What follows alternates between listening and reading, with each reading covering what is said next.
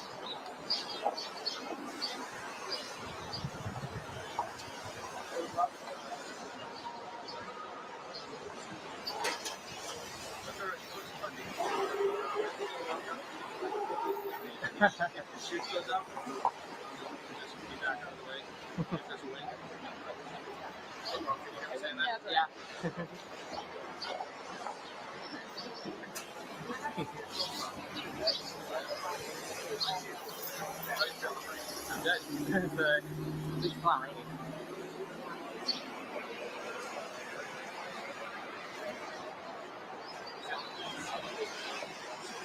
Yeah.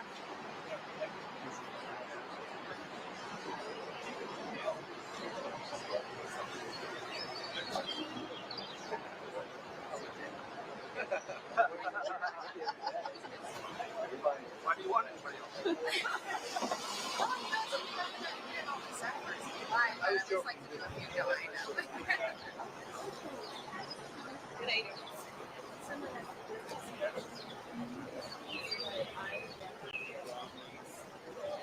Morning. Morning, Dad. Morning. Morning.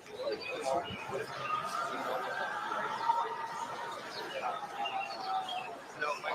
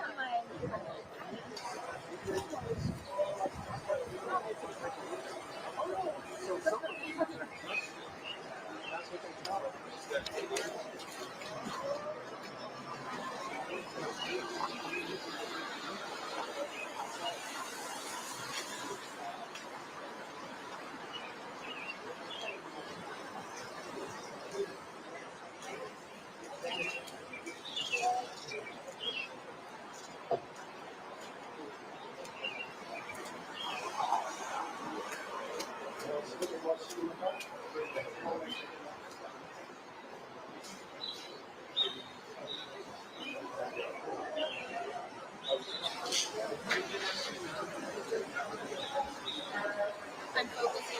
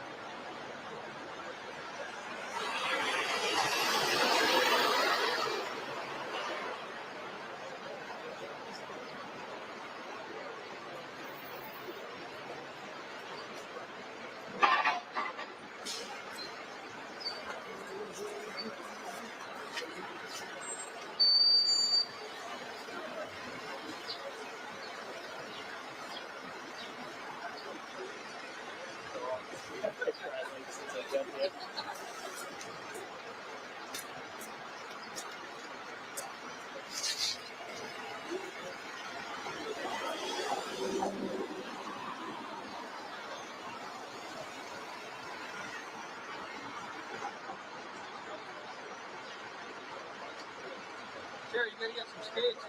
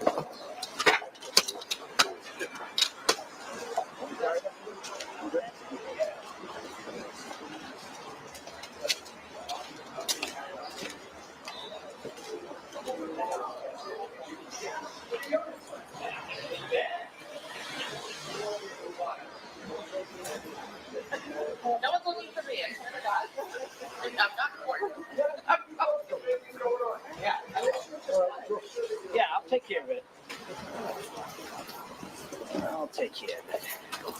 Good morning.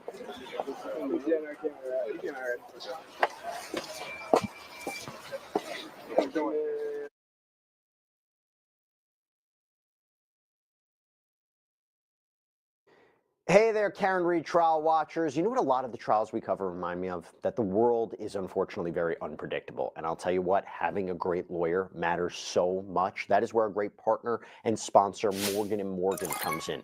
This is a firm with over 1,000 attorneys. You know why? Because they win a lot. In the past few months, Morgan & Morgan secured a $9.3 million verdict for a car crash victim in Florida, a $5.6 million verdict for another car accident victim in Atlanta, and not to mention $1.8 million in Kentucky after insurance offered them a mere $5,000 in that case. And even if you think your case isn't worth millions of dollars, why not start a claim and fight for what you deserve? Morgan & Morgan makes it so simple. You can start a claim from your phone in just 8 clicks. That's it. It can all be done on your phone.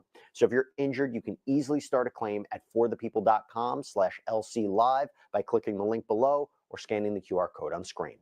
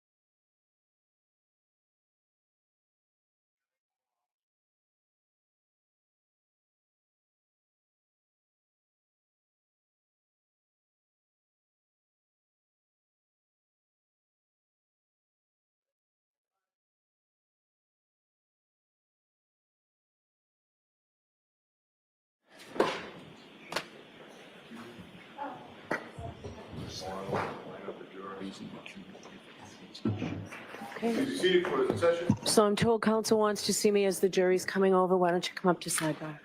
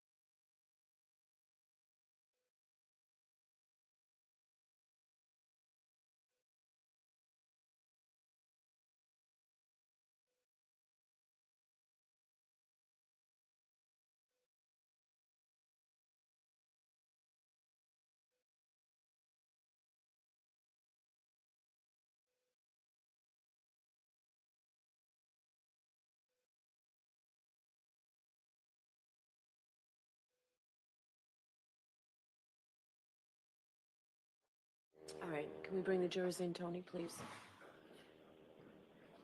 Yes, Your Honor. Thank you. You are unmuted.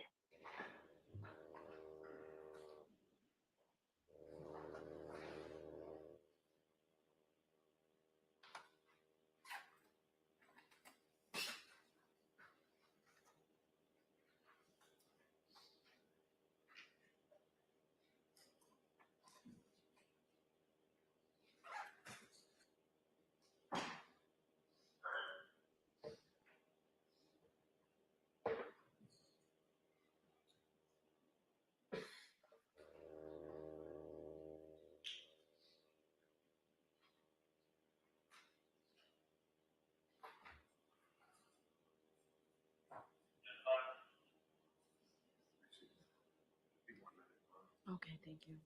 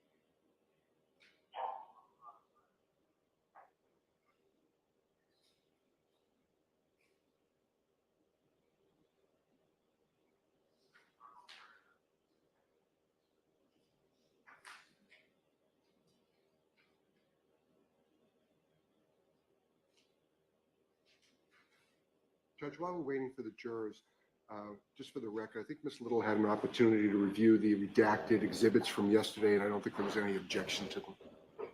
That's correct, Your Honor. All right, thank you.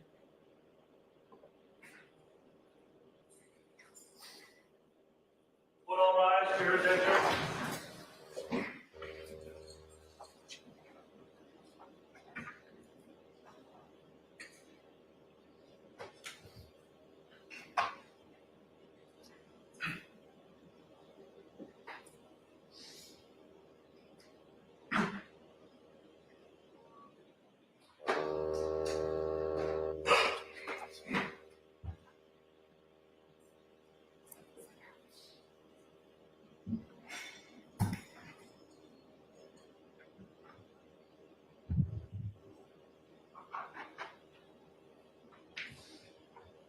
Hear ye, hear ye, hear ye. All persons having anything to do before the Honorable Beverly Cannoni, the Justice of the Superior Court, holding in Dedham, within and for the County of Norfolk.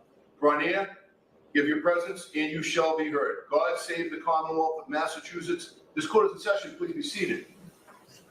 All right, good morning again, counsel. Good morning, jurors. I have to ask you those same three questions. Were you all able to follow the instructions and refrain from discussing this case with anyone since we left yesterday? Everyone said yes or nodded affirmatively. Were you also able to follow the instructions and refrain from doing any independent research or investigation into this case? Everyone said yes or nodded affirmatively. Did anyone happen to see, hear, or read anything about this case since we left yesterday? No. All right, Mr. Brennan, your next witness, please. Thank you, Your Honor. The Commonwealth calls Connor Keefe.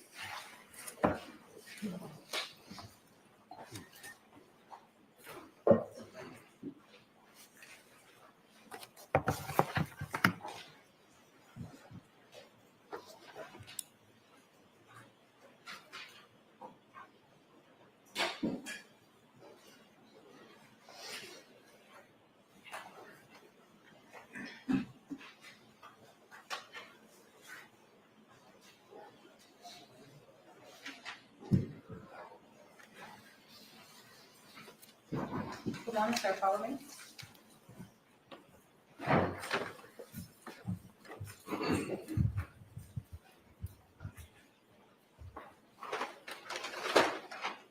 Now step up, raise your right hand. Thank you, clerk. Thank you. You raise your right hand. You solemnly swear the evidence given to the court and jury in the case now hearing should be the truth, the whole truth, and nothing but the truth, so help you God. Yes. Good morning. Good morning, Your Honor. All right, Mr. Brennan, whenever you're ready. Thank you, Your Honor. Good morning. Good morning, sir. Could you please introduce yourself to the jury, spell your last name for the record? Sure, my name is Connor Keefe. The last name is Keefe. Mr. Keefe, where do you work? I work for the Massachusetts State Police. What's your position with the Massachusetts State Police? I'm assigned to the Norfolk District Attorney's Office. Are you a trooper? Yes, When did you first start beginning working as a Massachusetts State Police trooper? 2017. Did you go to basic training? Yes, the Academy. How long was the academy? Approximately 6 months. Did you have any further training after the academy? On the job training? Yes.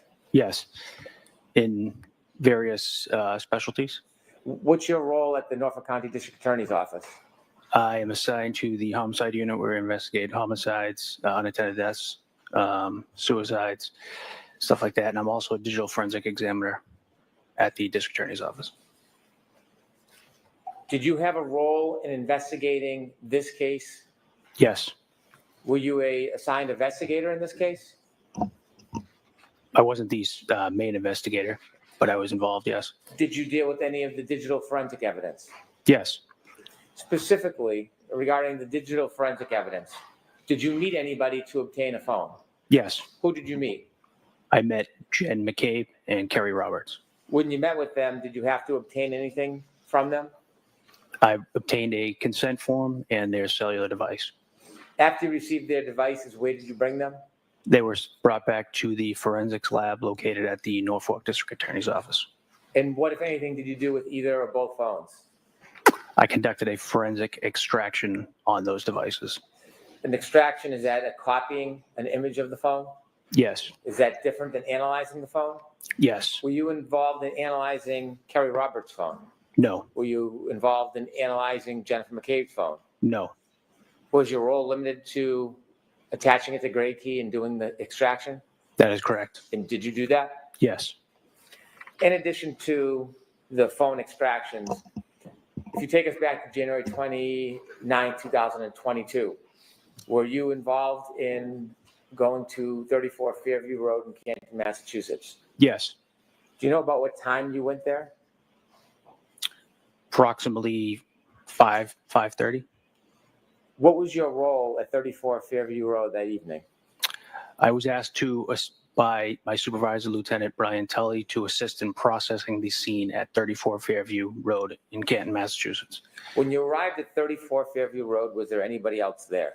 Yes. Who was there? Lieutenant Tully, members of the Massachusetts State Police CERT team, the Special Emergency Response Team. Are you part of the CERT team? I am not. Did you see what the CERT team was doing? They were conducting an area search very front of the lawn and the street or road in front of 34 Fairview. Did you have any role in that actual searching of evidence? No, I did not. What was your role, limited role that night? To process any evidence that was discovered during the search. When you say process the evidence, can you explain briefly, what does that mean? Sure, I was had evidence bags, and if a piece of evidence or an item was found, I would place that item into the evidence bag. And why would you do that? To secure it. How would you become aware if there was a piece of evidence found? The CERT team would alert the supervisor, Lieutenant Tully, or myself that there was an item or a piece of evidence, and Lieutenant Tully would then take a photograph of it, and then I would secure the piece of evidence in a evidence bag. Do you know if those photographs were time-stamped? I believe so. Your role was to put the evidence in the bag and return it to the evidence room? Correct. Did you do that? Yes. If I could begin, I'd like to show you on the screen a series of exhibits. If we could start with Exhibit 74, please.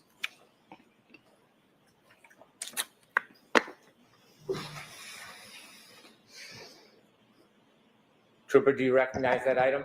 Yes. What is it? That is a black Nike shoe.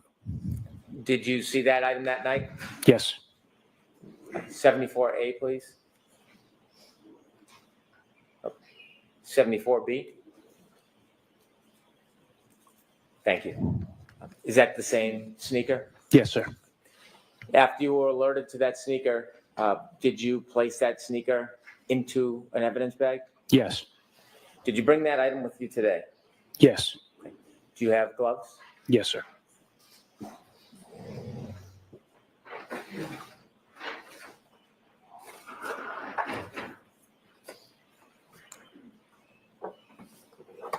Do you want the lights on, Mr. Brennan? Please, thank you, Your Honor. And Ms. Gilman, you can take the photo down, please. With the court's permission, I'm going to move this piece of evidence, item into evidence. Okay.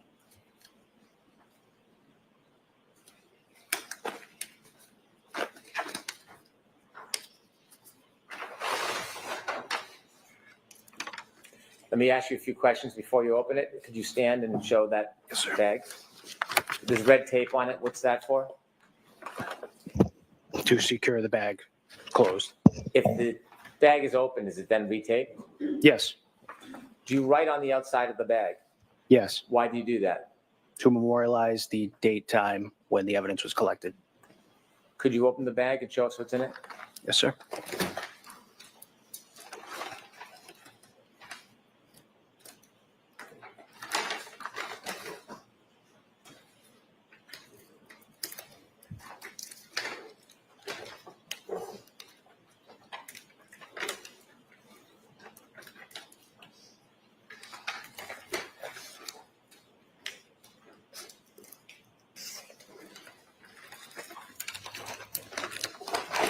Sorry.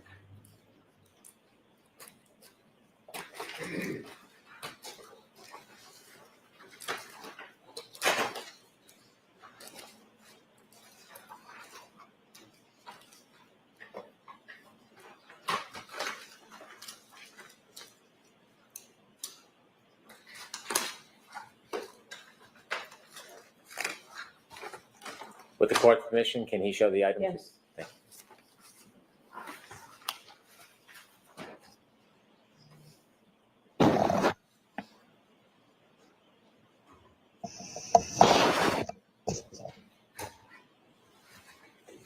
Trooper, is that the same item that you found that night? Yes, sir. If you could place it back in the bag. I'd ask this to be marked as an exhibit. All right, any objections, Dean? Any? There is no objection.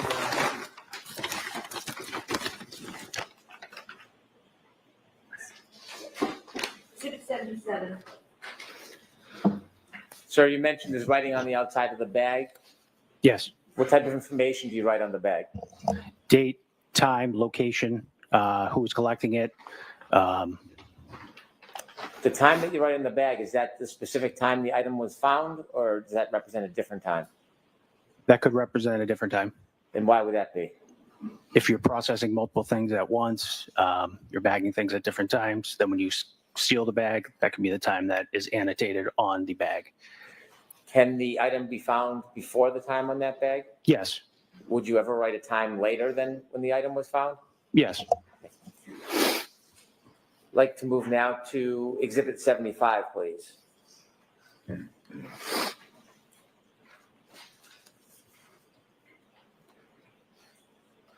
And preferably 75A, please. Do you recognize that item? Yes. Is that one of the items you bagged that night? Yes. And if we could turn to 76A, please. Do you recognize that item? Yes. Is that an item that you bagged that night? Yes. Do you have both of those items with you? Yes, sir. Could you produce those, please? Ms. Gilman, you could take that down, please. Thank you. 570. Yes, sir. With the court's permission, I'd ask the trooper to open the bag and show the jury.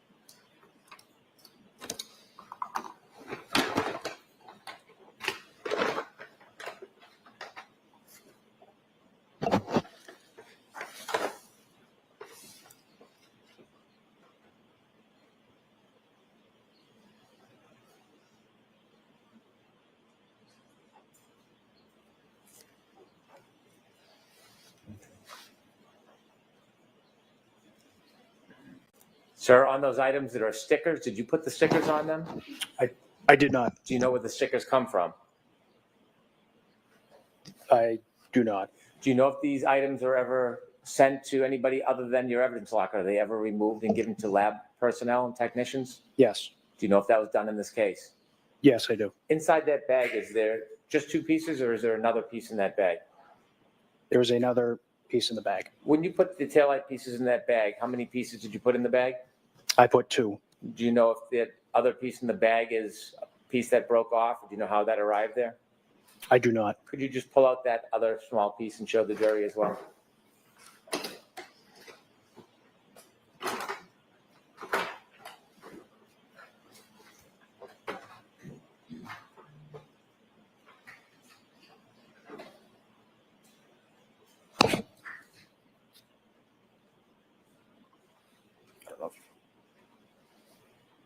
Is that smaller piece consistent with the same color as the two bigger pieces? Yes. Is it consistent with the same material?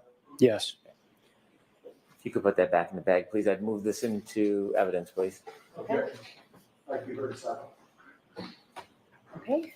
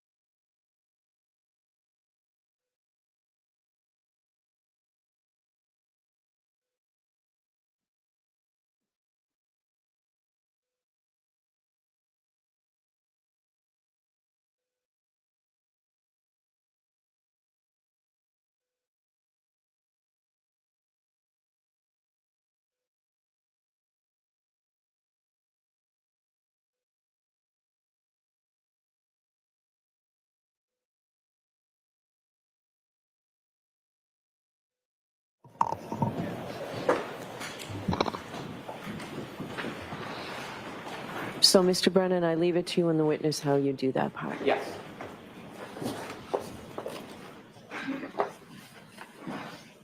Sir, in the small chip piece, you don't know how it became chipped? I do not. I'd ask you to remove that chip.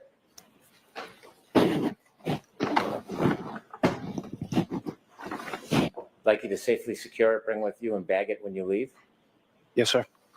And then I'd like to introduce that exhibit. 78. So we're going to mark the little chip. You'd Ms. like to mark Giannetti it? asked to Okay. mark that. Yes. Then we're going to submit that for identification. So the small chip that I Madam asked you to Clerk. secure. Madam Court Reporter has an envelope for that. Thank you very much. Exhibit 78. Thank you.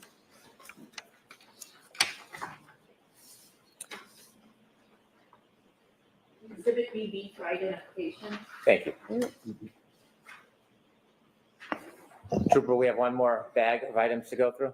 Yes. Could I have exhibit 73, please?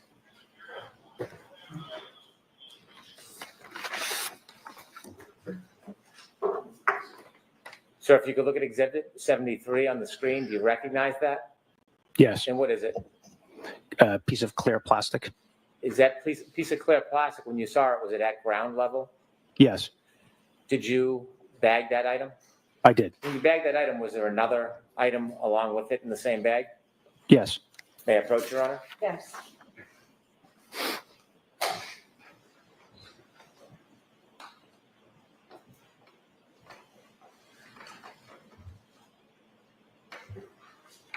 So I'm showing you a photo. You recognize what's in it? Yes. What's in it? The piece of clear plastic. Is that the second piece in the bag, separate from the last exhibit? Yes. Fair and accurate depiction of how you saw it that morning? Yes, sir. I'd move this into evidence as an exhibit, please. Okay.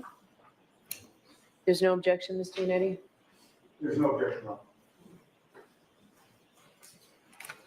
Exhibit 79. With the court's permission, could we show exhibit 79 to the jury? Yes. Ms. Gilman, would you be able to close? Thank you.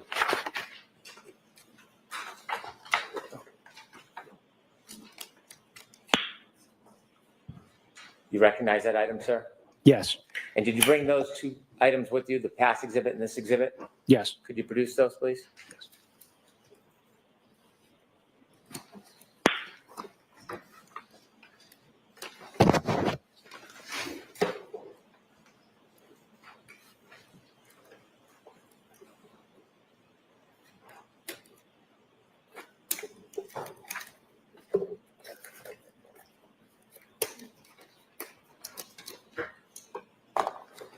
Are these different in color than the last pieces you showed? Yes. With the court's permission, could the trooper show these pieces? Yes.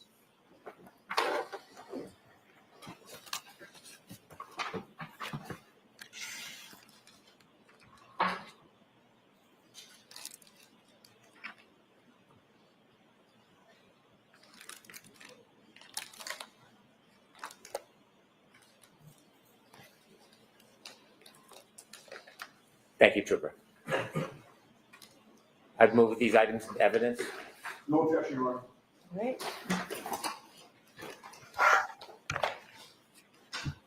Exhibit 80. Thank you.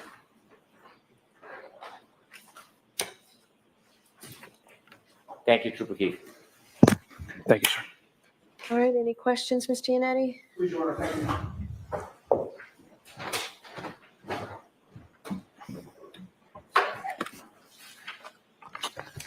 Good morning, sir. Good morning, sir. Trooper Keefe, you testified that you received the cell phone of Jennifer McCabe and of Terry Roberts. Correct. With regard to the cell phone of Jennifer McCabe in particular, you had her sign what is called a consent form, correct? That's correct. What is a consent form? It allows the trooper or law enforcement to, with the owner's consent, we are able to conduct an extraction of the device. Okay. And on that consent form, There is a description of the item itself. Yes. In this case, it would have been an iPhone 11. Yes. And there also is an identifier with regard to a specific phone called the IMEI number. The International Mobile Equipment Identifier. Okay. And that would be included on the form as well because it identifies the specific iPhone 11 that Jennifer McCabe had, correct? Correct. The password was provided on that consent form, Yes. and the form was signed, correct? Yes. By both Jennifer McCabe and by you, correct? Yes. And there was also a second trooper that would have signed the form as well? That's correct. With regard to the timing of the signing of that form, Jennifer McCabe dated it February 2nd of 2022? Yes. You also dated it February 2nd of 2022, correct? Correct. Jennifer McCabe did not list a time, but you did, correct? I would have to look at the consent form. Okay, so your memory, you don't remember what time you indicated or if you indicated a time, but looking at the consent form would refresh your memory? Yes. May I approach you, Honor? Yes.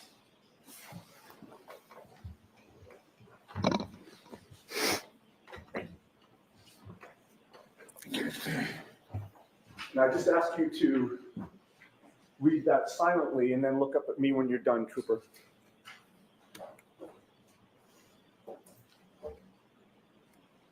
Having reviewed that form, does that refresh your memory as to whether you indicated a date and time? I did, yes. And what was the date and time that you indicated?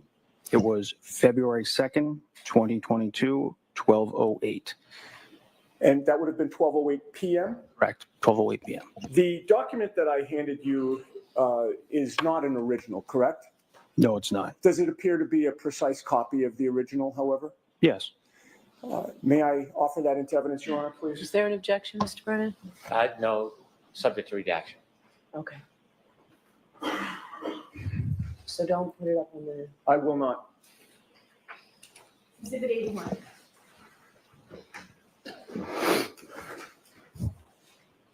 Now, Trooper Keefe, as of January 29th of 2022, you were colleagues in the same state police unit as Michael Proctor, correct? I was.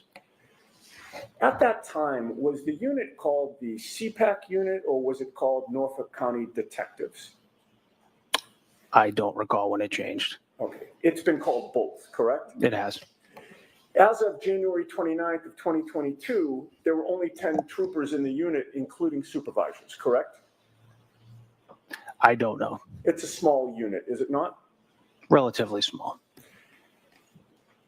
Within the CPAC or the Norfolk County Detectives, every case that comes in is assigned to one particular trooper as the lead investigator in the case, correct? That is something that a supervisor would do, not me. And have you been assigned as the lead investigator in other investigations? No, not a homicide investigation, no. You have not yet. No. The lead investigator is the trooper who is responsible for the case, correct? Yes. Michael Proctor was the lead investigator for the investigation into the death of John O'Keefe, was he not? Yes. If somebody asked within your unit while this case was going on, whose case is it or who has that case, your answer would have been Michael Proctor, correct? Yes. The two of you have worked cases together in the past, correct? A few. You've worked on this case with Michael Proctor, correct? Yes. And in fact, within your work on this case, you actually partnered with him for certain assignments within the case, did you not? You'll have to be more specific. Sure.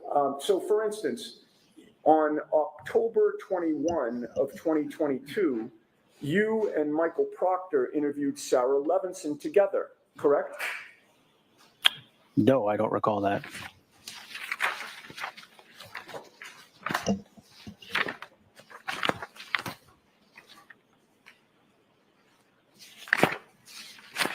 I may just have a moment, Your Honor? Okay.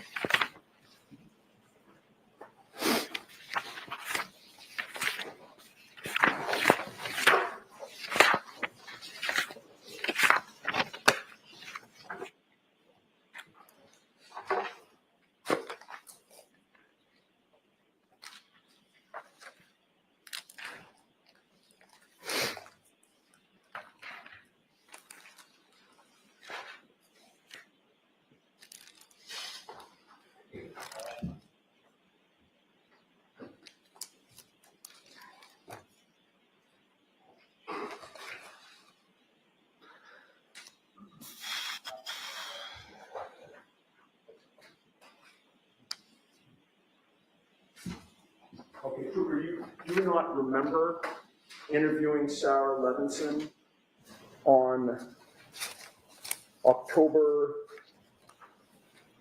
21 of 2022 at 12:20 p.m. at the Norfolk DA's office. Is that your current testimony? Yes. Okay.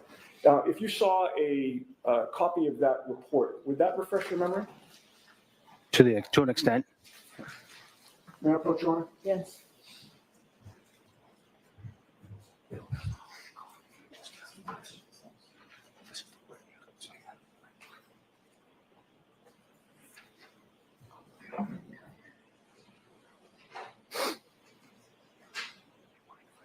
No, not at all.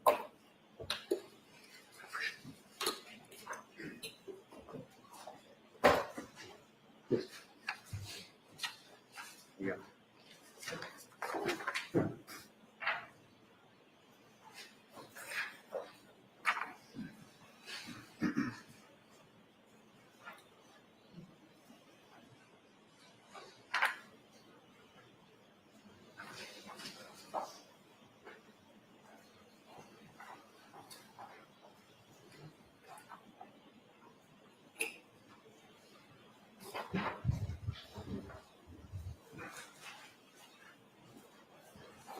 I've placed a document in front of you. I would just ask you to read that silently to yourself. Look up at me when you're done.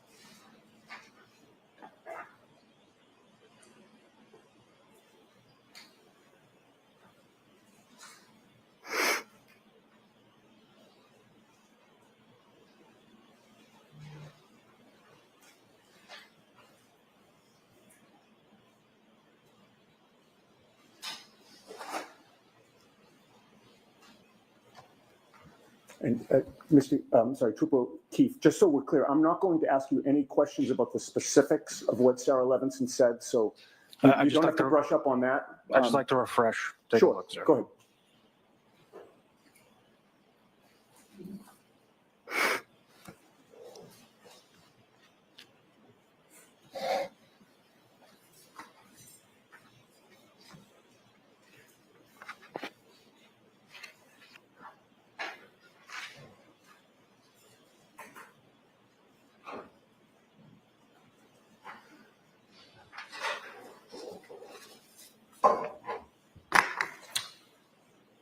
Having reviewed that report, does that refresh your memory as to whether or not you participated in an interview of Sarah Levinson with Michael Proctor on October 21st of 2022?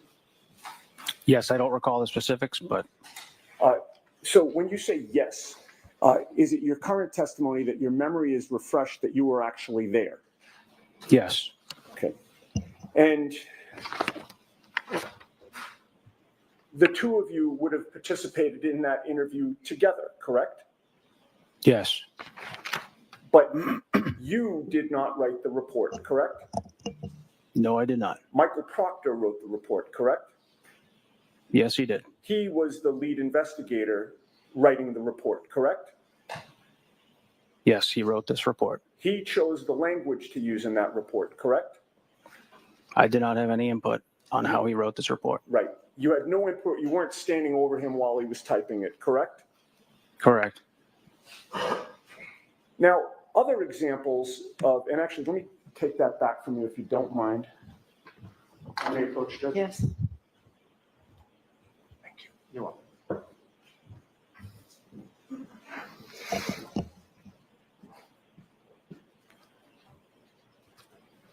Other examples are the reports on the videos that well, strike that. Let me start by saying this. You, or asking you this, you retrieved videos from both the Waterfall Bar and Grill and CF McCarthy's, did you not?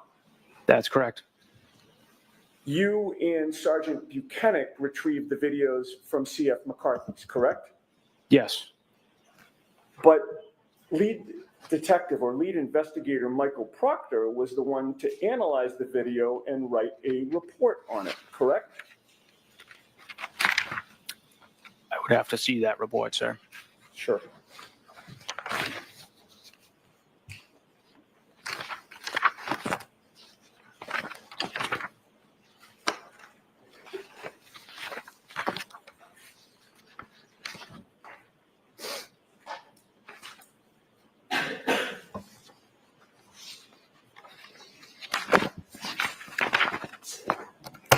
If I may approach?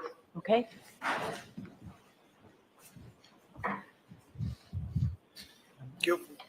Oh, I'm sorry.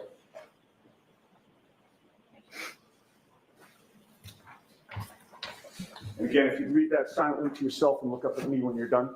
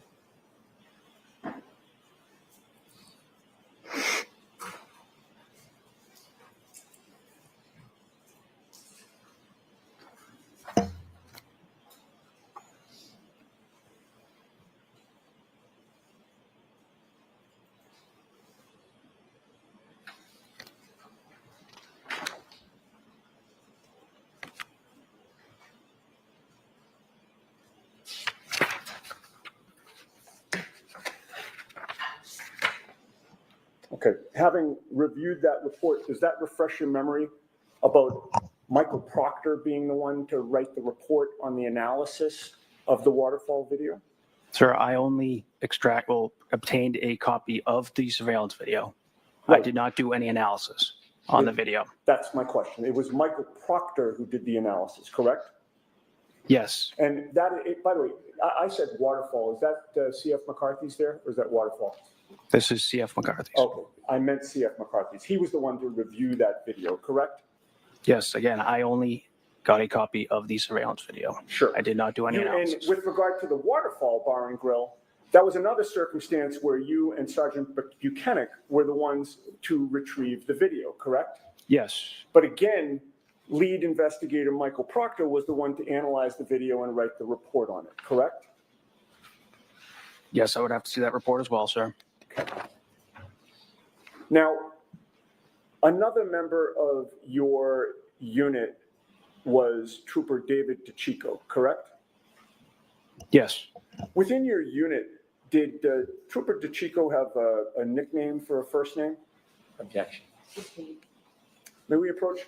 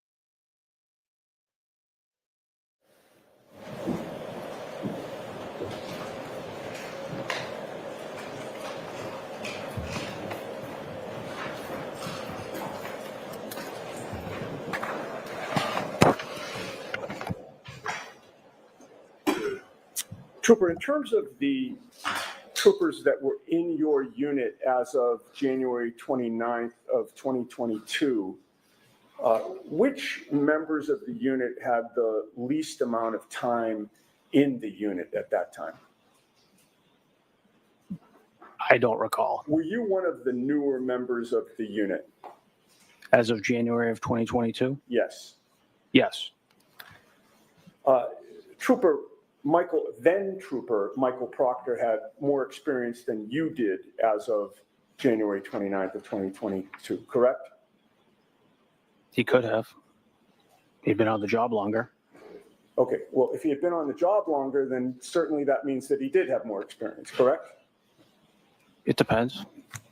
You attended the autopsy of John O'Keefe on January 31st of I did. 2022. And with regard to other members of your unit, you were the only one to attend that autopsy? Yes.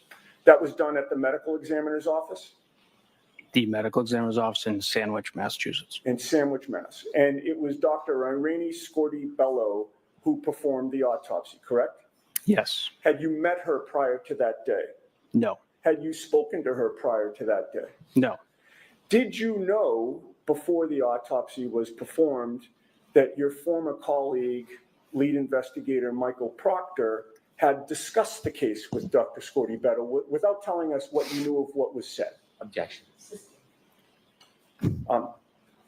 With regard to Dr. Scorti-Bello's knowledge of what the state police theory was of what happened, did you have to explain that, or was it your understanding she already knew what your theory was? Objection. Mrs. Staines, you can ask that differently. What, if any, conversations did you have with Dr. Scorti-Bello about what your unit's theory was about what happened to John O'Keefe? There was no theory. Okay. You did not provide any theory to her, correct? I did not provide a theory. You learned at the autopsy from your observations that John O'Keefe had 2 black eyes and a swollen right eye, correct? Yes. You also learned that there was a small cut above his right eye, correct? Yes. And there was a small abrasion on the left side of his nose, correct? I would have to reference the report for the exact words. Okay. If I may have a moment.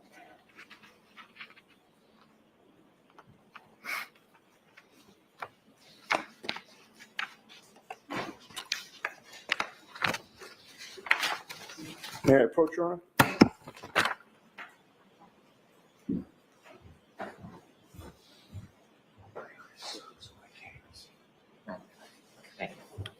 you want this one back?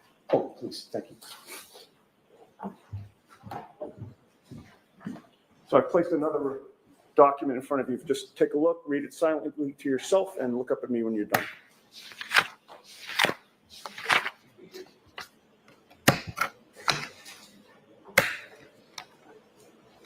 And I would direct your attention to the second page for the question I just asked you.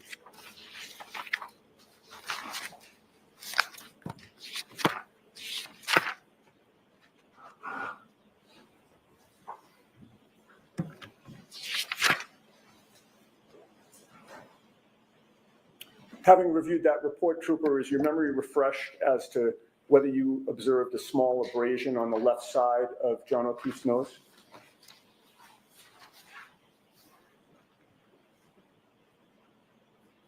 Yes.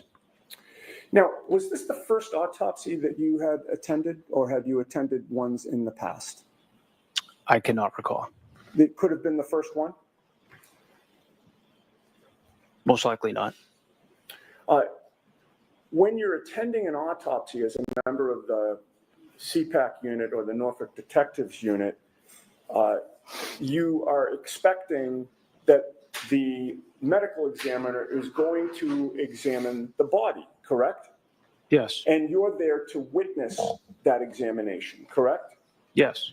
At the end of the examination, you are expecting that there will be a determination as to cause and manner of death, correct? Objection. Not. In this case, When the autopsy ended, you left the medical examiner's office, correct? Yes. When you left, your understanding was that the cause and manner of death was still undetermined, correct? Objection. Sustained. You knew when you left that Dr. Scorti-Bello had seen the scratches or bites or injuries to John O'Keefe's arms, correct? Objection. Sustained. You knew when you left that in your presence, Dr. Scorti-Bello had seen the injuries to John O'Keefe's arm. Object to the line of question. Sustained. May we approach? Okay. Jurors, feel free to stand up.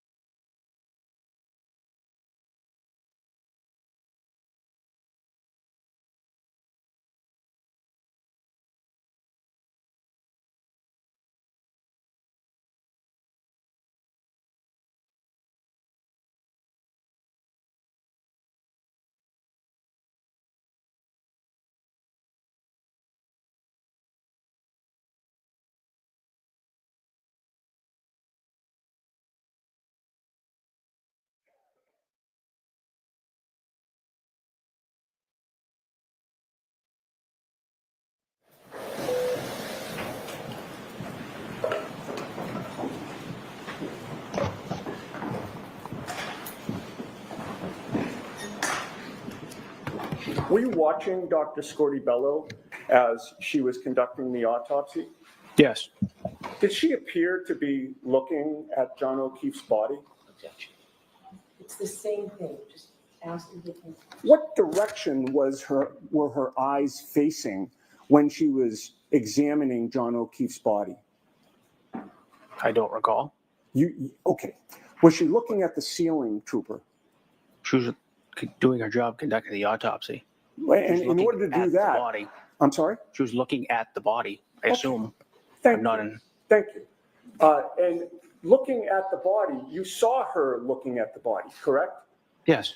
And looking at the body included an arm, correct? Yes. And it was at the arm was not covered up during the autopsy, correct? No. It was open for you to see, correct?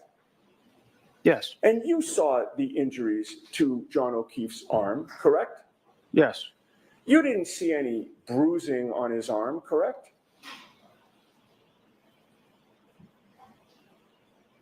I don't recall. You didn't notice any obvious broken bones, did you?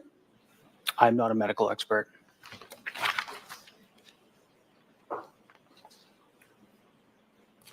And it is common practice for the state police to attend autopsies when there's an undetermined death, correct? Yes. It is not at all common for the defense to attend an autopsy, correct? I've never experienced that. Right. And there was no defense attorney or defense expert at the autopsy of John O'Keefe, correct? Not when I was there. You were there, correct? Yes.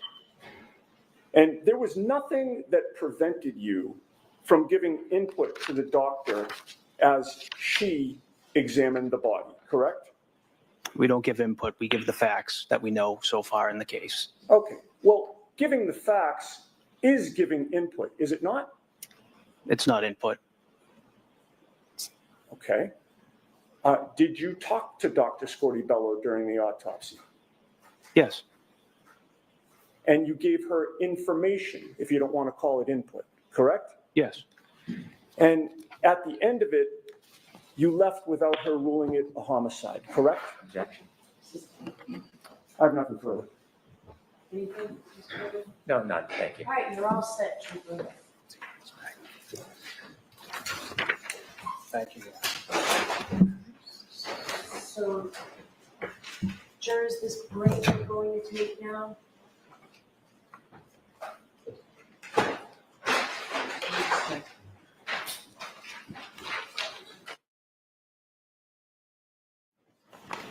All right, we're going to take a break. The lawyers and I have some work that we have to do, so it's a little bit longer break than we normally take, and it's a little bit earlier, but we did get coffee for you, so we'll take a recess now for the next half hour, maybe a little bit. I want counsel to stay.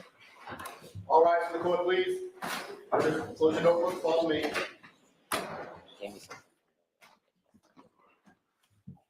My argument.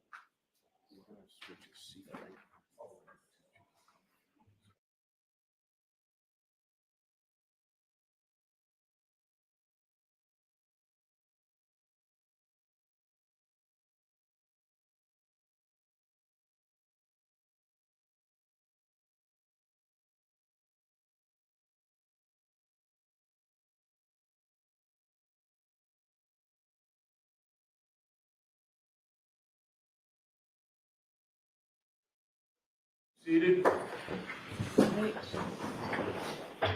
So I want to talk a little bit more about what we talked about at Sidebar, and I read the decision from Maryland, just cursory while we were waiting for the witness, and that was a March decision, and I can't stress enough that this should have been brought up before today. So I'll hear you about your concerns, Mr. Alessi.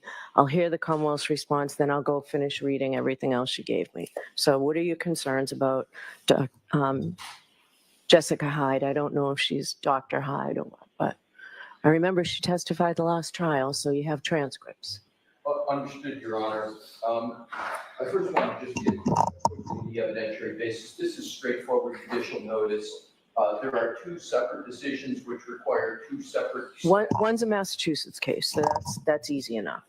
Okay, so and that's a shall. It's an SJC case, so yes. Yes. Okay. So now to the Maryland case. So that's governed by federal, Massachusetts Rule 39A.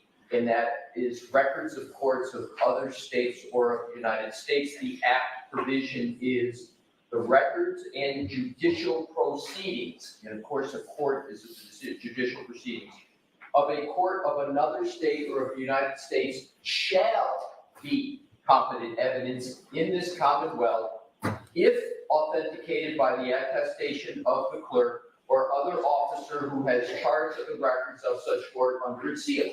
So I have with me, Your Honor, that State v. Herrera, Maryland case.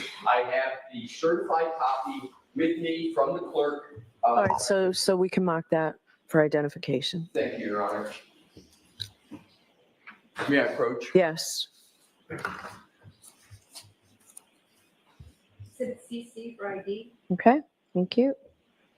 So,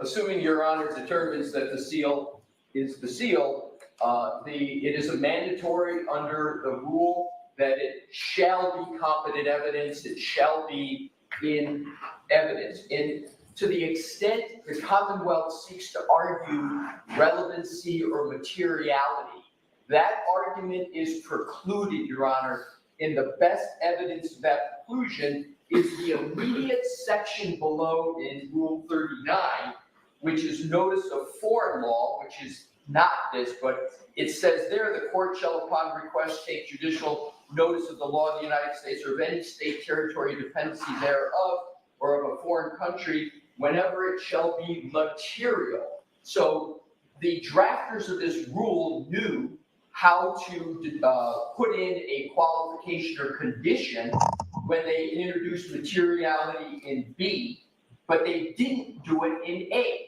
Okay, so focus on what it is you think Jessica Hyde should be prohibited from testifying about. Oh, Your Honor, I am not seeking to prohibit her from any testimony under this rule. What I want to do is to have it admitted in evidence, have it published, and question her on what she presented to the court in the Maryland case, what was presented, her report, because it was deemed not reliable. And that is what. In one area, right? One specific area? Well, you can call it. The decision. Right. Oh, yeah, just what's in the decision, but there's two parts to that decision, two areas. It's FLH, frequent location history. Right. But what the court also got at was Apple source codes, that she didn't have the Apple source code. Nobody in the country has the Apple source codes, right? Point exactly, Your Honor. So what is it so you want to put in her report and question her about a proceeding in Maryland? I need to know exactly what you're asking me to allow. Give you the answer, Your Honor. I won't explain it. It's a very short answer. Okay. What I want to do is with regard to her 227 timestamp and her anticipated testimony on that, where she uses a tool, Celebrite, to determine and come to a conclusion about that timestamp. She is not using Apple source code to find out where that's located specifically in the phone and what it means. She is using a surrogate to do that. And I want to cross-examine her on the topic using this decision to say, in Maryland, you tried to do the same thing with regard to FLH. You tried to use a surrogate approach and make an opinion about whether that is, in fact, what's in the phone. She can't do it, and that means her testimony on 227 is not reliable. I'm not looking to exclude it. I'm looking to cross her on her reliability for the conclusions I anticipate she's going to make on 227. So if she is not asked about that, then what? Oh, if she's not asked about the 227, and I want to think about it, but I'm 99% certain I am not going to pursue that at all. Okay, what do you say, Mr. Brennan? This is an attempt to try to malign a witness with something that's wholly unrelated and not relevant to what she's going to testify to or the basis for her opinion. It is not a law that is admissible. It's an opinion. It wasn't even about a specific case. It was about a peer review. And so in a Daubert hearing, the court did not allow testimony on significant location. That's not the case here. Try to conflate the argument saying it has something to do with Apple 227. There is absolutely no basis for that argument. They want to say that another court rejected something about you, therefore the jury should reject you. There is no relationship between what she is going to testify as a basis and that opinion. That opinion did not say she was wrong. It said that it was not admissible under Daubert, unrelated. Nobody has the Apple source code. No expert can testify about Apple source code. It's only owned by Apple. And so using the words like surrogate is a way to try to cheapen her testimony in front of the jury.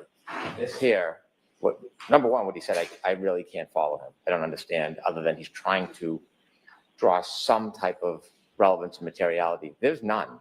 There's none. This is not a denouncement. She hasn't been found incredible. There's nothing about her methodology that has been rejected by a court. This is on significant location, and although she looked at it, that's not part of this opinion whatsoever. And so because another court didn't allow something under a Daubert, has nothing to do with this case, nothing.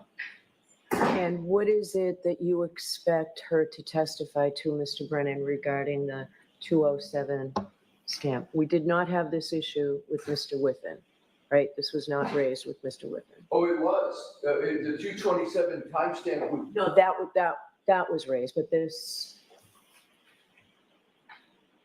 what was problematic in Maryland, the same thing that was problematic in Arrington.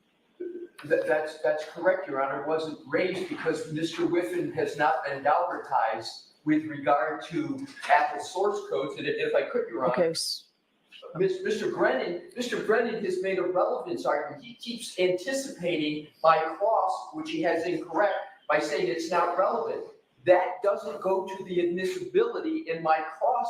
I'm entitled to cross her on her reliability. And if I could, Your Honor, in the State Herrera decision, if Your Honor would look at page 3, please, at the bottom, the paragraph, it says, in assessing the reliability of an expert's methodology, I get to do that on cross. It's not limited to a Daubert hearing. Every expert can be crossed on their reliability of their methodology. And lastly, with regard to the Apple source code, if Your Honor would please turn to page 6, the last paragraph, it says the issue raised in this case stems from the fact that Apple's algorithms are proprietary and the expert did not have access. That's exactly the situation here and what I want to cross her on. So in conclusion, Your Honor, the fact that how she tried to get around the Apple source code, her methodology in the Herrera case, she got Daubertized on because it wasn't reliable. That's exactly what I want to cross her on, is her reliability, how she's trying to get around them. In this case, it's just basic cross-examination. You can see the plan to dehumanize somebody, Daubertized, to use a term to suggest some type of conclusion that has no basis in fact, is an attempt to just dehumanize her and limit her testimony and credibility without any basis in fact. In that case, it did not deal with the search of a tab and a suspended state in Safari. It didn't deal with the timestamp. It was an entirely different issue. By their analysis, if an expert goes into court on a motion on anything to do with data forensics and the court says that issue is not admissible, they should be impeached when they go and talk about a totally different issue in forensic data analysis at another case. They have not shown any evidence that this issue has anything to do with her effort in the timestamp. They just used the word methodology. Her methodology was questioned in an opinion in a different court. Has nothing to do with her opinions here. What information do they have that her methodology in this analysis has been rejected by any court? What evidence do they have that the methodology used in this case is unreliable or improper? They don't have any. In fact, they called an expert themselves in the last case who tried to provide what he believed to be methodology, and they presented that. They proffered that evidence as reliable. No different on this subject. Herrera case is a totally different subject. Your Honor, first of all, as the court has noted, the first trial is the first trial. This is this trial. I wasn't at the first trial. The most important probative aspect, Your Honor, is I don't want to have to give away my entire cross in this argument. No one's asking you to. I'm not asking you to. There is parts of Ms. Hyde's slide that go to location. There's a good part of her slide presentation. I don't want to depart from the 227, but the good part of her slide presentation that she's going to present is on location. It is with regard to health data steps. So there are certainly aspects directly relevant. Here's the issue with the 227 in addition. There is, for her methodology, she's claiming a certain conclusion and opinion about the 227. There is no peer review. There is no article that she can cite to support her methodology to come to the conclusion that the 227 timestamp, one, doesn't exist anymore, or two, doesn't mean that the search occurred at 227. That's what she's opined on in her reports pre-trial, and that's what I anticipate she's going to opine on when she takes the stand. I'm entitled to cross her on that. We can't be saddled that it's irrelevant what our witnesses said in another proceeding. It's what this witness is going to talk about in this matter, and I'm entitled, and my client's entitled to have me confront this witness on what she's going to testify and her methodology. So my point is, Your Honor, this decision, how do you impeach an expert? one of the fundamental ways you do it is, and I don't mean to dehumanize her, I won't even use the term galvanize anymore. She's been deemed unreliable. Attorneys who do experts all the time, that's the verb you use to shortcut it, but I won't use it. I have no intention to dehumanize her. What I intend to do is to impeach her on her reliability. So in conclusion, Your Honor, the Herrera case, she was deemed not reliable. That's competency. You, and any expert that's been deemed that, you get to attack that. If the Commonwealth believes the case is not relevant, if Ms. Hyde believes it's not relevant, let Ms. Hyde defend that on the stand. Let Mr. Brennan make that point on redirect. But I can't have my client's constitutional right to confront her on the very subject matter she's going to testify on by anticipating what I'm going to provide for cross. I've given it, and I respectfully submit, Your Honor, this is basic cross of an expert witness, particularly when their methodology on data forensics has been deemed not reliable by a court. And one part is the location. She has in her PowerPoint, she's going to testify. Do you intend to introduce that, Mr. Brennan? It's not significant locations. There are locations in the database that develop the opinion that the timestamp for 227 is not related to the search. They're conflating the issue. She has not been deemed unreliable. It is the issue of the significant locations by that court that they found insufficient. There's no opinion from a court that she's an unreliable expert. And this is how they're going to distort it. Invoking the Constitution and invoking the client's rights has nothing to do with the analysis. That is a totally separate subject, or an opinion simply wasn't let in a different court out of this jurisdiction. It wasn't this opinion, it wasn't this methodology for the opinions that she's going to offer in this case. And so if you look at the case, it is a totally different related report, different related item. It's as if a reconstruction expert went into a court and attempted to give an opinion about a medical diagnosis, and the court wouldn't allow that medical diagnosis in. In another court, in another jurisdiction, they would not be able to be cross-examined that in some court, there was an opinion they offered that was deemed inadmissible, unless they were talking about the very same methodology and the very same point. This has nothing to do with her opinion whatsoever. It's just an attempt to try to endorse the defense's attempt to suggest she's not credible by hiding behind the shield of a different judge and distorting the fact that it's two different methodologies, it's two different issues. One last word. Go ahead. Thank you, Your Honor. He just said credibility. This isn't a credibility issue. This is a reliability. This is the essence of what experts do. You have to show that your methodology is reliable. It's a red herring to bring up credibility. The court opinion. And this is the equivalent of a Superior Court opinion, right? It's not an appellate decision. It is, Your Honor. It is, Your Honor. It is the equivalent. I respectfully don't think that the level of the court is at all relevant. Any court, unless you get it overturned on appeal, then this would be a different matter. But this is a valid case, and even if it wasn't, it shall be in evidence. So there's two issues here, and I think the Commonwealth is conflating that. The question first for the court is this admissible? Can it come into evidence? To me, that's a non-issue. Rule 39 says ipso facto, yes, as long as I've got a certified copy. So it is in evidence. I don't know why we're perseverating respectfully on whether I can question her on something that's going to be in evidence about her. Final point, Mr. Brennan incorrectly says that this wasn't about her. The final sentence, the decretal section on page 7 says, accordingly, defendant's motion to exclude expert testimony regarding the significant location data obtained from the forensic cell extraction is granted. She's the only expert, and her name is mentioned throughout this opinion. It's all about Ms. Hyde.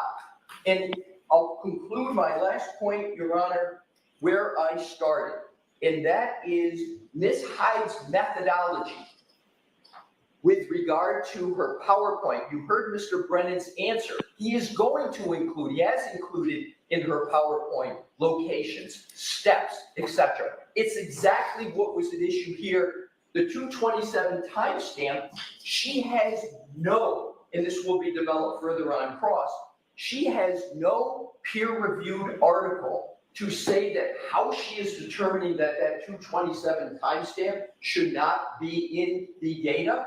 She has nothing to support that, just like she had nothing in this case with regard to data forensics. Final point is, if the Commonwealth believes that this is irrelevant to what Ms. Hyde did, let them come back on redirect on that. I shouldn't anticipatory have my cross-examination struck before I even get to pursue that with the witness. And I believe once I pursue it with the witness, it will become eminently clear that it's a proper basis for cross-examination. Right, and Mr. Lessie, have you thought about if the Commonwealth does not get into the 227 timestamp, whether you think you're still entitled to do this? Your answer, Your Honor, my answer is I would be entitled, but I would say this: if they don't get into 227, I won't go after it. I won't pursue it. I won't pursue use of this opinion. We necessarily would have to on some basis, because in order for the witness to explain to the jury her opinion that Ms. McCabe did not delete any Safari browser searches, she would have to identify the search, where it is in the databases, and how she can tell, how she knows that it wasn't deleted by a user. The same with the second part of the phone calls. But if I could avoid talking about 227, I would, but it is necessary for the basis of her opinion. There's just no way around it. And again, this is something that after a defendant expert may or may not testify, could be addressed at that point. There is no burden on the defendant. I'm not being presumptuous, although there was a offer of proof earlier on similar evidence, but not knowing the court's wisdom on whether I'll be entitled to rebuttal, I do not want to lose the opportunity to address points that were made in the opening that have absolutely no basis in fact and have not been proven in any way to this point in the case. So I asked earlier whether the defense intended to call Mr. Green, and you believe that you do, right? Your Honor, we have not made a decision on what data forensics expert we're going to call, but if I could just 10 seconds. Okay, but then answer my question after your 10 seconds. But I will. Mr. Brennan can't have it both ways. He can't say, yes, I need to address the 227 timestamp, and then deny me the ability to cross-examine fully on this expert's methodology and to impeach her and to get at her reliability and her competence, which is a key issue of crossing an expert. Her competence has been determined in this decision. And it is her, because it was her report that was the basis for the court to not allow her to testify. They can't have it both ways. You can't say, I need to do it in direct, but no, I want to handcuff the defense on cross-examination. Now to answer your question, Your Honor, we are going to have a witness that is going to address the 227 issue. Okay. Whether it's Mr. Green or somebody else, we haven't determined. My point on that, Your Honor, is we shouldn't be limited in our cross-examination of the Commonwealth. No, I'm just thinking it in terms of whether this might be appropriate for rebuttal. That's. Yeah. And Your Honor, my point would be that's obviously going to be Your Honor's decision ultimately. But again, the Commonwealth can't have it both ways. They're the ones who are triggering this issue, and I say triggering in a legal sense. They are putting at issue the 227 timestamp with this issue, with this witness. If they weren't doing that, I wouldn't be having this discussion at all. But they're putting it at issue. I have the right, respectfully, to cross-examine on the issue that they're putting in issue, and they shouldn't get rewarded with sort of having a pre-authorization of rebuttal to deal with it. They should have to meet their burden of rebuttal depending upon when the evidence comes. But I don't believe just because we may call a witness, that should dilute my ability to cross-examine this witness on an issue they're raising. I'm not raising it. You can see why I wish I had more notice on this, right? Your Honor, I have no good answer for that. So I will do what I can in the next half hour. I might need more time on this, frankly, but we'll see. She's here? Your Honor, may I ask one thing? May I, Mr. President? I just want to know, is she here? Yes, Your Honor. Can she stay another day if need be? I think she'll do what the court directs her to do. She would have to leave by Friday. She cannot be here. Well, may I approach? Yeah, why don't you come up?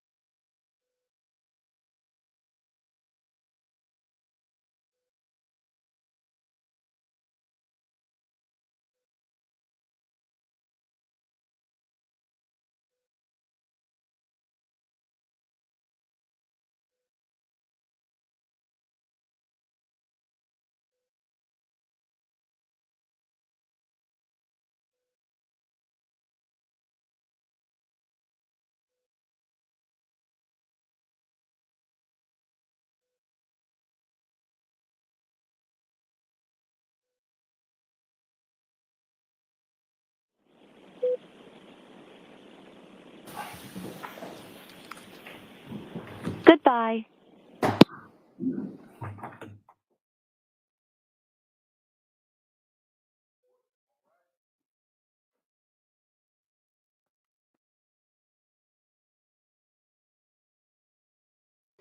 Hey there, Karen Reed trial watchers. You know what a lot of the trials we cover remind me of? That the world is unfortunately very unpredictable. And I'll tell you what, having a great lawyer matters so much. That is where a great partner and sponsor, Morgan & Morgan, comes in. This is a firm with over 1,000 attorneys. You know why? Because they win a lot. In the past few months, Morgan & Morgan secured a $9.3 million verdict for a car crash victim in Florida, a $5.6 million verdict for another car accident victim in Atlanta, and not to mention $1.8 million in Kentucky after insurance offered them a mere $5,000 in that case. And even if you think your case isn't worth millions of dollars, why not start a claim and fight for what you deserve? Morgan & Morgan makes it so simple. You can start a claim from your phone in just 8 clicks. That's it. It can all be done on your phone. So if you're injured, you can easily start a claim at forthepeople.com/LC Live by clicking the link below or scanning the QR code on screen.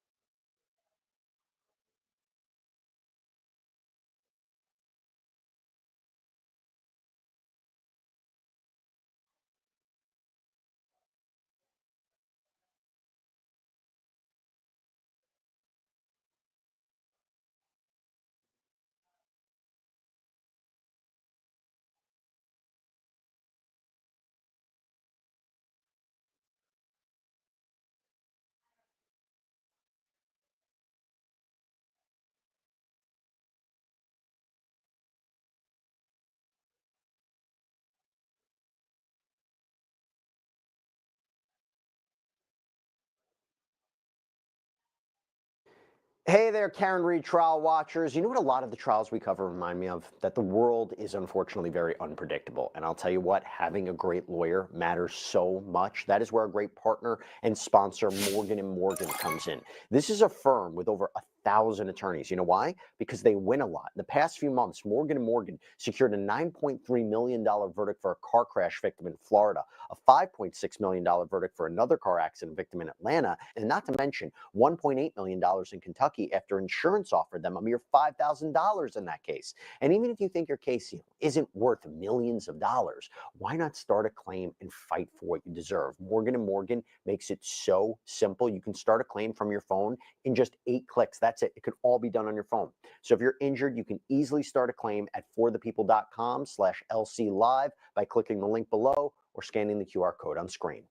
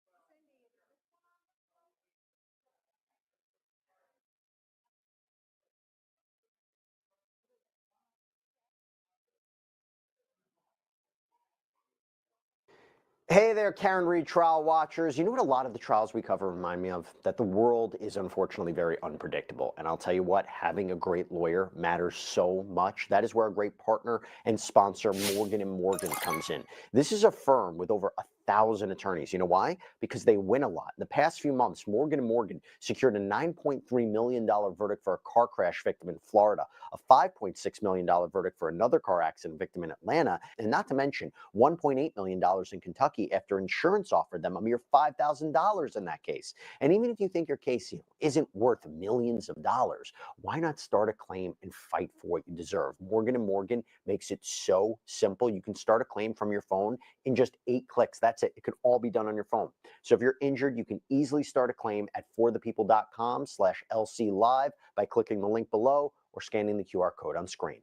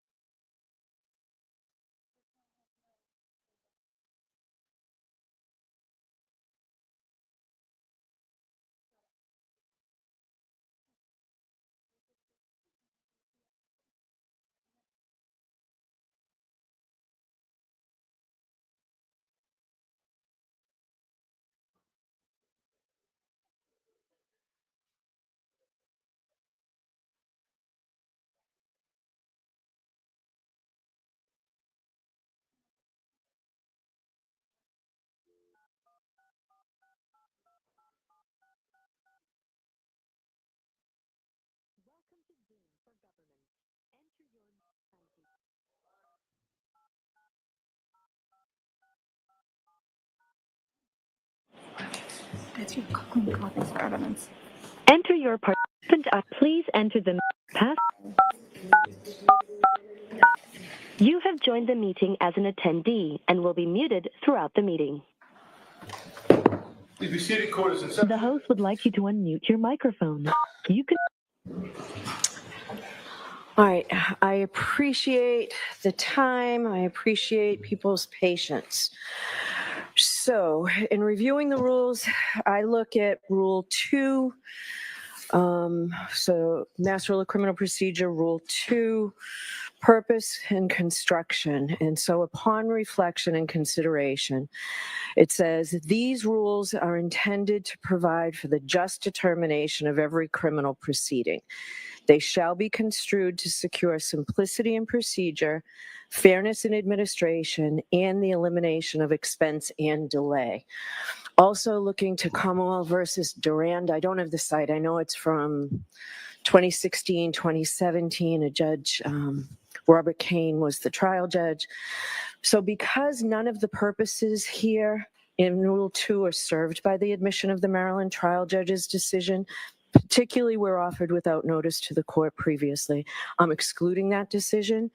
Your rights are saved, Mr. Alessi. We've got that decision marked for identification, and you certainly are free to cross-examine Ms. Hyde regarding her methodology. So that's my decision.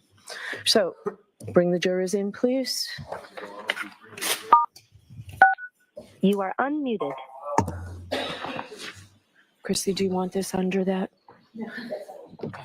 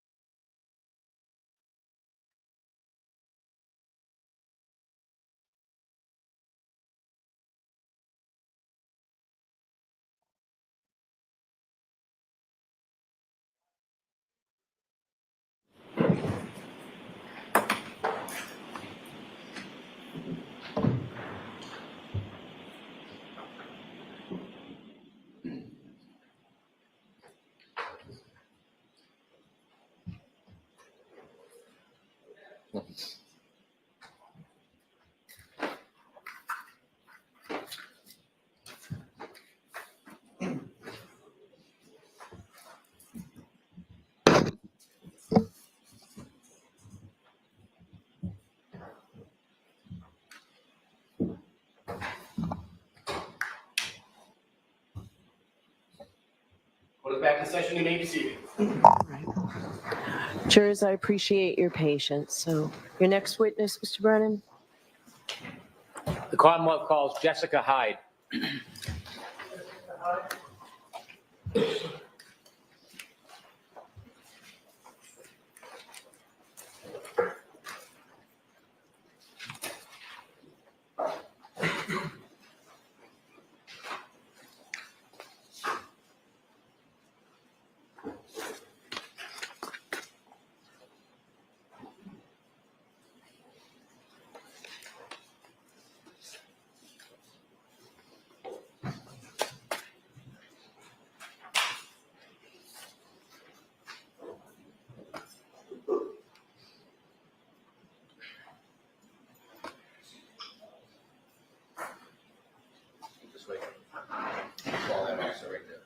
And follow me, please.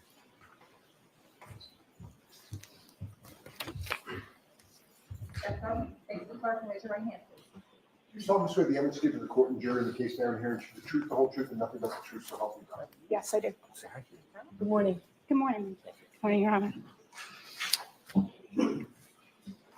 All right, Mr. Brennan, whenever you're ready. Thank you. Good afternoon. Good afternoon. Could you please introduce yourself to the jury and spell your last name for the record? My name is Jessica Hyde, Jessica, space Hyde. What do you do for a living? I'm a digital forensics examiner I'm also an adjunct professor at George Mason University, where I teach mobile device forensics in the graduate program. I also own a digital forensics company that does training, services, and research.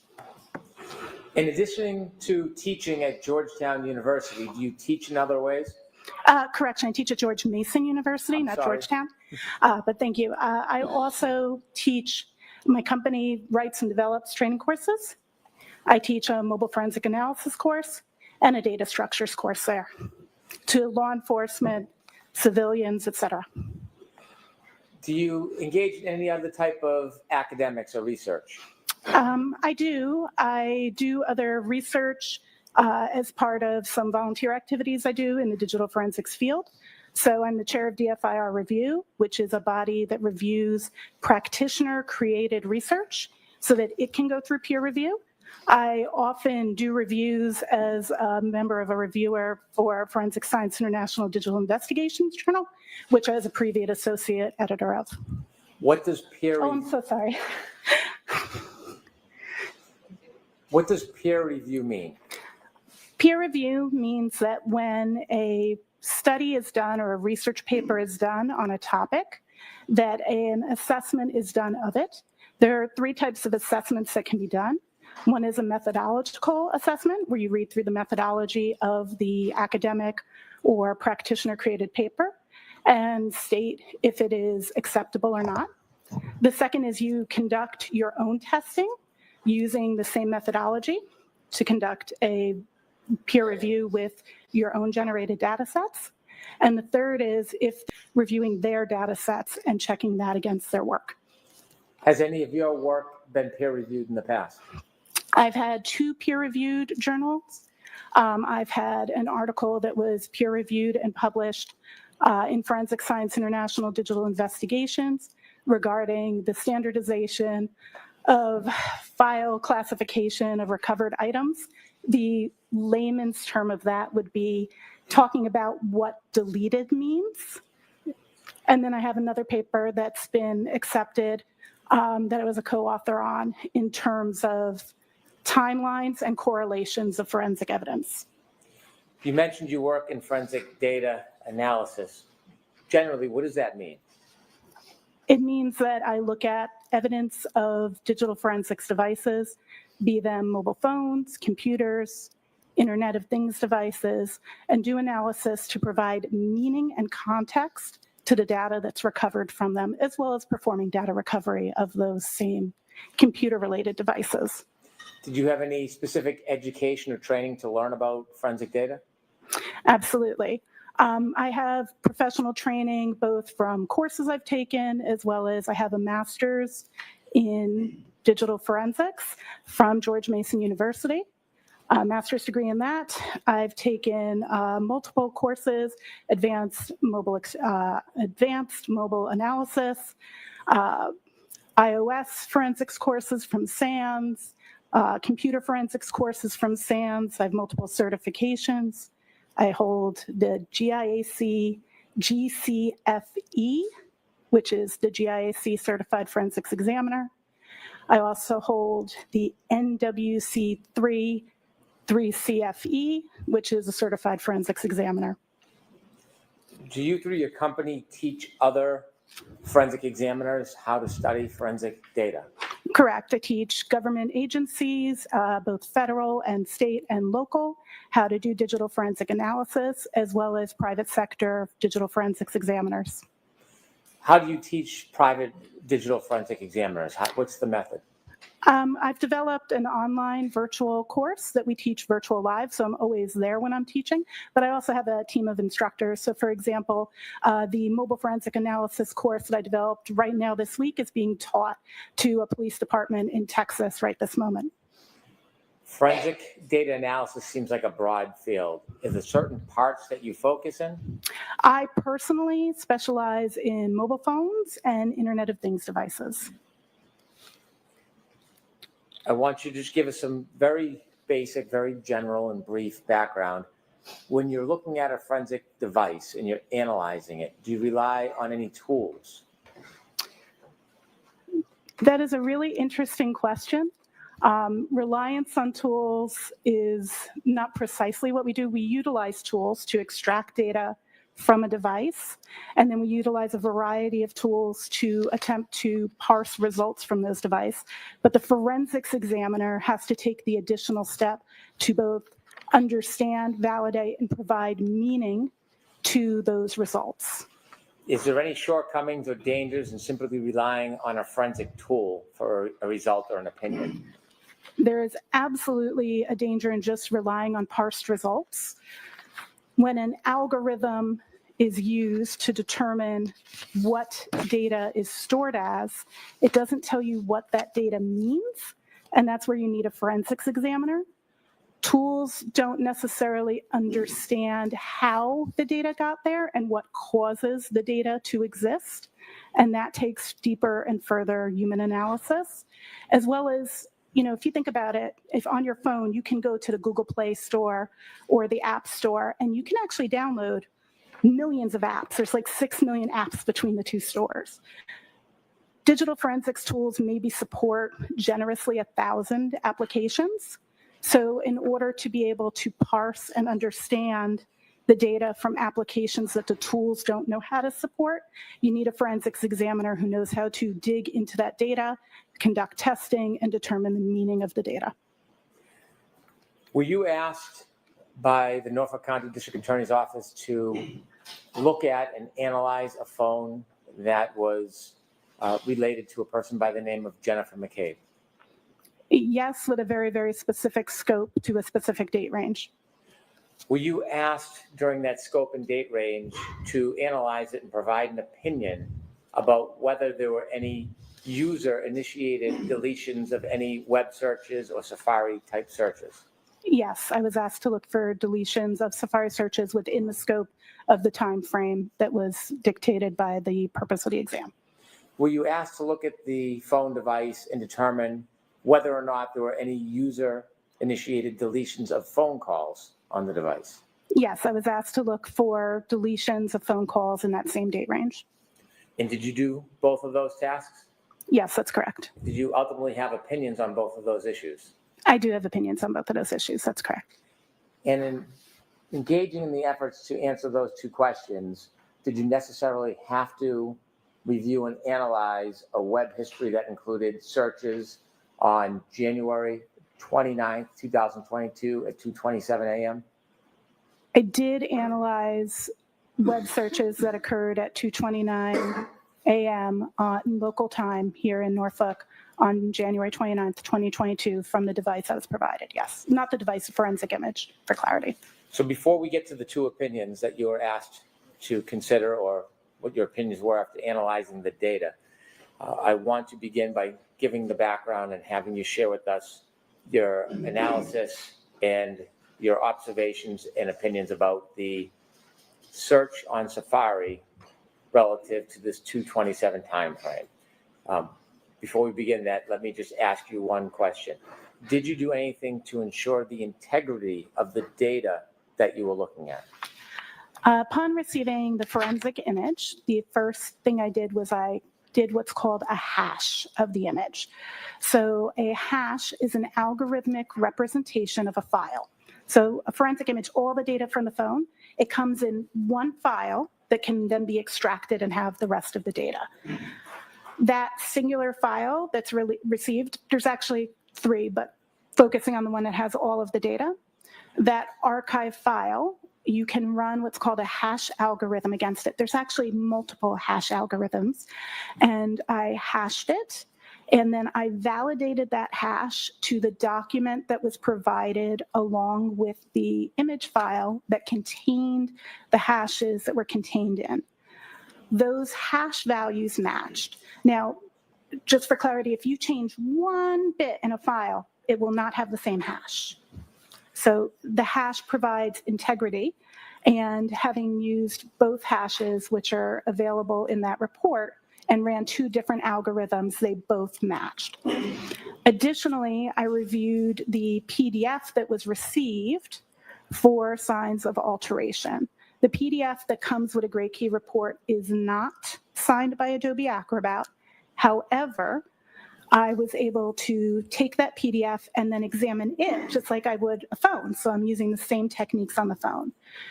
Using a tool called EXIF tool, I was able to learn a lot about the creation of that particular PDF.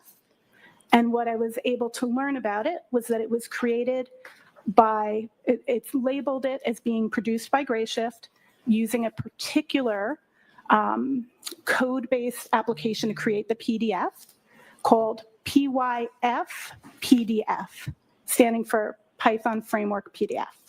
It is on, it's a program that you can download, and developers who create tools like Magnet Forensics, who owns a Gray Key, utilize that script, which is why it says it's produced by it, to create the actual PDF. That's what the evidence there in the data tells me.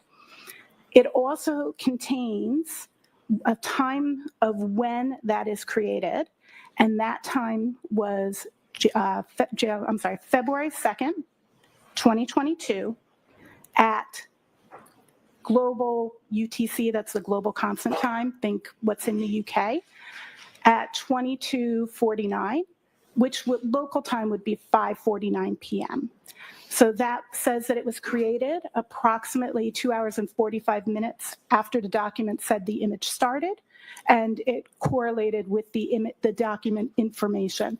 So that provided some level of certainty that that document was factual, and on top of that, I further opened the file of that PDF in what's called a hex editor, which lets me see like every byte, every 1 and 0. And from doing that, I looked for tag markers that are made sometimes in some modifications of PDFs called XMPs, which is Adobe's format of markup, and I did not find any evidence of those tags.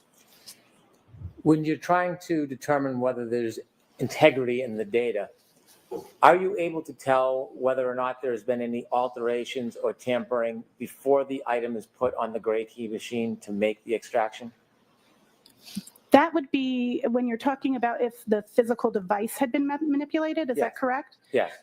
I cannot tell if the physical device has been manipulated prior to it being imaged. I can only validate if the image was correct. In theory, all of the data of anything that you did on that device would still show in the evidence of device logs and whatever locations that were touched or communicated with. But at that point, it's the same as any user interacting with the device itself. After the phone's extracted or at the time it's extracted, does it have the history of the device on that extraction? Could you rephrase? Yes. At the time the phone is extracted and the copy is made in the PDF and the digital copy, does the digital copy and the PDF contain the history of searches and calls and other items on that phone? The forensic image itself contains a variety of different artifacts or traces that are left behind by activities that a user does on a phone. Yes. When you use the term artifact, what does that mean in a basic sense? An artifact is any type of evidence that is left behind on your phone of an action. So, for example, if you receive a call, there are multiple places in the phone that show that a call was received. That can be in the call log, that could be in a notification, that could be in a unified log that tracks the activity that the phone's doing. There's multiple locations, and each one of those residue of the fact that the call came in, that's what I would refer to as an artifact. So you could have an artifact not just about a call, about a web search, about taking a photo. Any action you take on your phone may create an artifact. Before we get into those two questions about any alleged deletions from Safari, a Google search or an internet search, and any alleged deletions of phone calls, I want to start with your explanation or your sharing how the timestamp works relative to that search beginning at 2:27 a.m. on January 29th, 2022. So for clarity, there's more than one search that happens actually at 2:27. There is some activity that's looking at, and I don't want to mispronounce the name of the town. I'll try Hockomock. sports, looking at activities for the sporting events at that school system, I assume, or county location. There is a timestamp for the search Haas Long to Die in Cold. However, that timestamp isn't about active searches. It's about the time that a tab was either opened or moved to the background. So Haas Long to Die in Cold is the most current search in the tab that you opened at that was opened at 2:27. So if you're using your phone and you go to your browser, you have some choices. You can just open an existing tab or you can open a new tab. A new tab was opened at 2:27 a.m. and that search was done there.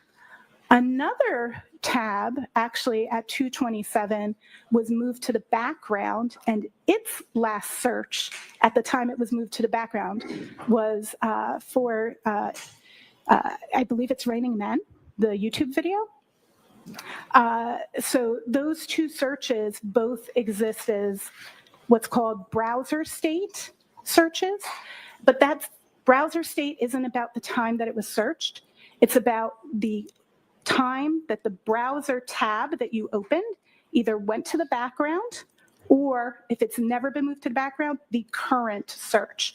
So the time in the instance of the It's Raining Men video is the time that that video was moved to the background and the new tab took over as the tab that's active.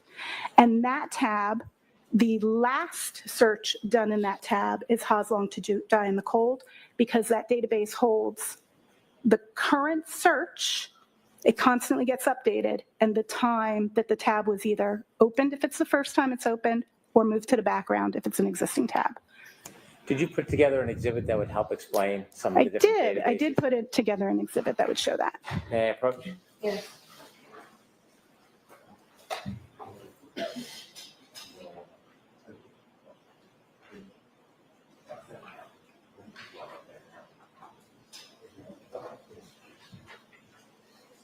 Handing you a piece of paper. Do you recognize that? I do. This is table 1 from the first report I created on this case on the phone that I was told was for Jen McCabe. Is that the exhibit that will help you explain? It will.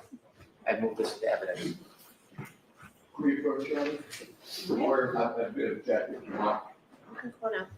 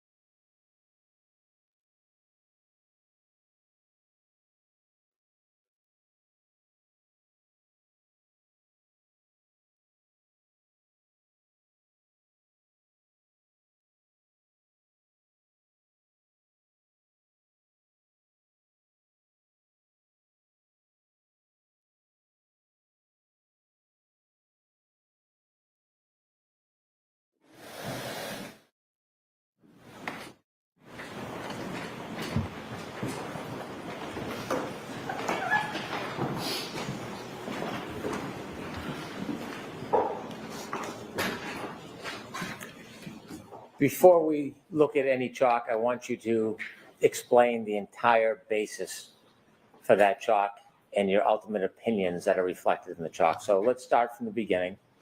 May I look at my copy of the chart or no? Why don't I just Your ask Honor, you? may I? See if you can answer the questions and if you can first. Yes, Your Honor. When you looked at the phone to analyze it, were you trying to determine when a particular search was made, specifically the search, how long to die in cold? Correct. I was looking for two searches, both how long to die in CIKD and how long to die in cold. So as a forensic examiner, how do you begin the process to try to identify and determine when that search is actually made? So the first thing we would want to identify is what application was being used at the time to make the search. So looking at that date time stamped, it was able to, on that date, be able to determine that used as the Google browser. And then you would begin looking at the artifacts for Safari, both those that are parsed by the forensics tools, but then further looking into the data structures that hold that data itself, and then ultimately conducting testing to determine why a certain artifact exists. So you mentioned the beginning step is the forensic tool or tools. Did you use forensic tools to get information or parse any data regarding this potential search at 227? Yes, I use multiple forensics tools. Can you share with us the multiple forensic tools that you used? Absolutely. I used Celebrate Physical Analyzer. I used Magnet Axiom. I used just the tools I used at first. I used iLeap. There are further tools I used later, but those were the three that I started with. What tools did you use later? Later, I used specifically, I've used Sanderson's Forensics Toolkit, the forensics browser in Sanderson's Forensics Toolkit, which helps exploit SQLite databases. And then I further reviewed in a tool called Rabbit Hole. To begin with, Celebrate, is that a tool that you're familiar with? Yes. Is it a commonly used tool in the industry? Yes, commonly used mobile forensics tool. Is it reputable? Highly reputable. Why did you use Celebrate? I use Celebrate because on any mobile exam, I'm going to validate what is captured by Celebrate and Magnet Axiom because they have the most robust parsing of what is in my tool arsenal. And then I would also follow up with iLeap closely behind because iLeap has a lot of artifacts that aren't supported by either of those tools. Using a variety of tools is going to give you different coverage, and each tool has a different perspective on how they view and display data. You said you also use Magnet Axiom? That is correct. Is that a leading forensic tool as well? Yes, that is also a leading forensics tool. Are you familiar with that company?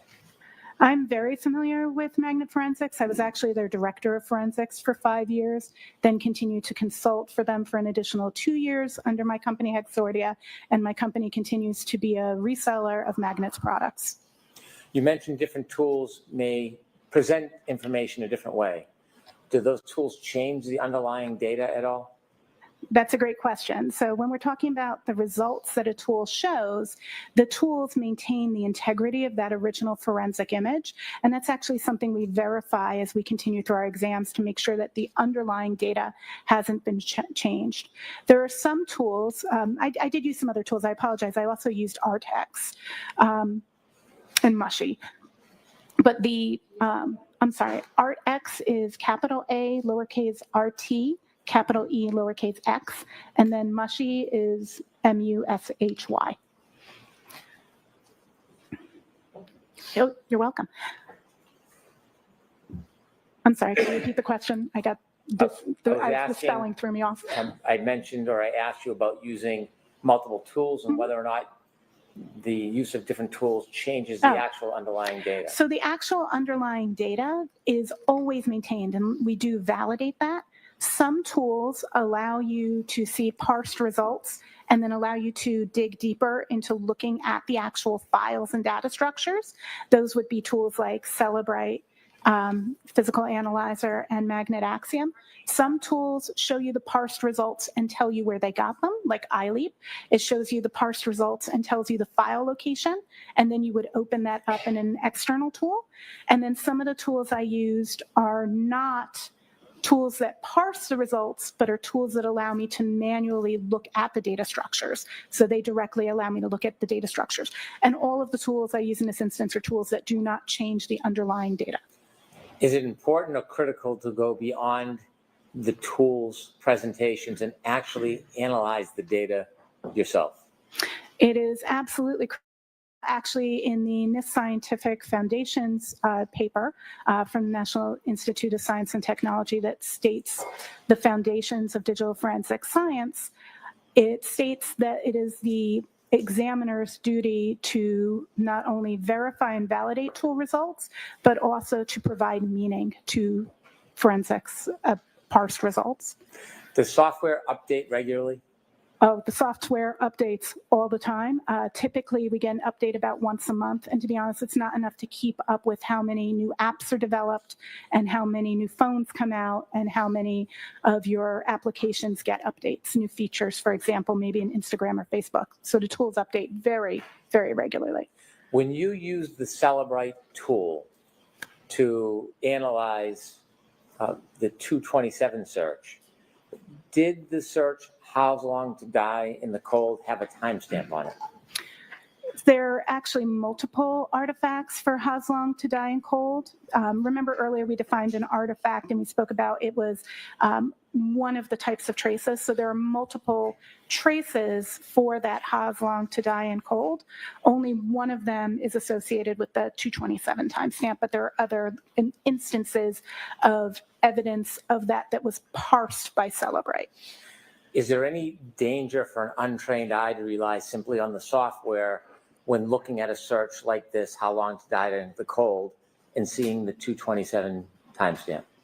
Absolutely. There's a really scary danger that an examiner who has not dug into the artifact and tested to see what it means may assume erroneously that 227 timestamp is the time that what is there is searched. The search in that field of that artifact is going to always be the most recent search in the tab, but that timestamp actually means either the time that tab was backgrounded or if it's the first time the tab's been opened, when it was opened. So you could erroneously implicate a search was done hours or some time period or even days before it actually occurred. Some of us leave our tabs open forever. In your teaching, examiners and students, do you teach about this specific concern and concept? Yes, I teach about this concern both in my mobile forensic analysis class, my mobile forensics course that I teach at George Mason University in their digital forensics master's program, and in the data structures course where we specifically learn how to analyze these databases in question. In your experience, how common does an untrained examiner make this mistake? I wouldn't be able to speak to how common an untrained examiner does it, but regularly my students get those questions wrong on earlier examples I give them in class to kind of indicate to them that they could easily make mistakes without understanding meaning, and I use it as a teaching aid. So teaching, 90, 100 easy students a year, I regularly see that in untrained examiners that I'm teaching in my class, but I wouldn't be able to say that across the discipline. You mentioned that Celebrite showed the search on the report as "How long to die in the cold" with the timestamp of 227. Is it 227:40? Yes, that's correct. Do you know whether or not Celebrite has updated its software? In May, Celebrite of last year, Celebrite made an update to their software actually to remove this artifact because of its ambiguity and the risk that an examiner may overstate or misstate what it is. Is this ambiguity reflected in other types of software? Could you rephrase, please? Sure. For example, when you did a report in Axiom, did it have similar reflection in the report? Objection, Your Honor. Ask it differently. Did you run a report regarding this time frame through Axiom software? I did process the image through Axiom, yes. When you did that, was it the same or a different result? Axiom and Celebrate really show their data very, very differently. So Celebrate takes a perspective of alerting people to possible deletions by annotating either a question mark or a red X next to artifacts that come from different areas. Magnet instead marks if the artifact was parsed or carved. I feel like now I need to explain to you parsed or carved. So parsed means that the data was where it was expected to be found, and the algorithm was able to cleanly see that this is there.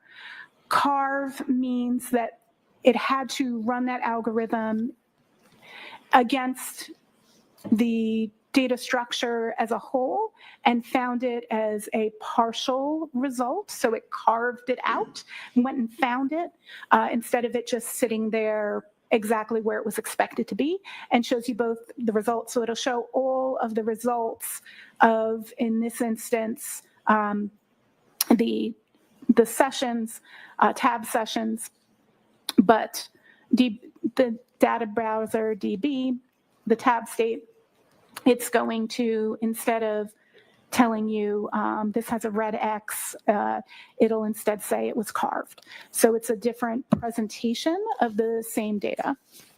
So I want to talk about deletions in a little bit, but I want to get back to the 227 search. Sure.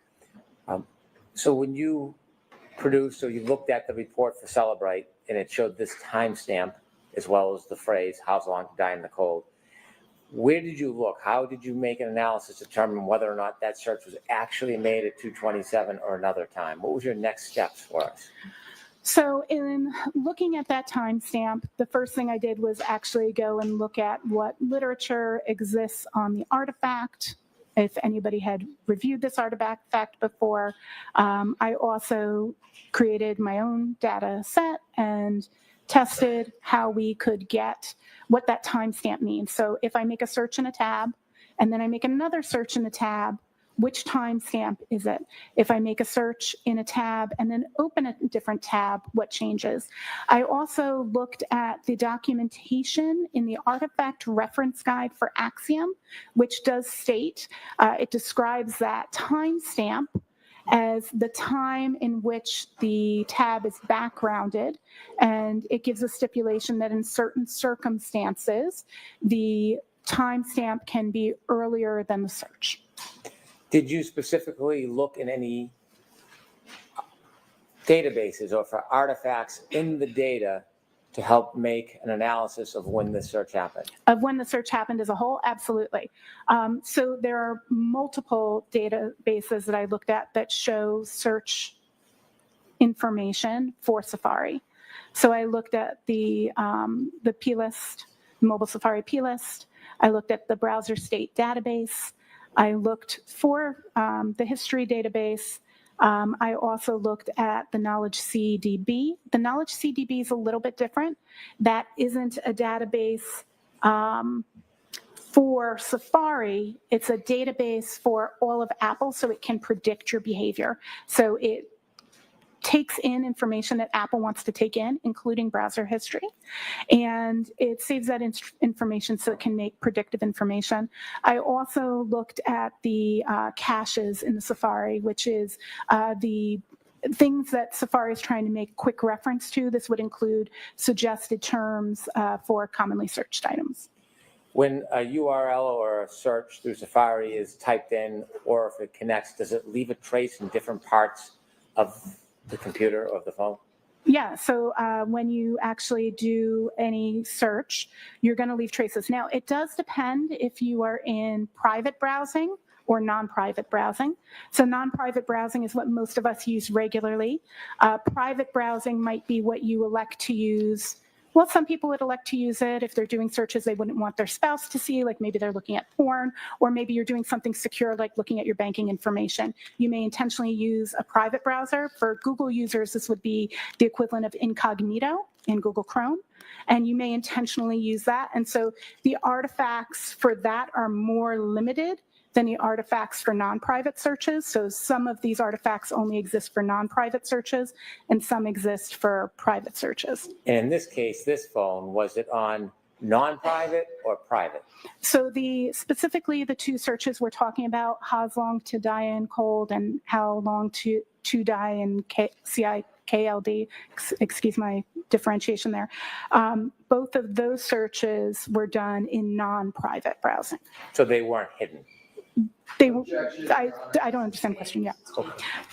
Was there any applications on to mask those searches? Not to the best of my knowledge. I did not see any. We began with the 22740 timestamp. The next recording on that tab, do you recall what time that was? I believe the next, and I'm trying to remember the chart from memory, if that's correct. So I believe the next thing we're looking at is the 623 suggestion from Apple search terms for how long to digest food. Am I matching what you're seeing on your chart? Well, let me ask you. Okay. When you saw that, do you look on the same tab or a database? Where do you find that information? Fair. Understood. So all of those databases I was just mentioning before, we're looking at all the parse results from all of those. And I was looking in the entirety of the scope from the time of midnight till noon. That was the time frame of my scope of all of the content that was done in the tabs for browser state DB, cloud tabs artifacts, History DB, Mobile Safari plist, Knowledge C, each one of those. And then I was combining them to timeline out the activity. At 62351, did you look into how long TIDIE in CIKD? So that would be the next thing that we see after the Apple suggested term of how long to digest food. That's the next thing we see an entry of that.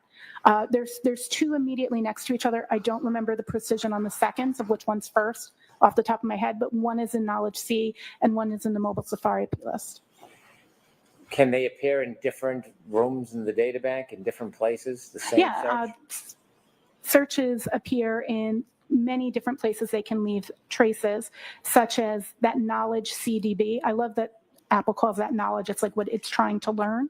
So the Knowledge CDB, what Apple's trying to learn about you, as well as in that Mobile Safari plist, as well as at the moment of that search, which I don't have the device in that moment, but just so there's an understanding, that open tab, the URL would have been updated, or URL is the website, would have been updated to that search at that moment. Had we imaged it at that moment, it would have been how long to die in CIKD, CIKLD, CIKD, CIKD. And finally, at 62447, did you identify any artifacts with that search that appears with the timestamp of 22740? Did you find the same? Correct. At 624, we have two timestamps in the same two locations for how long to die in cold, the Knowledge C and the Mobile Safari plist.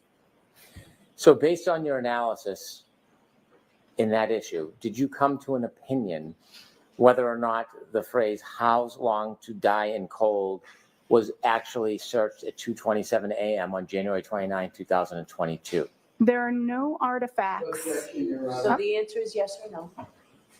Can you repeat the question, please? And so based on your analysis of the phone and the data using all of those softwares, did you come to an opinion whether or not the phrase "how long to die in cold" was searched at that timestamp tab of 2:2740? Yes, I came to an opinion. And what is your opinion? Objection, Your Honor. Rephrase the question as to the opinion. I'm sorry? I'll see you at Sidebar, Mr. Leslie. Thank you, Your Honor.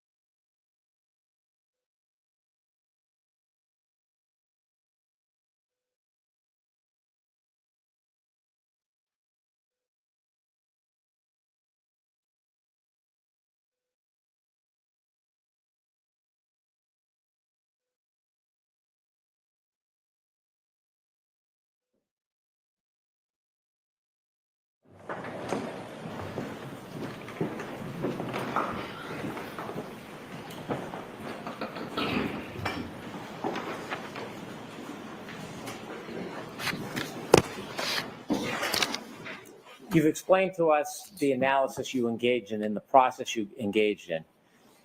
In forensic data analysis, is there a methodology that you use, not just looking at the printout of the programs, a methodology you use that is accepted in the industry for experts to analyze this data and come to your opinion?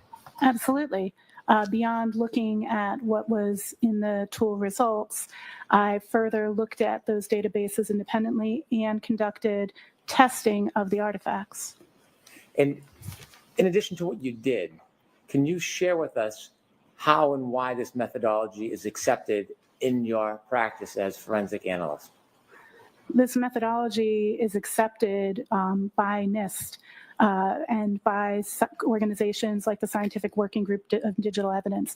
I'm intimately familiar as both a member of the Scientific Working Group on Digital Evidence, who helps work towards the building and development of these consensus-based documents of procedures to be followed in digital forensics analysis, and as a member of the National Institute of Science and Technology, NIST, Organizational Scientific Area Committees, OSAC, Digital Evidence Subcommittee, where we also produce guidelines such as the data set guidelines for generation of the guidelines for data set generation, which is how you do your actual testing and creation of data sets. And I was also a part of the subcommittee that drafted that.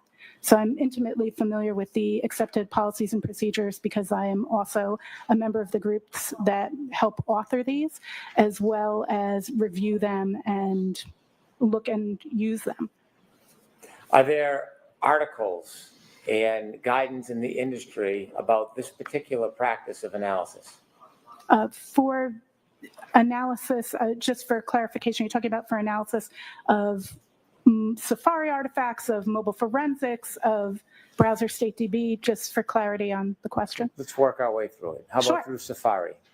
For Safari, there are multiple different blogs that talk about Safari, as well as I have analysis of Safari through classes I took, such as SANS 4508, which is their, 518, SANS 4518, which is the Mac and iOS analysis course, which I took.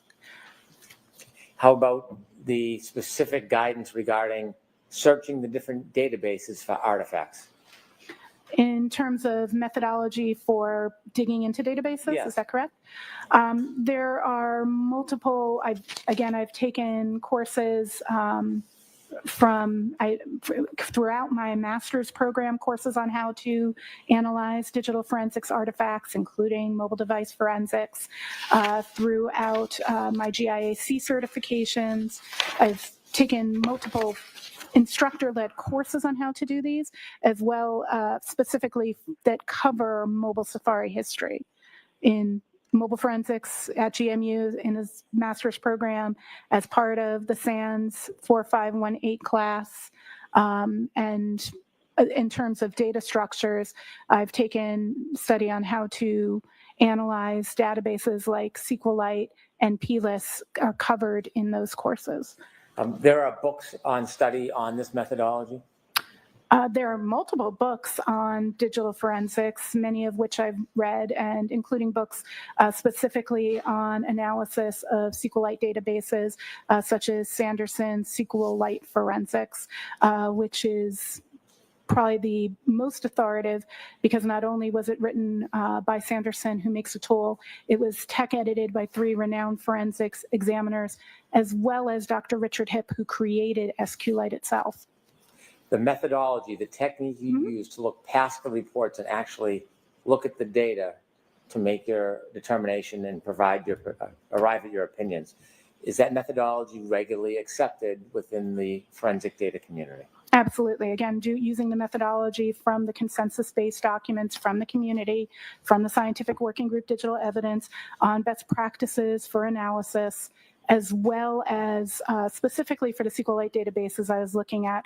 I do that deeply verifying and in accordance with the understandings from Sanderson's book.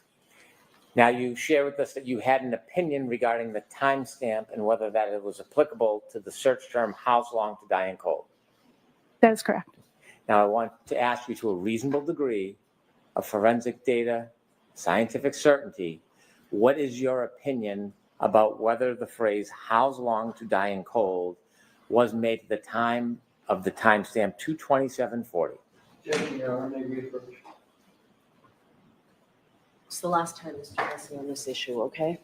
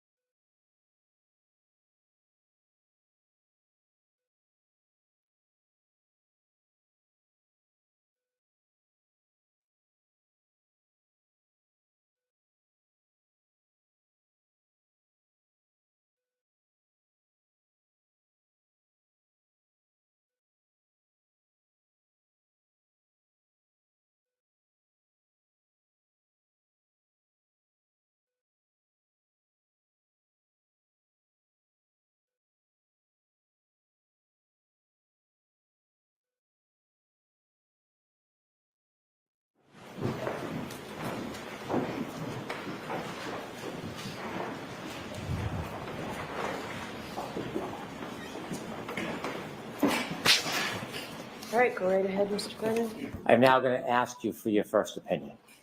So you shared that you have an opinion about whether that timestamp 2/27/40 was whether or not that was the time the search "How long to die in the cold" occurred. Can you tell us, to a reasonable degree of scientific certainty, your opinion about whether that search, "How long to die in the cold," occurred at 2:27:40 a.m. on January 29th, 2022? Same objection, Your Honor. Okay, the objection's overruled.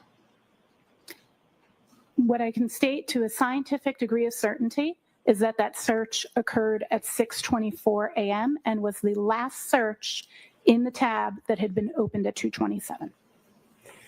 Do you have an opinion, to a degree of scientific certainty, whether there was any other searches similar to "How long to die in the cold" that evening on that tab? Objection, Your Honor. I'm going to allow it. May I first inquire, you meant morning, I I'm sorry, assume? that morning, yes. Just clarifying, I did not look at evening searches. And can you repeat? I apologize. I disrupted my own train Do of you have an thought. opinion, to a reasonable degree of scientific certainty, whether there were any other searches on that tab before the final search at 6:24:47, "How long to die in cold"? Same objection, Your Honor. Overruled. Just ensuring that I have the question correct. Please. You're asking if what else occurred in that tab prior? Yes. That I cannot say with a clear degree of certainty. Okay. Did you develop a chalk that I I showed did. you earlier? Yes. Like to approach? Yes. Again, I show you. Same document, you recognize it? Yes. What is it? It is the exhibit that I created that was labeled Table 1 in the first report I had delivered. And does that provide information that will assist us in understanding your opinion? Yes. I'd move, subject to redaction, that this be introduced into evidence. Your Honor, I have no issue with regard to the redaction aspect, but consistent with my prior objections, I would object to that. Okay, I'm going to allow this into evidence. You're right to say it. Thank you, Your Honor. Appreciate it. Exhibit 82. Madam Clerk, 82? Exhibit 82. Thank you. With the court's permission, I'd like to show Exhibit 82 to the jury. Okay.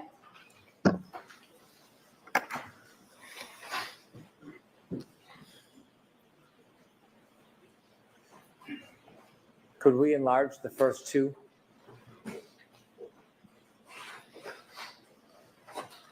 And we're going to need to get the right column in if we can, please. Thank you. Ms. Hyde, can you see it from there? I can. Thank you. If you can walk us through how this exhibit assists us in understanding your explanation and the basis for your opinion. This exhibit shows the Safari artifacts and artifacts of Google searches in Safari related to the two searches in question, How Long to Die in CILKD and How Long to Die in Cold, that occurred on the morning of November 29th, 2022 on the device under examination. If I look at this chart and I see in the top left, it says 2:27:40 a.m. And then under the search term, it says How Long to Die in Cold. How do I understand your opinion that that search didn't happen at 2:27:40? This document is showing you the data that is the parsed result. The source of that artifact that you see in the last column is a little bit cut off, the browser state db-wall file. That database does store how the data is stored, the search term How Long to Die in Cold, with an associated MAC absolute epoch timestamp that translates to 2:27 a.m. That is what is physically stored. That does not annotate the meaning of that artifact. That was determined through testing following the NIST OSAC data generation guidelines for testing. In the second row, we see a timestamp on the left-hand column, 6:23:49.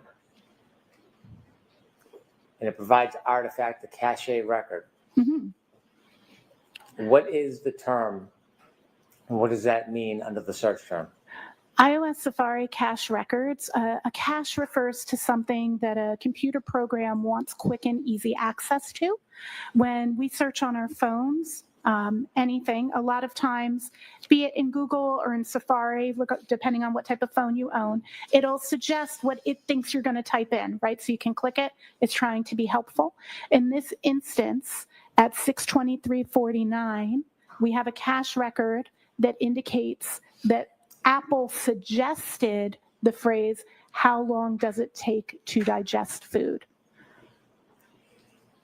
And then under that, 623:51, it appears it says a recent web search, and the spelling is changed. How long? TIDIEINCIKD.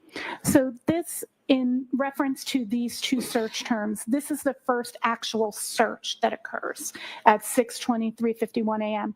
Upon beginning the typing of that phrase, Apple provided the suggested search, and the person inputting into the phone at that time continued to type out a phrase and finished it as "how long?" TIDINCIKD, which that is available to us in the mobile Safari plist, which tracks recent web searches. And then we'll see 6 seconds later, we get that reference in that Knowledge C database that I mentioned before. That's the next line. So that's the Knowledge C database is Apple's way of keeping knowledge about what the user's doing. It sees and holds your knowledge. It's an easy way to remember it. That's what I teach my students. So that Knowledge CDB tracks a lot of things for predictive purposes. And so 6 seconds later, it's logging that same search. So that search is being tracked in 2 places. And so one search can be left as artifacts in different locations on the database? Correct. There can be multiple traces or artifacts of the same user action in different places on a mobile device. And if we go down to the bottom, the last column, at 6:24:47, we again see "how long to die in cold." And if you look in the first column, it's the same phrase. Is that a coincidence that it appears at the bottom at 6:24:47 and also appears up at 2:27:40? As mentioned before, through testing of the artifact for Browser State DB, that artifact will hold the most recent search that happened in the tab. So it is logical that HOS long to die in cold was searched at 6:24:18, tracked in that mobile Safari plist, repeated in Knowledge C. Knowledge made its tracking in Knowledge CDB, and then that table for Browser State DB, which again has the time that the tab was opened or the last time it was backgrounded, and updated just the website that was visited. So the website, that is why we get that 2:27 time. That's actually, as far as the data storage is, the first thing I have in there, because I want to put it in chronological time order for exhibit purposes, is actually the last thing to happen because it's the update to what's in the tab. And you offered that the "how long to die in cold" is the last thing to happen. Do you have an opinion to a reasonable degree of scientific certainty the time when that search was made? Objection, Your Honor. Overruled. To a reasonable degree of certainty, I can say that "how long to die in cold" was searched at approximately 6:24 a.m. Now, moving on from the 2:27 search, there are 2 other issues that you were asked to analyze. And we talked about them at the beginning. Let's begin with whether or not you looked at the data and analyzed the data and came to any opinions about whether that phrase, "how long to die in cold," was user deleted on that device. So there's 2 really key elements as to if that was user deleted. If the question is, did I come to opinion? Yes. And can you explain how you came to an opinion that we'll ultimately share with the jury? The first line in that exhibit, the ending of that, if you remember, it said browser state.db-wall. That's important. So we'll talk about that in a second. But the first thing I want to bring up is kind of how the database works, because I didn't just look at the tool result. I extracted that database and I did a deeper analysis on it using Sanderson's tool, because that information was in that dash wall file. So when a SQLite database, which is a specific way of storing, very, very common on mobile phones, actually one of the most common, when that database stores data, it has two versions. The most recent version and the version in use here uses what's called a write-ahead log. So before data is committed, it is written to a write-ahead log. I'll kind of explain it. So let's say we're in a restaurant and we're sitting at a table and we're ordering food. Our table is the table. Data is going to come to the table, and that's going to be our food. So when we order food, let's say we've got a chicken sandwich, a burger, and a pizza coming to the table.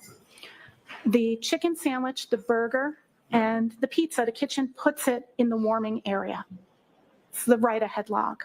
The server grabs it from there. It's where data sits before it goes to the table, just like your food goes to that serving station before your server brings it to your table. Server brings it to the table. That table's got its burger, its chicken, and its pizza. Another table orders waffles and pancakes. They think it's breakfast. The waffles and pancakes are made by the kitchen. They're put on the serving area. Waitress comes over. This pizza has pepperoni. I don't eat pepperoni. Can you send it back? Waitress picks up that pepperoni and sends it back. That's a deletion. Pepperoni pizza was just removed from the table, right? We're deleting it. We're moving. We said it's not what we wanted. The waitress is removing it. She brings it back to that serving area. At that moment, that serving area has the deleted pizza, but also the waffles and pancakes that are waiting to go out to the table. That's how a write-ahead log works. Any changes that are happening sit in the write-ahead log until the database is closed, and then when it's reopened, all those changes are made, both additions and deletions. So often when a phone is imaged, when we make a forensic image, the applications are still open, so we have those WAL files. When we look in our Safari browser, the database knows to read it to you in its current state. So it tells you where the waffles and pancakes are going. They're going to that table. So it shows it as if it's in the table, but it's not in the table yet. So if when we parse the data and we look at the restaurant and we don't look at the back kitchen, we would only at that time see the chicken and the burger, right? Pizza got sent back, waffles and pancakes haven't come out yet. So when we get the data, we get two files. We get the restaurant, that's the database, and we get the serving area, that's the WAL file. Just because it's in the WAL file does not mean it's deleted. It means that that record wasn't where it naturally sits yet. It could be that WAL file can contain deleteds and food or data that hasn't yet been delivered to the database. So the WAL file consists of both. So an assumption that the data was deleted just because it's in the WAL file is actually not true. And the peer review paper I mentioned earlier that I had accepted in Forensic Science International actually has a section that explains this exact presence for SQLite databases about how we refer to that as recovered and not deleted. Actually, through that entire document, we don't use the phrase deleted. We refer to things in statement of recovery because we need to determine why it's there. So we can't say that it's deleted just because it came from the WAL file. Some tools will automatically indicate to the examiner that they need to dig deeper into that. I did do further analysis by looking at the WAL file. That particular item is a little bit more complex, actually exists on multiple pages because it moves as the database is being created, but all of them have the same unique identifier. So it's the same entry. It's not more than one search of Haslong to die in cold.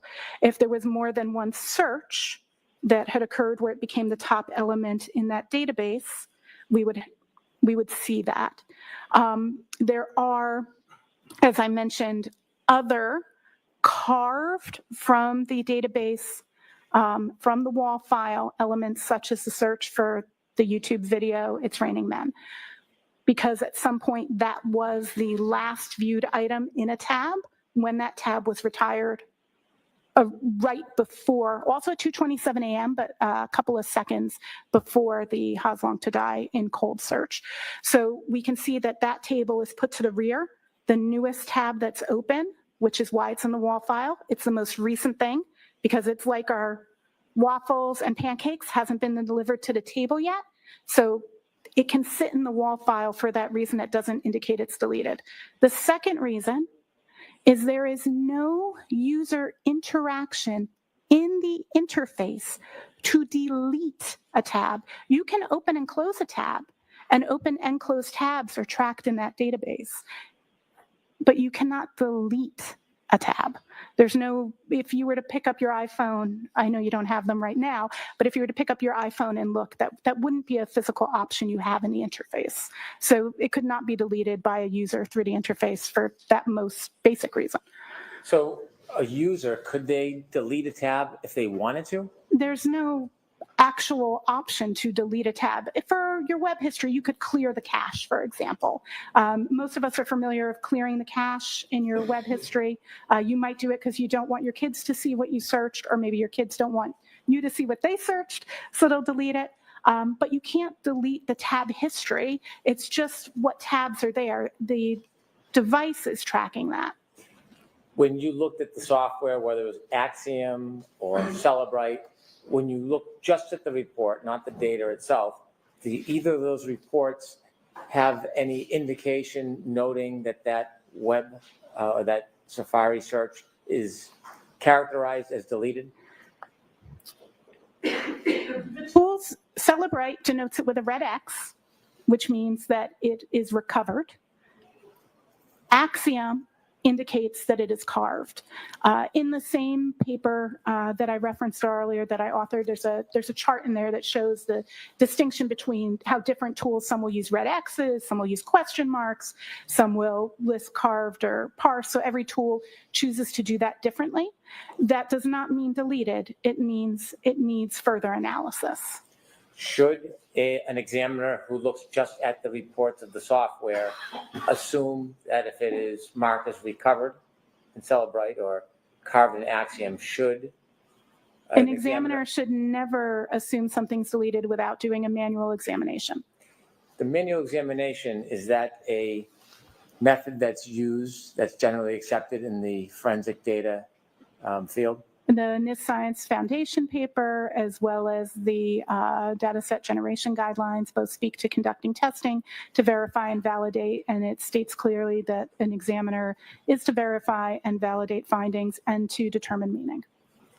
So given that you've used multiple tools to look at reports regarding this phrase, how long to die in cold, and have seen indications or characterizations of recovered and carved, and in addition to the fact that you actually analyzed the data, did you arrive at an opinion to a reasonable degree of scientific certainty whether or not the user deleted, any user deleted the phrase, how long to die in cold? Yes, if it's how's long to die in cold. Sorry, trying to clarify. Pardon me. Did you come to an opinion to a reasonable degree of scientific certainty whether any user deleted the phrase, how's long to die in cold? Yes. And what is your opinion? My opinion is there was no deletion that occurred by the user because it is not something a user can delete. Finally, I want to ask you about your analysis of the phone records on this phone attributed to Ms. McCabe.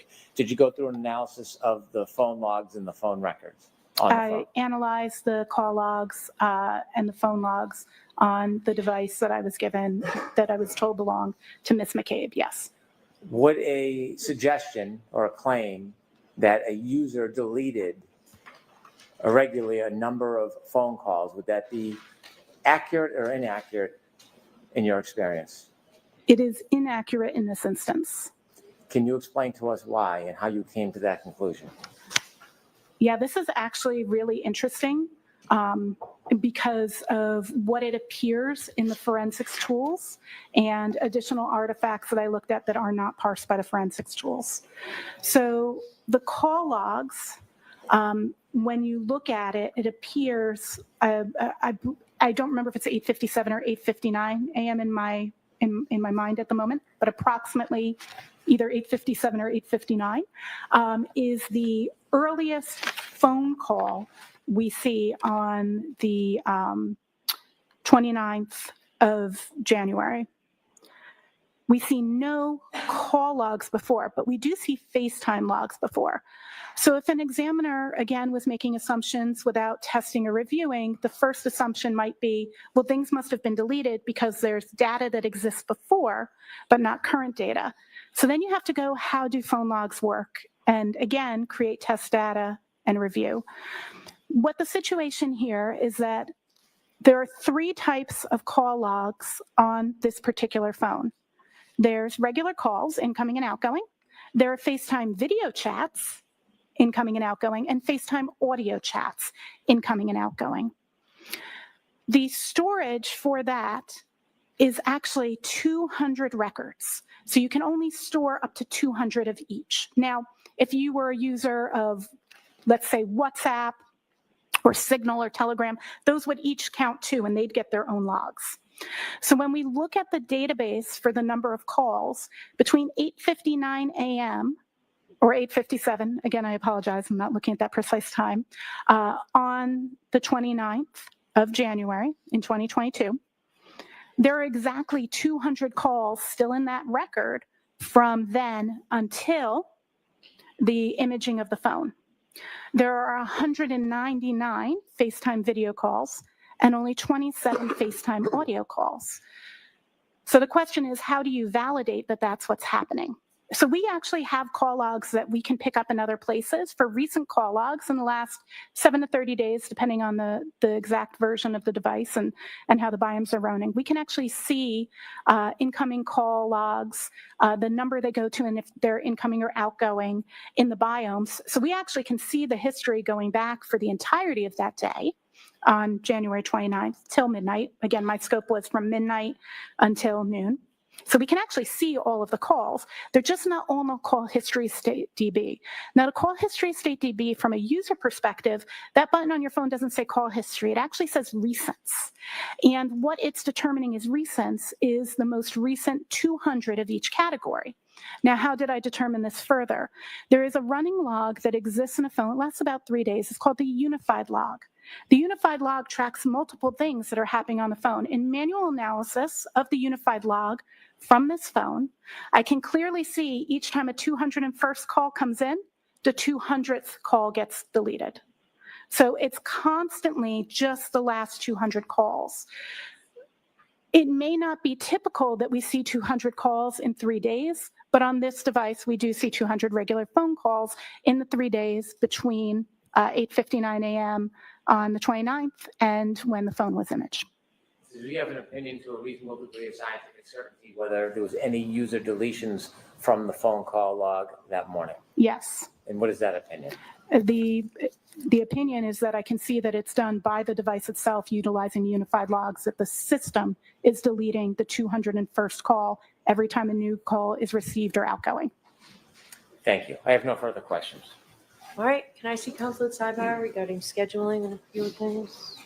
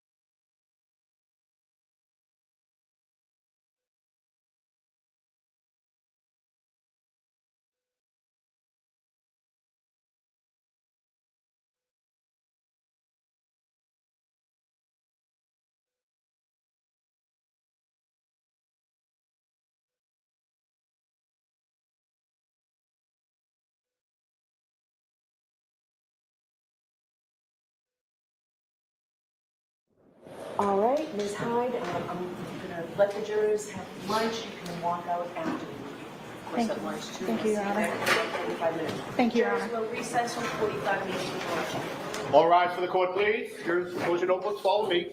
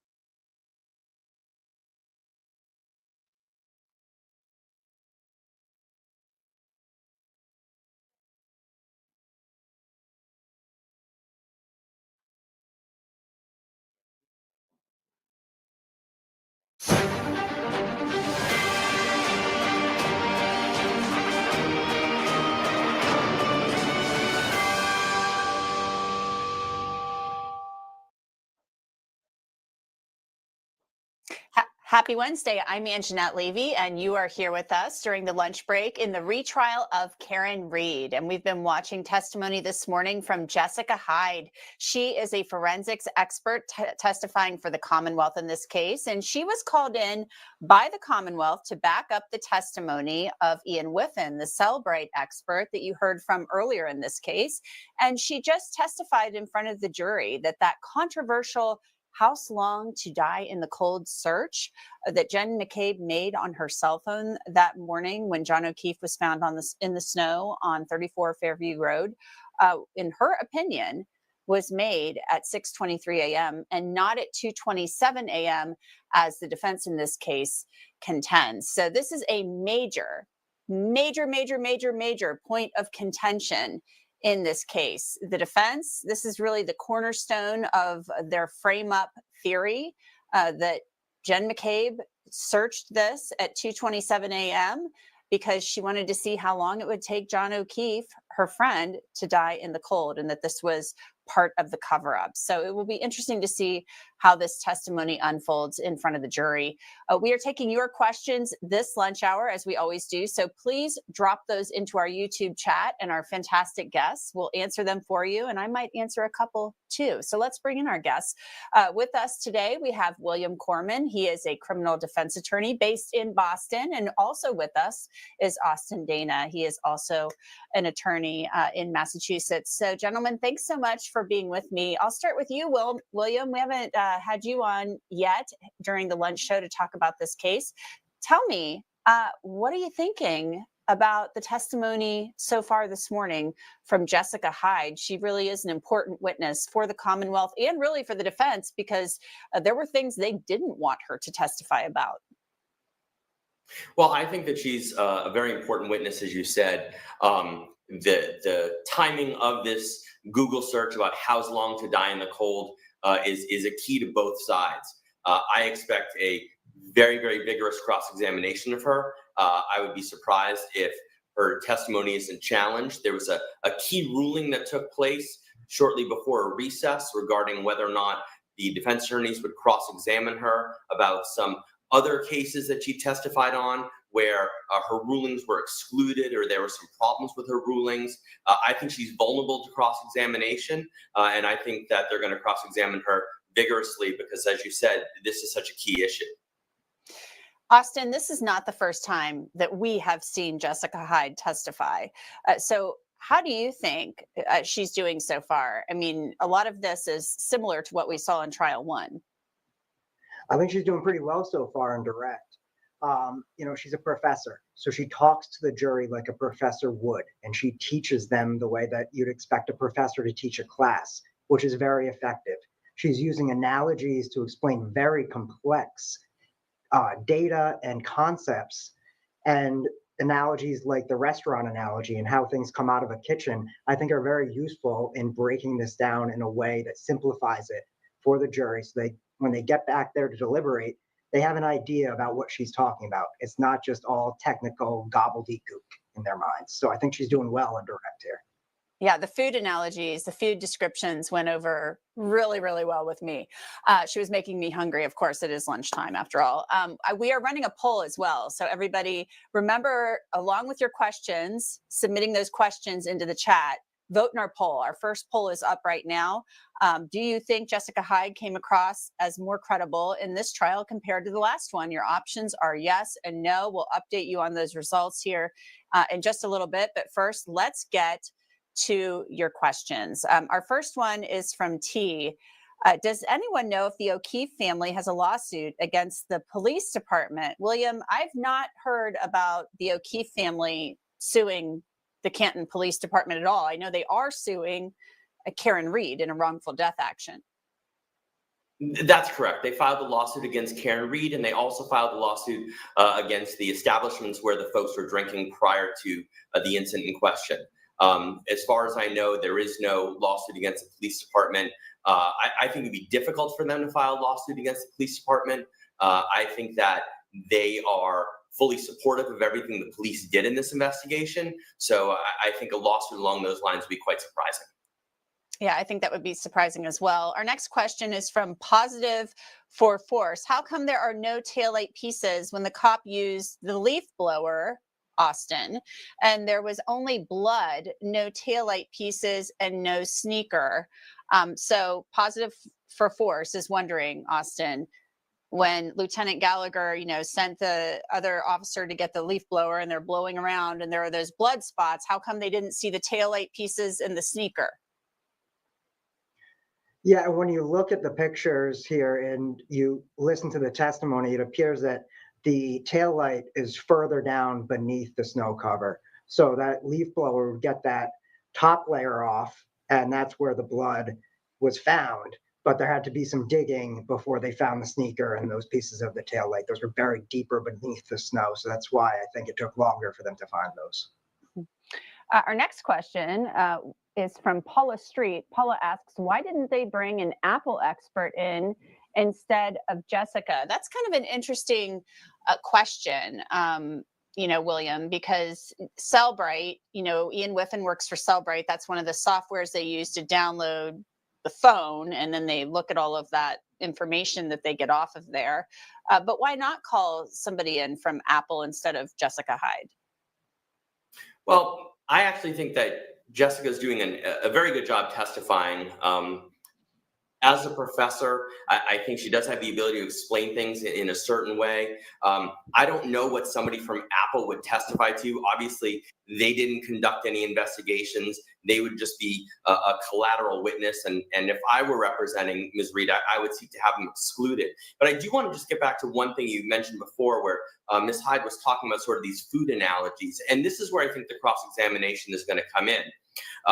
If you look at the investigation that took place and the investigation that she took place, she's almost describing as if you're making a souffle, let's say. And a souffle, if you follow a recipe, that's fantastic. You put it in the oven, you do all those things, you come out with a fantastic piece of food. But all those steps along the way, if you screw those up, then the souffle is going to be ruined. And I think that's what the cross-examination is going to look like. You may be right about that. Maybe Bob Alessi right now is at lunch coming up with some food analogies of his own, or maybe he's watching you and he'll come up with some food analogies of his own. Let's get to our next question. It's from Nina Webster. How is she an important witness? Both the Commonwealth witness for Cell have not disproven the search at 2:27 a.m. They are saying both possibilities are possible. So what do you think of that question, Austin? So I guess the question maybe is why is she important? Why is she here? What's she adding to the Commonwealth's case here? And I think that can be a valid question, especially with the previous testimony that we've already heard from the Cellbrite representative. How much of this is duplicative of what he said? I think her testimony is more going to be focused in on, and has been focused in on, not only what time the search was made, but whether or not there were deleted searches or deleted phone calls on Jen McCabe's phone. So I think in that aspect, she adds more than Ian Whiffen did. and is going to go in depth on the deletion of this search and whether or not a user actually could have deleted it or did delete it. Yeah, I will be interested to see how the cross-examination goes, definitely. Let's get now to our poll results. Let's see what they say. Our viewers are voting in our first poll. Do you think that Jessica Hyde came across as more credible in this trial compared to the last? So far, 2.1 thousand people have voted, and 65% of the people say no, they don't think she's more credible in this trial. So we want to keep those questions coming in along with our poll questions. Keep voting in our polls. We'll have more polls we're putting up throughout the hour. We expect court to resume around 1:35. Judge Cannoni said this would be a 45-minute lunch. So they're not really getting a lunch hour. They're getting a lunch, kind of a 3/4 hour. So keep those questions coming in to us. You know, she is a highly respected expert, William, and Jessica Hyde is. But you said there's been some controversy as well. But Robert Alessi, he didn't win that fight. Were you surprised by that, about him wanting to discuss some other cases she had been involved in? Yeah, with all due respect to Judge Cannoni, I actually think that was an incorrect ruling. I think that when an expert witness has been discredited, whether it's in the same jurisdiction or another jurisdiction, or whether or not their testimony has been called into question, and then a reviewing court has said, yeah, there was a problem with how an expert conducted an investigation, I think that that's valid. I'm a little surprised that the judge didn't allow it to come in. Now, to be fair, I haven't dug very deeply in this Maryland decision. It's a case out of Maryland that's the issue here. And so I'm not exactly sure how direct or on point it is, but if it's close, I actually think that was an incorrect decision. I think that an expert's credentials, and anytime an expert has been called out and has been told that, you know, your methodology was incorrect or your ultimate result was incorrect or something between those two, I think that's fair game on cross-examination.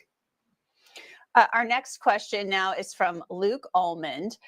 This one comes from Luke. He says, even if she did accidentally kill him, this is about Karen Reed, Austin, if she accidentally killed him, why is it filed as murder one when it clearly is more fits manslaughter? Well, it's not murder one, first of all, Austin. It's murder two. She's charged with second-degree murder. And I think that that's been a huge misconception in this case, that the prosecution is looking at this as an intentional homicide case, and they're not. Second-degree murder in Massachusetts has, I think, three possibilities. It's kind of a, you know, people have described it to me as kind of a squishy charge. Right. So this isn't a murder one charge. There's no allegation that it was a premeditated act, that she premeditated it, thought about it, planned it out, and intentionally killed John O'Keefe.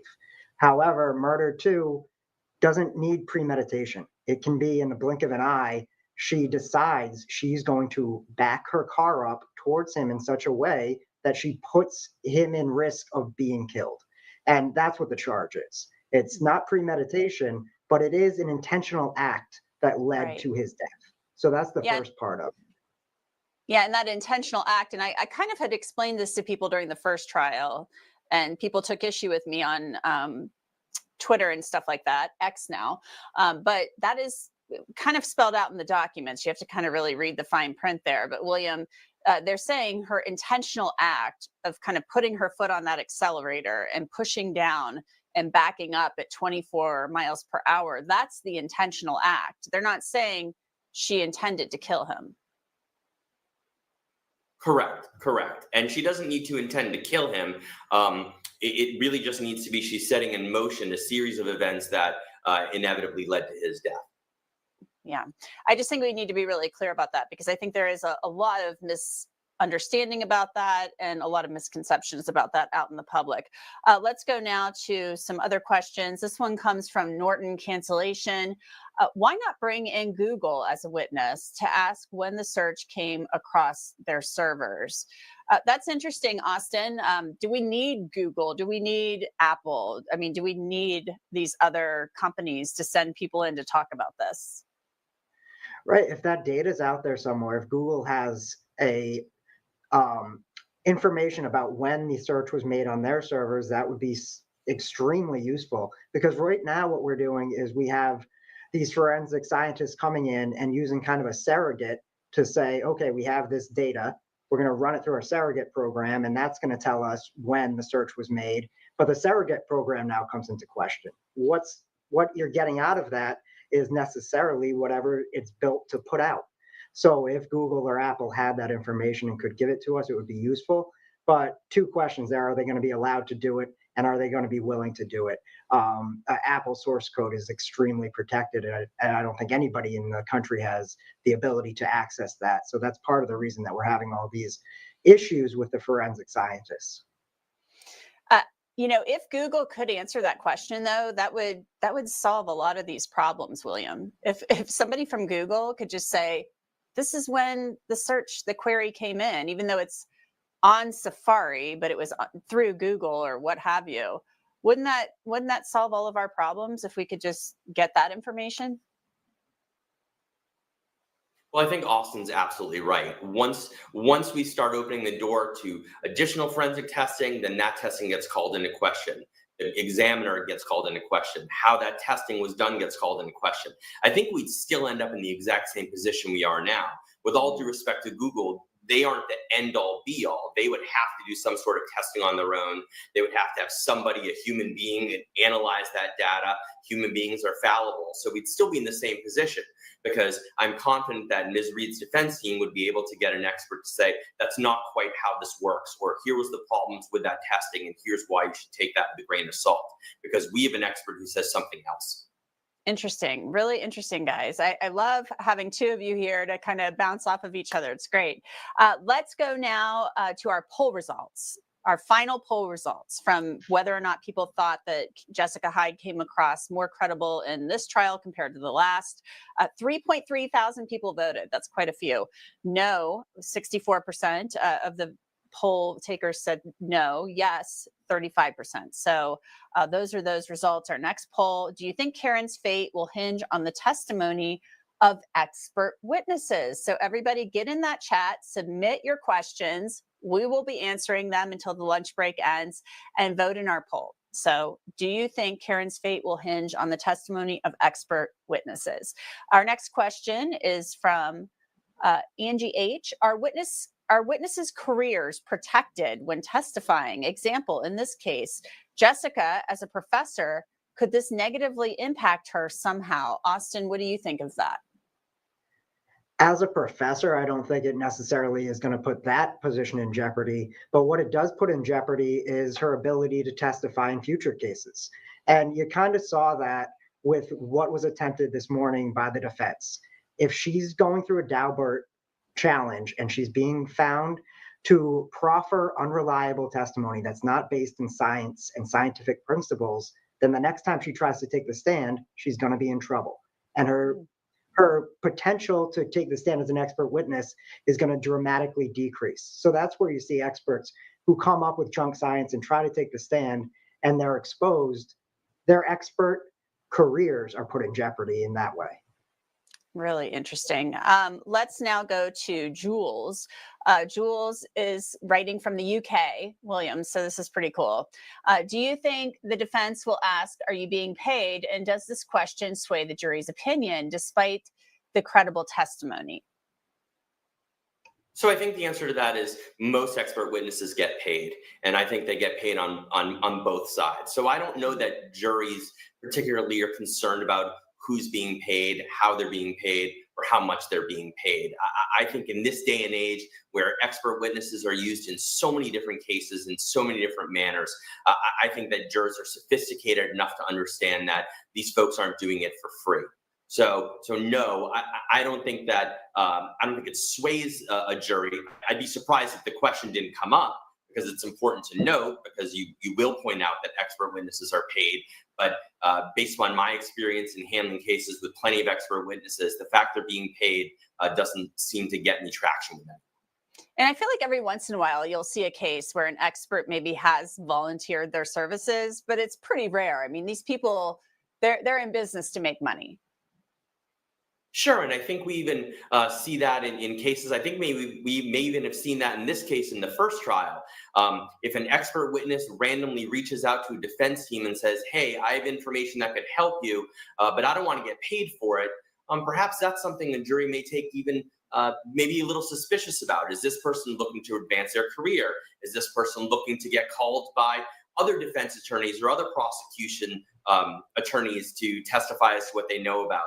There's some reason why they're volunteering their services, and I think perhaps that would raise an eyebrow as well.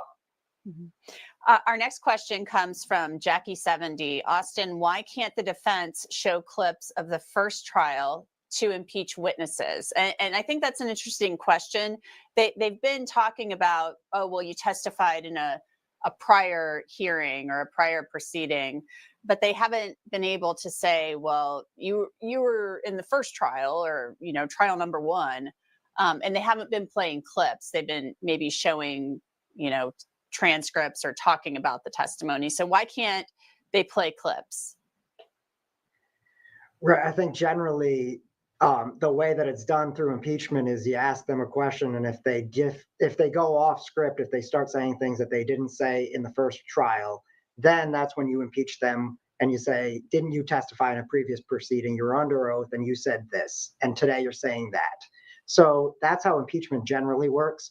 I don't think the court would want a situation where we're playing clips from the first trial for the jury. I think they're being careful to not mention the first trial. We saw that earlier in this trial with questions about the first trial, and the attorney that rose that verbiage, the first trial, was called to sidebar and admonished to say the previous proceeding.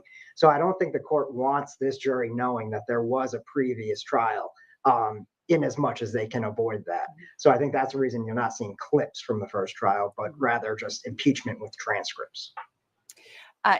They've been very careful. I mean, you haven't heard first trial. They've been using language like a prior proceeding or prior hearing.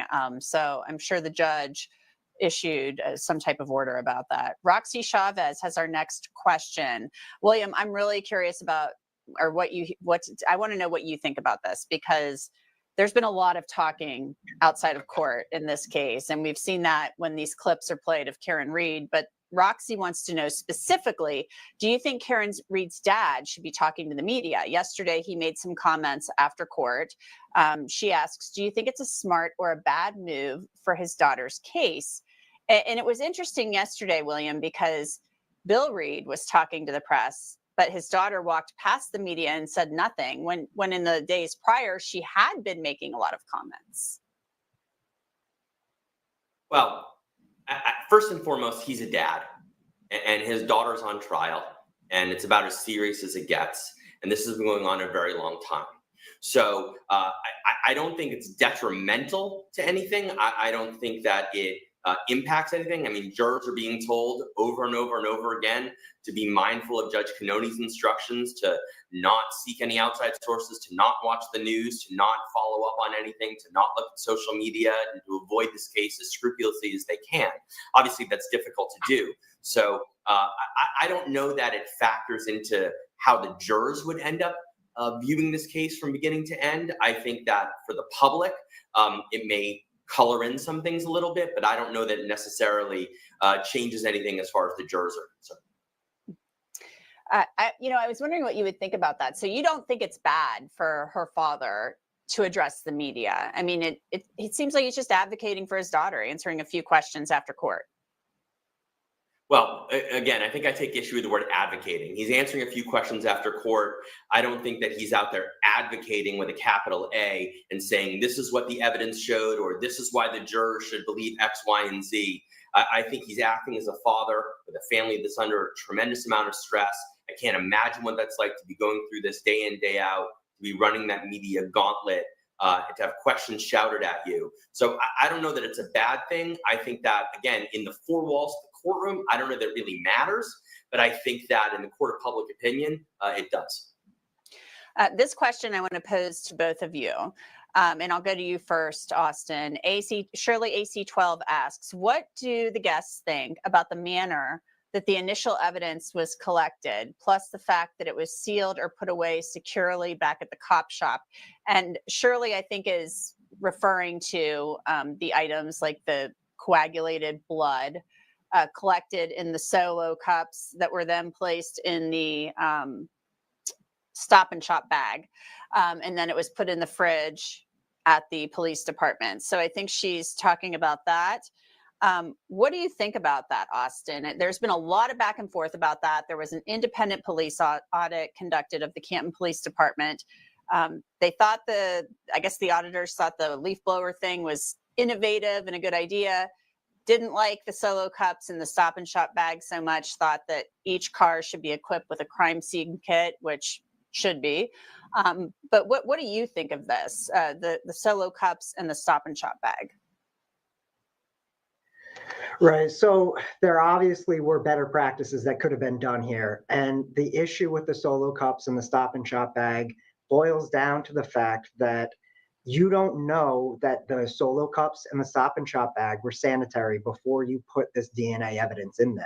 So by that, those are now tainted samples. And when you're conducting a murder investigation, you need to make sure that it's done the right way. And that's what the audit said. It said this is not the right way to do it.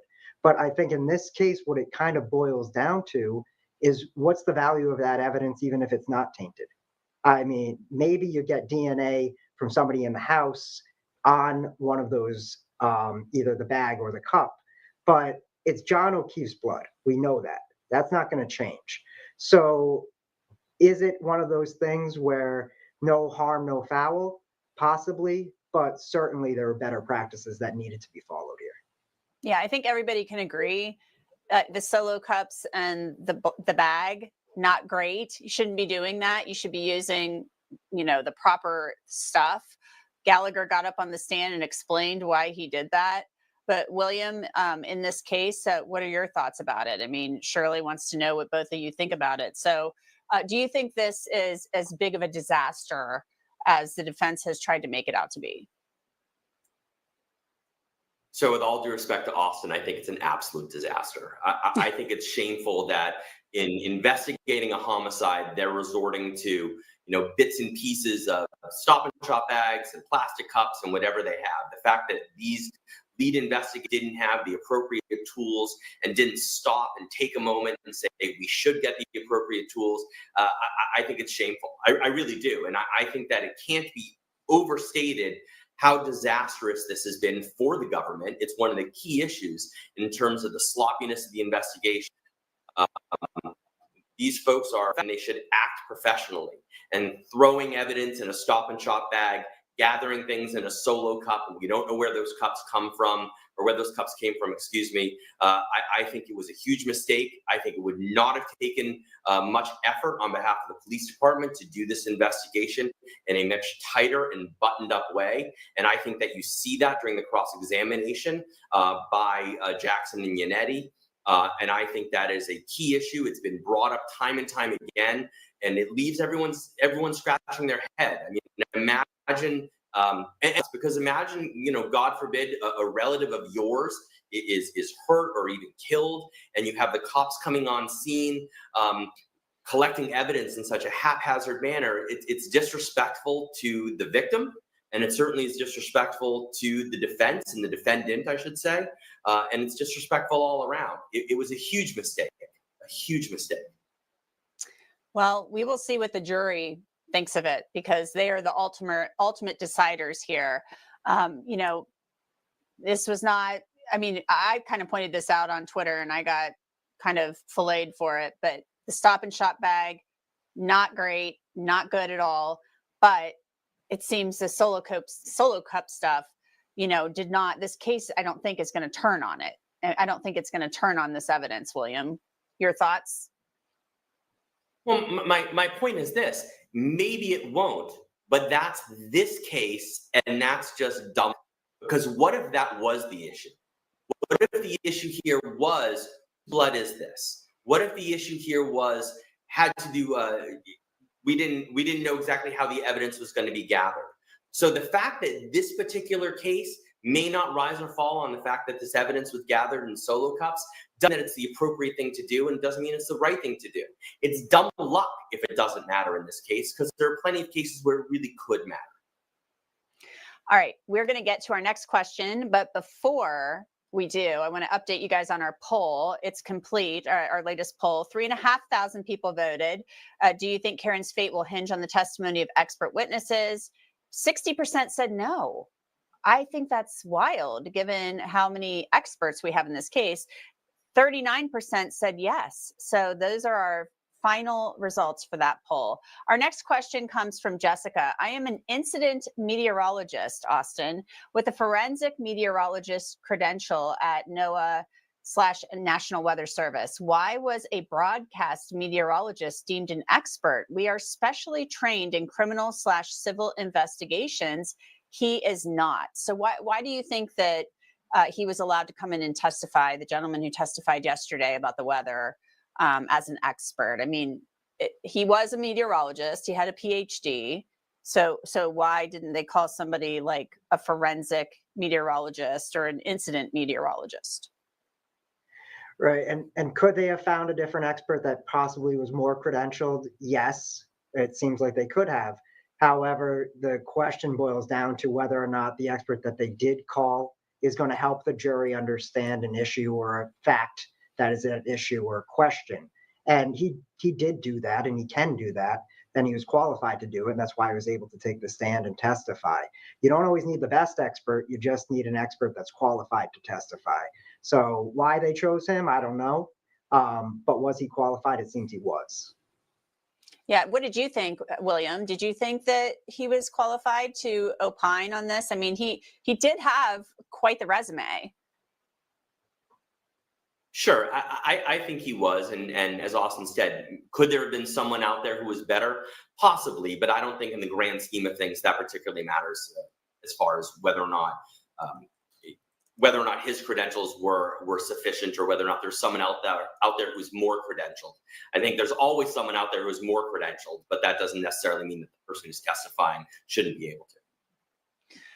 Let's get to our next poll question. This is, do you think the evidence was improperly handled by the police in this case? So that's our next poll. So everybody get into the chat on YouTube and vote in that, and then submit some more questions. We have probably about 13 minutes left in our lunch break here. So we're monitoring court to see when it will come back into session, and we'll get you back in there as soon as it does. So stay with us. So let's go now to a little bit of Jessica Hyde. We're going to look at what she said from the first trial. So let's look at her opinion from the first trial, and then we'll discuss it. My conclusion is that there was a search at 02:47 a.m. for Hawk Mock Sports. That browser was in use, and there were continual searches due through the night. The phone was, I do agree with Mr. Green's findings that the phone was in use at that time at 02:27. Later, the phone a web search is done at 6:23 a.m. For how long. At that moment, Apple produces a suggestion for how long to digest food. The search is instead completed with how long TI die in CKLD at 6:23. A new search is conducted at 6:24 of HOS long to die in cold, Haas long to die in cold. That search is then the last search that is made in that particular tab. And that's my conclusion. What, if any, conclusion did you come to in regard to items being deleted pertaining to those artifacts you were looking for? In regards to those artifacts pertaining to those search terms, I had no evidence of deletion.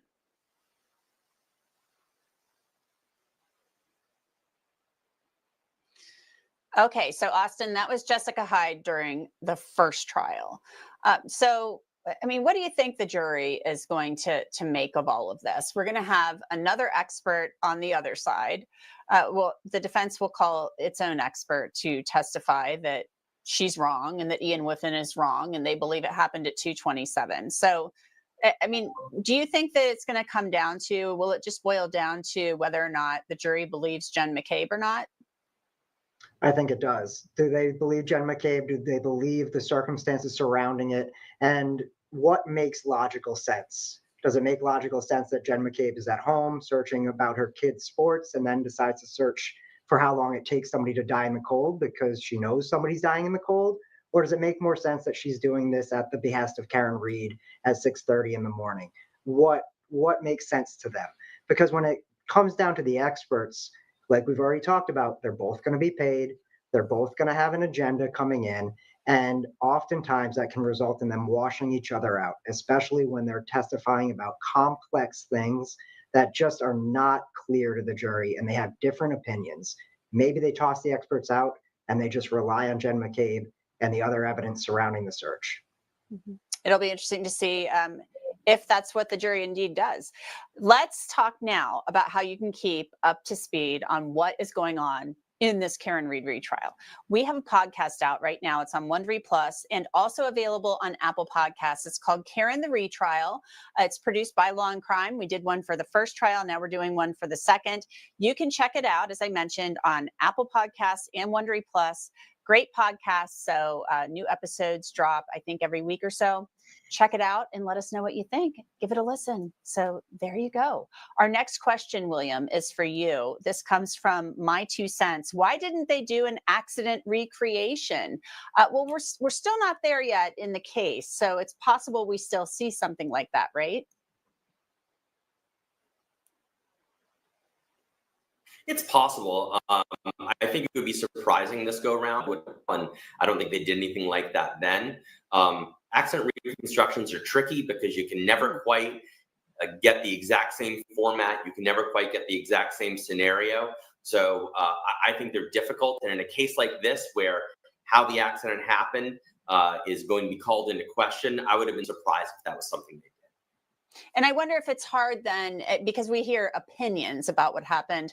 Maybe it's difficult too, because we don't have photographs of how John O'Keefe, we only have descriptions of how John O'Keefe was laying on the ground. We don't have actual pictures of him because he was carted off and taken to the hospital for treatment. Is that maybe part of the reason why we could possibly not see something like that? Sure, and it's not just that. I mean, again, for the accident absolutely work, you'd want to replicate those conditions as best you could. This was a horrendous snowstorm, so any accident recon that didn't take place in sort of the same set of facts and circumstances would be called into question. So barring the ability to conduct a reconstruction with the exact same amount of snowfall, the same rate of the snowfall, I don't think it'd be worth its weight.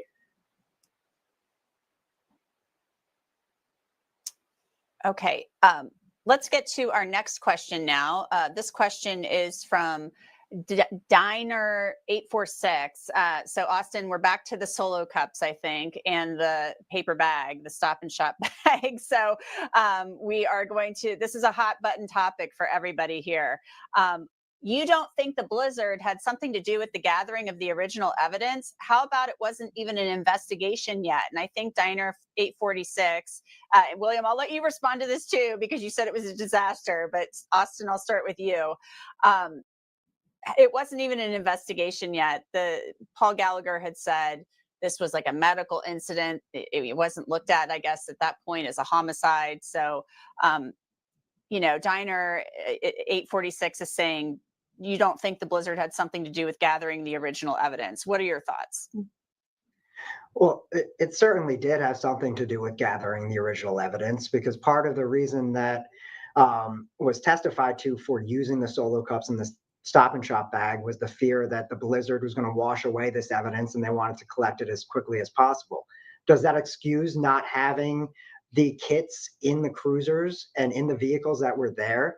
No, it doesn't. And the FBI investigation into the investigation of Mr. O'Keefe's death said as much. And it was a sloppy investigation. So is it excusable? No. Did the blizzard have something to do with it? Yes. There were better practices that could have been done, however. They could have sent somebody back to the station to get a forensic bag and get the tools that they needed to do an appropriate investigation. But sure, they were under a lot of pressure. They didn't view it as a homicide at the time, although that's a question as to whether or not they should have at that point. Again, is it excusable? No. But is it going to make the difference in this case? I don't know that it is. So that's my take on that. William, I'll go back to you on this point briefly, just because you said it was a disaster. And we also, I forgot too, not only about the Solo cups and the Stop and Shop bag, but they also found that piece of the glass as well. And that was kind of packed very neatly into an evidence box with tape and everything too. So don't you think that the blizzard had something to do with the gathering of evidence? Now, it did say, the police audit said they should have had those crime scene tech kits in their cars, in the cruisers. So, I mean, again, all these circumstances, whether or not it's an accident, whether or not it's a crime scene, they're all dynamic. And so things change rapidly. I think the best practices would be to treat any accident as if it's a potential crime scene. We don't know what's happening there. So if they're there and they're looking for things and they see things that may be of an evidentiary value, they should treat it in a way. And that didn't happen. Our next question is from Kayla Rose, and she's asking, if I was drinking with someone and they were found dead on my lawn, would I be spared a warrant to search my property? If not, why? And this is something, Austin, that has been asked a lot about why the cops did not get a search warrant for the Albert property. So your thoughts on that? Well, for them to get the search warrant, they need probable cause that there's some evidence of the crime inside of that house. So they didn't feel like they had that evidence, although they didn't try to go get a search warrant. That's why they didn't do it. So would you be spared a search warrant if there was evidence that the person was actually in the house and that something happened to them in the house and the police went to a judge and took that next step? Maybe, maybe not. It would really come down to the judge's ruling there. And we had somebody on yesterday, William, who said, you're asking a judge to approve you going into the house. The cops said they had been inside the house and kind of, looked around a little bit. They weren't searching per se, but they had seen inside the house. Couldn't they just say, hey, can we come in and look around? I mean, they could have done a consent search. Well, again, Ms. Raines are going to say the reason they didn't get a search warrant was because the fix was in, because the cops who were investigating the crime knew the individuals who lived in the house. Mm-hmm. Right. And that's what the defense says. Here's another question. This one, William, is from Angie H. And we just got word that Karen Reed is walking back into court. So court will probably be resuming very, very soon. It was supposed to be at 1:35 or so. So we're right on time. This question, William, why is Trooper Proctor so important in this case? So he is very important because he was the lead investigator.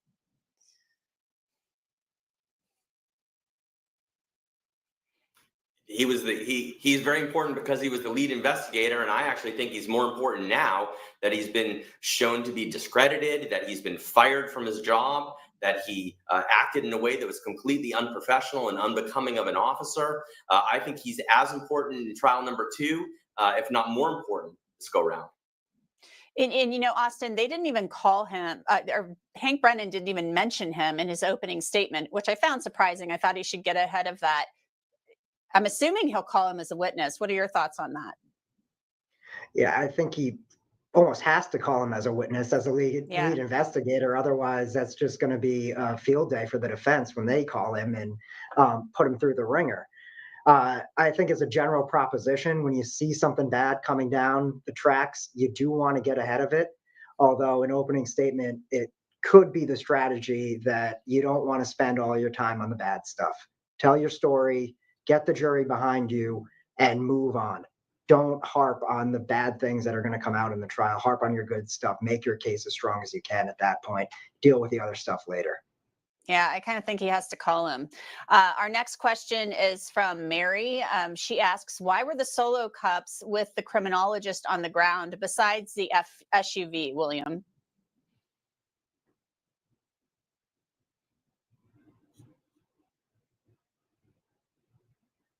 The question? Oh, I'm so sorry. This question is from Mary. Why were the Solo cups with the criminologist on the ground beside the SUV? And I think she's talking about when the Massachusetts State Police criminalists came to get the evidence. This was the testimony from Lieutenant Gallagher, and the cups were sitting on the ground next to the SUV, and there was a big to-do about that made by Alan Jackson on cross.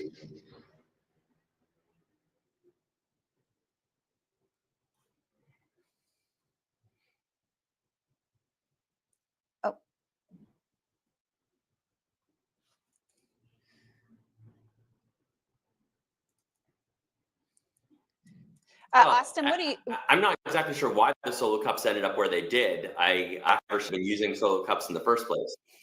Yeah, I think it is, Austin. I think it is because, Austin, I'll go over to you on this. The testimony was that the criminalist came to pick up the stuff, and for whatever reason, these things were sat on the ground. So these cups and everything in the Stop and Shop bag. So that was the testimony from Lieutenant Gallagher. It does seem like a bad place to put them. Right, and it just goes more towards the sloppiness of the investigation. I mean, maybe with the storm and everything, you can justify putting the samples in the solo cups themselves, putting them in the Stop and Shop bag, just to get them out of the conditions and get them back to a safe place. But once you get them there, you're going to put them on the floor next to the SUV. At least take the steps once you have the ability to secure them in a safer environment than on the floor next to an SUV. Yeah, and it's right there by the taillight too. It's just, like the taillight housing or whatever. It just seems like a really, really bad idea. Just like, come on, guys. So here's our next question. Can there be a third trial? This is from Rachel, Rach87L. Can there be a third trial if the jury comes back, Austin, with a hung jury again?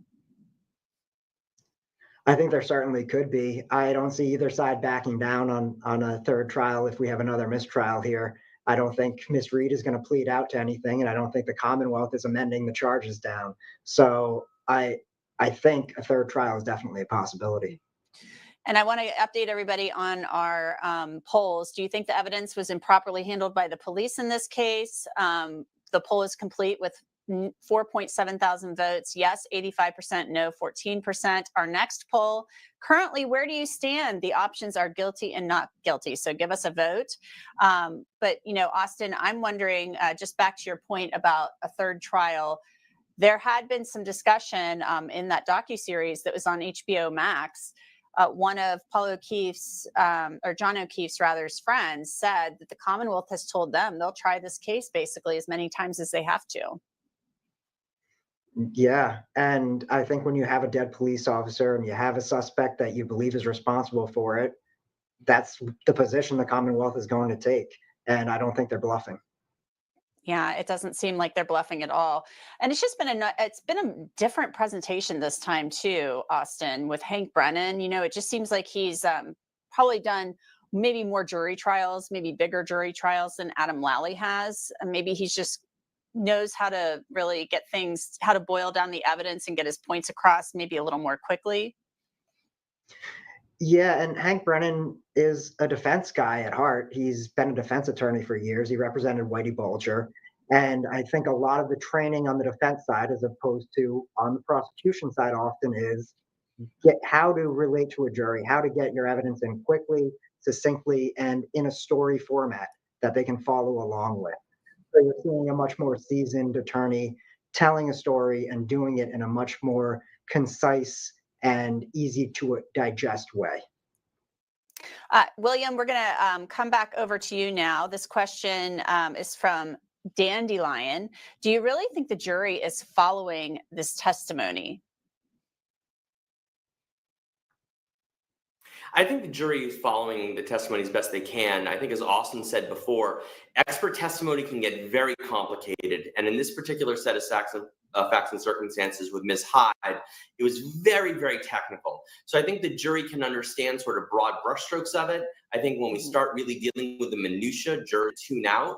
But I think that they're getting what they can get out of it. And then I think it's incumbent upon the lawyers in the closing arguments to sort of summarize what these experts said and to ask the jurors to take away the key issues from what the jurors said.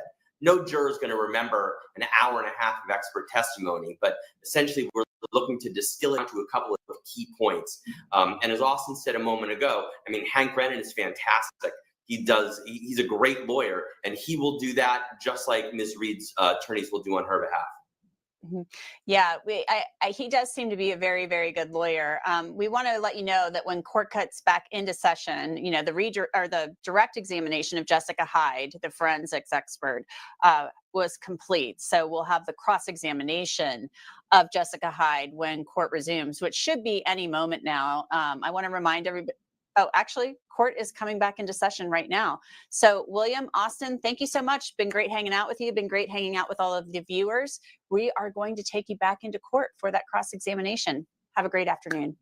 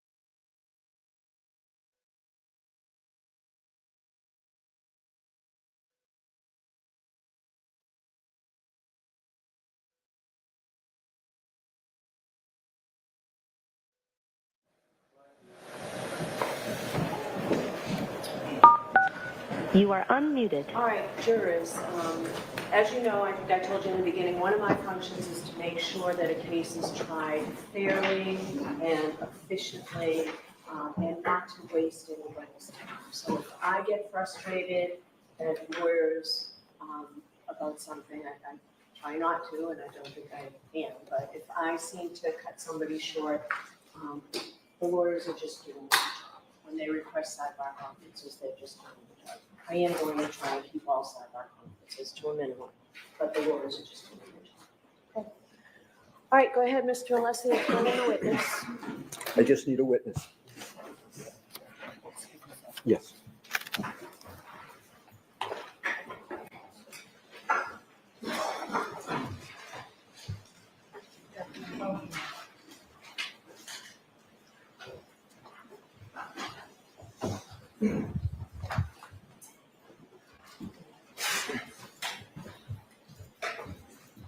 Certainly. Afternoon, Your Honor. May I, Your Honor? Yes. Good afternoon, Ms. Hyde. Good afternoon. I notice you have some documents with you. Could you just state what is in front of you so I know that I might be able to help expedite this if I know what you have in front of you? Absolutely. I have the first digital forensic analysis report I completed for the previous trial. Do you have a date? You have several of them. I do. It's the first one. I apologize. This is the one, I believe it's May. I don't remember the May date of off the top of my head. 2023, May of perhaps? 2023, obviously. Then I have the second one. This was the one that was used in the pretrial motion. December 2024? December 20, yes, that's correct. Very nice. Then I have the third one. This is the final one regarding the phone that was identified as Ms. McCabe's. Yes. And then I have the fourth one, which is the phone of Mr. O'Keefe. And then I do have the opinion from State versus Huera, but if we don't need that, that's fine. Okay, very well. I appreciate you telling me that. In March, and you recall on your direct examination, Attorney Brennan asked you questions going to your experience and qualifications. Do you recall those questions? Yes, I do. You were involved in a case, is actually a murder trial in the state of Maryland in a case called State v. Herrera as recently as March of 2025, correct? Correction, it's an attempted murder. Attempted murder. And in that particular case, you had attempted to offer various opinions to the court, correct? I object. You have to move along from this case, from what you're talking about. You have to move along from that Maryland case. So with regard, do you recall another case from the state of Massachusetts, Arrington case, in which you submitted a pro se amicus? Do you recall that case? I do. And is it correct that in that case, you submitted arguments on behalf of the prosecution in that case? I submitted an amicus brief, which is not on behalf of anybody. It's as a friend of the court. Right, but the friends of the court, you took a position in that quote, friends of the court brief, correct? Took a position on the evidence. Right, and the position you took on the evidence was that the frequent location history data is reliable and should be used. Is that correct? The statement is that frequent, I do not have that amicus in front of me. It has been a year and a half since I've read it. But that amicus does discuss frequent location history records. And I want to be clear, it speaks to both bias on both sides and negative and positive of submitting it. It was an unbiased writing, and it was not specifically in support of the prosecution. So you are testifying in this case on behalf of the prosecution, correct? In this case, I was hired by the prosecution. That's correct. And the prosecution is paying you for your services in this case, is that correct? Yes. And with regard to this case, you have been paid and have been on this case since May of 2023, correct? That is correct. With regard to the various reports that you have submitted in this case, you have mentioned one, which is a report with regard to the iPhone of John O'Keefe. Is that correct? That is correct. And you have, in that report, you have made a statement, have you not, that from 12:20:50 a.m. on January 29th of 2022 and after, there is no indication of interaction with the device. Is that correct? There is no indication of user interaction with the device. There is all received until about 6:04 a.m. when there is again Apple Health data that picks up. I'll ask it again. And you can feel free to turn to page 1529 in that report. Page 15? Page 15, 1529. The report is Would you like the 50 page of the pages. report or the page NDA number at the bottom? I can do either Oh, way. I'm sorry. I thought you were saying page 15 in the report. No. It's I NDAO apologize. 1529 or page 7, whatever way is Page easy. 7, okay, Roger. Okay, so page 7, you see there's a heading interactive phone activity, correct? Yes. And at the top it says, using a variety of different artifacts, we can see active interaction with the mobile device up until 12:20. Yeah, you have to Slow down. Okay, sorry about that. I'm just trying to move it along, but I will be slower. I'll repeat, using a variety of different artifacts, we can see active interaction with the mobile device up until 12:20:50 a.m. ET. You see that statement? Yes. And then if you skip down, I'm going to skip a couple sentences to the paragraph under the chart, and this is the key part. Okay. It says, from that point, and I'm understanding that point to be the 12:20:50 a.m., correct? You need to say yes or no, I'm sorry. Yes. There is no indication of interaction with the device. Did I read that correctly? That is correct. So I am going to, and you believe that statement is correct? Until 6 something a.m. No, I'm sorry. I'm just asking if that statement is correct. Not if you have other information, but is that statement correct? Object. Can you answer that? Hyde, can you answer that, yes or no? Did I read that correctly? You read it correctly, Thank yes. you. If we could, Your Honor, have a document that is put up already in evidence and publish Exhibit 39. Okay. And it will be, thank you. And if we could go to slide 82, please.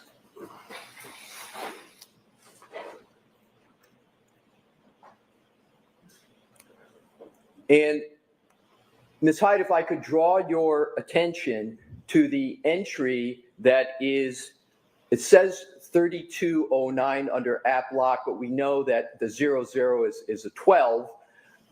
So it's 12:32:09 a.m.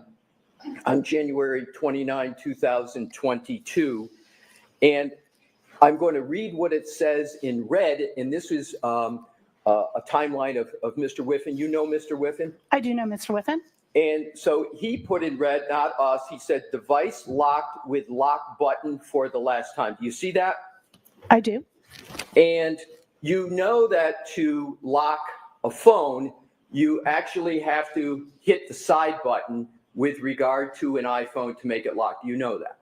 Yes, sir. Okay. And that is an interaction with a phone, is it not? I concur. So that means that that interaction with the phone occurred at 12:32:09, correct?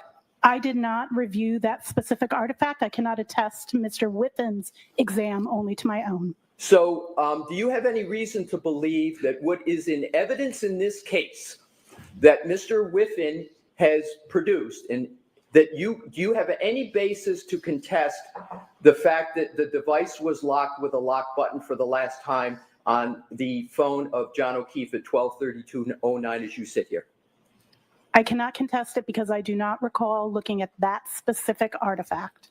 Don't you think it would have been appropriate to be accurate as a digital forensic analyzer on the topic of the last of an indication of interaction with the device?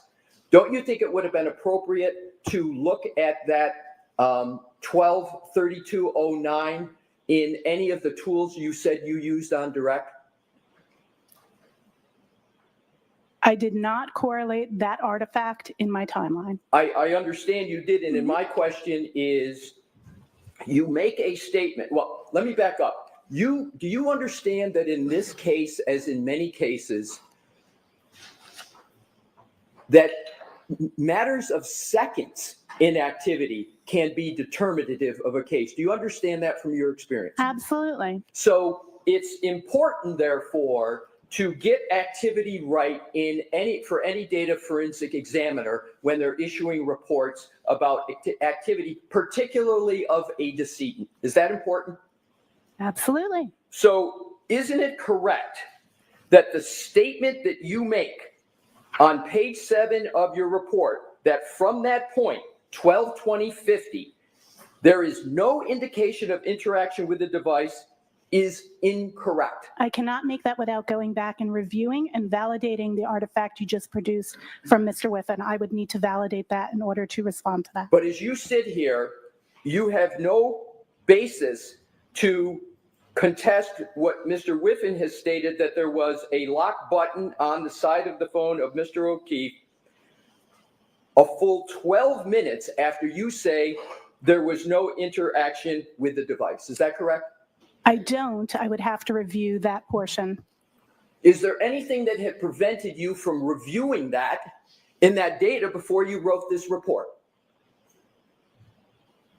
Not that I can think of. I would have to go and re-review that. My question is... I don't know if that artifact, I have not reviewed that artifact, so I cannot speak to an artifact I have not reviewed, and I did not, that is not my report, that's Mr. Whiffen's report, so I cannot speak to that without going back and reviewing that evidence. Isn't the interaction with the device, a lock button, readily available to you in the data that you have and had in your possession when you wrote this report? Yes. Thank you.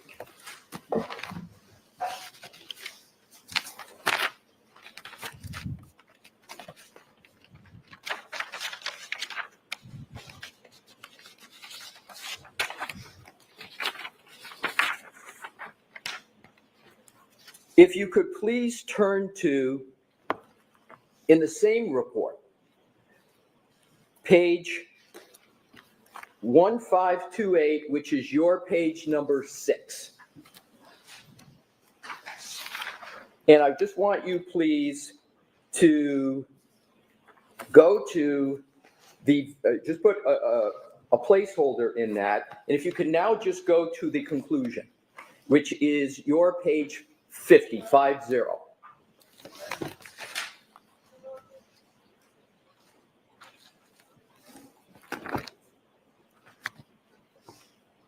Let me know when you're there. I'm there.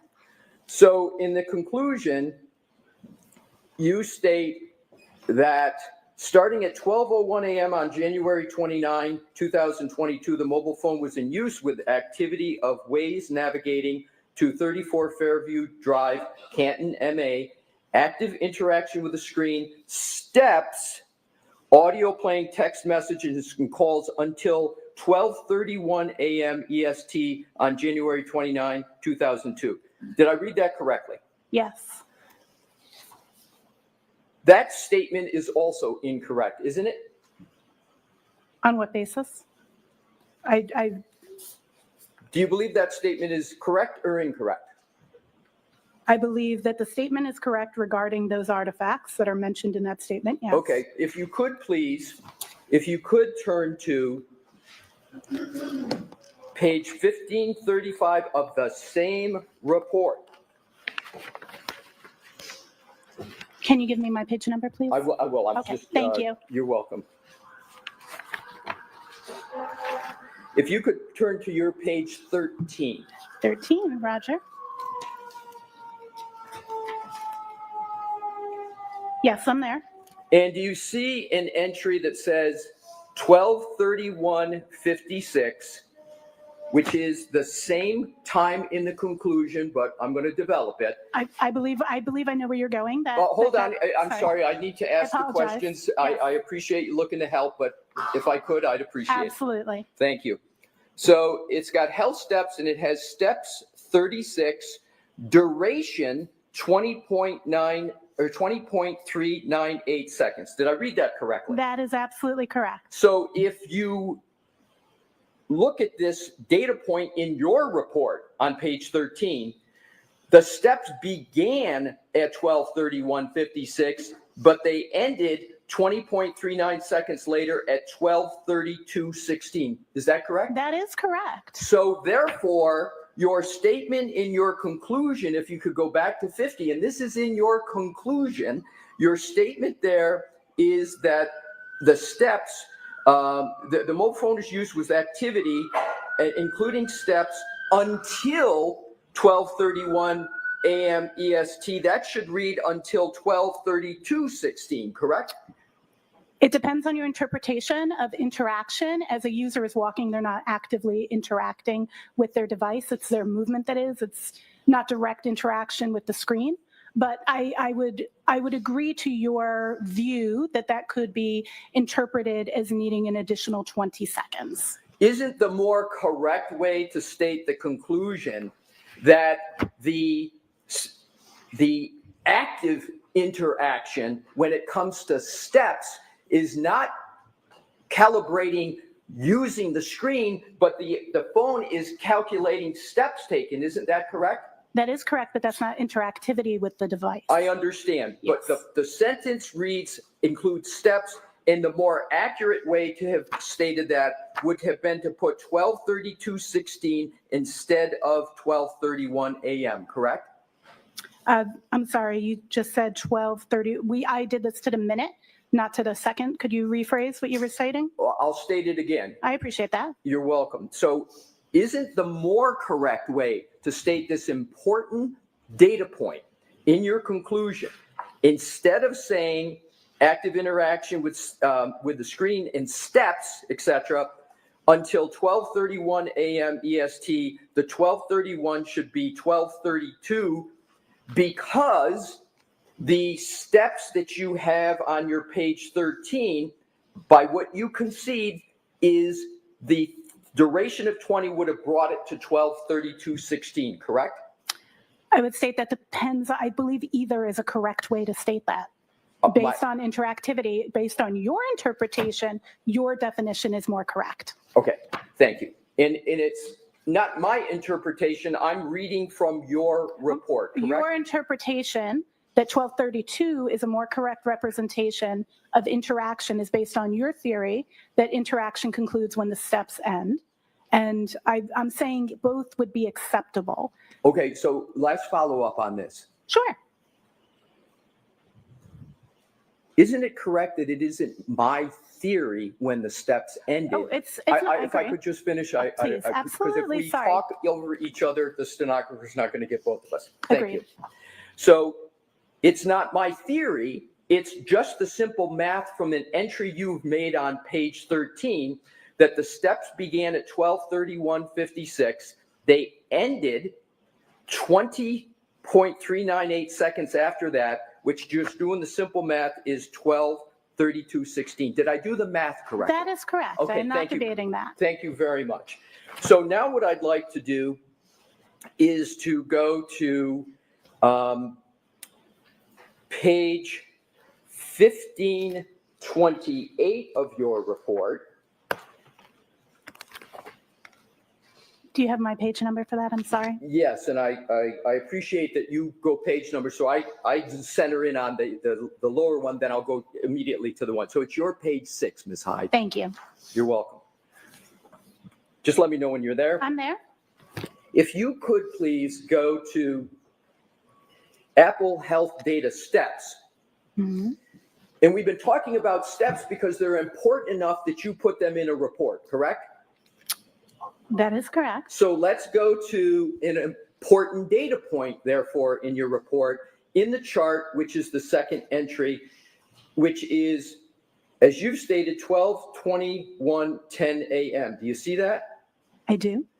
And you note under the data that John O'Keefe's phone registered 80 steps at 12:21:10.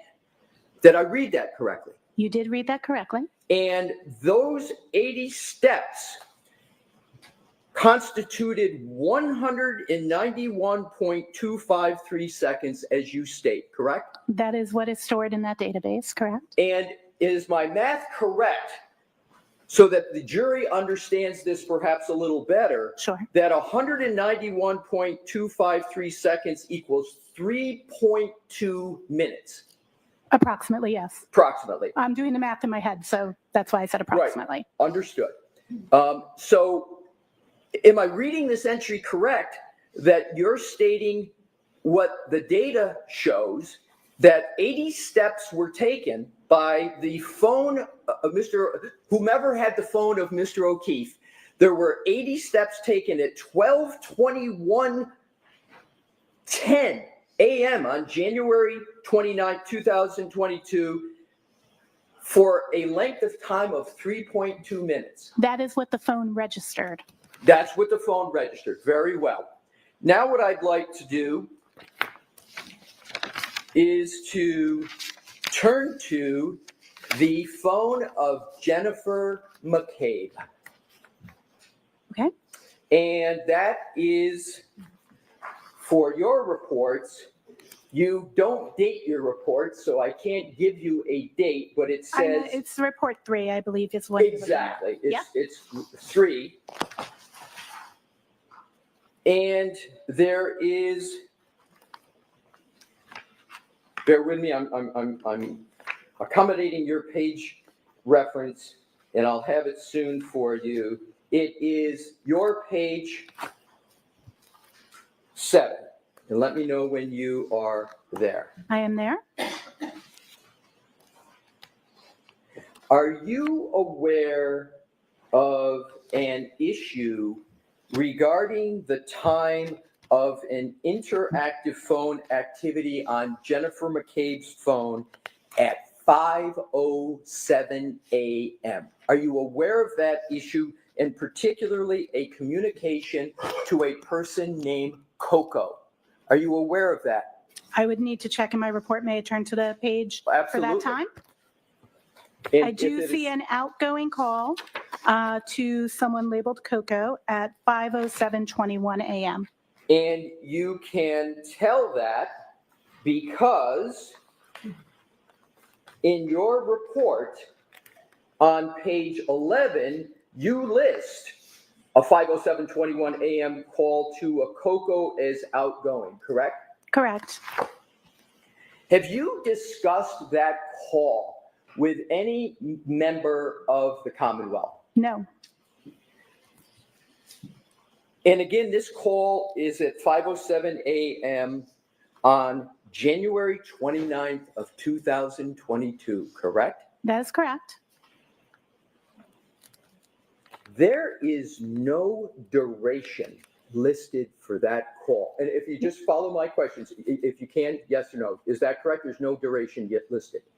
Correct. So what I want to do is to also note that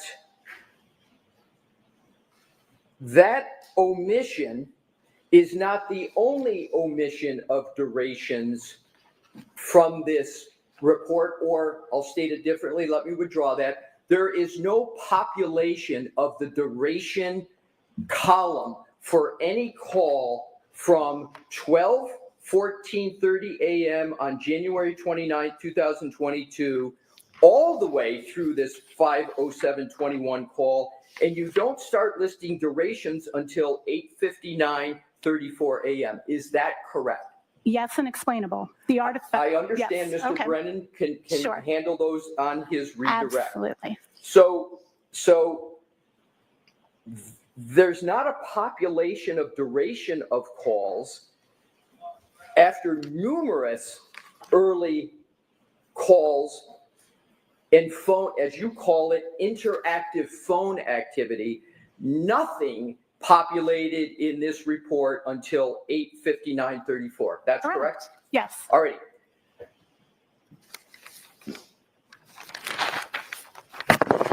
Now what I'd like to do is to turn to the 22740 artifact that was the subject of much discussion on direct.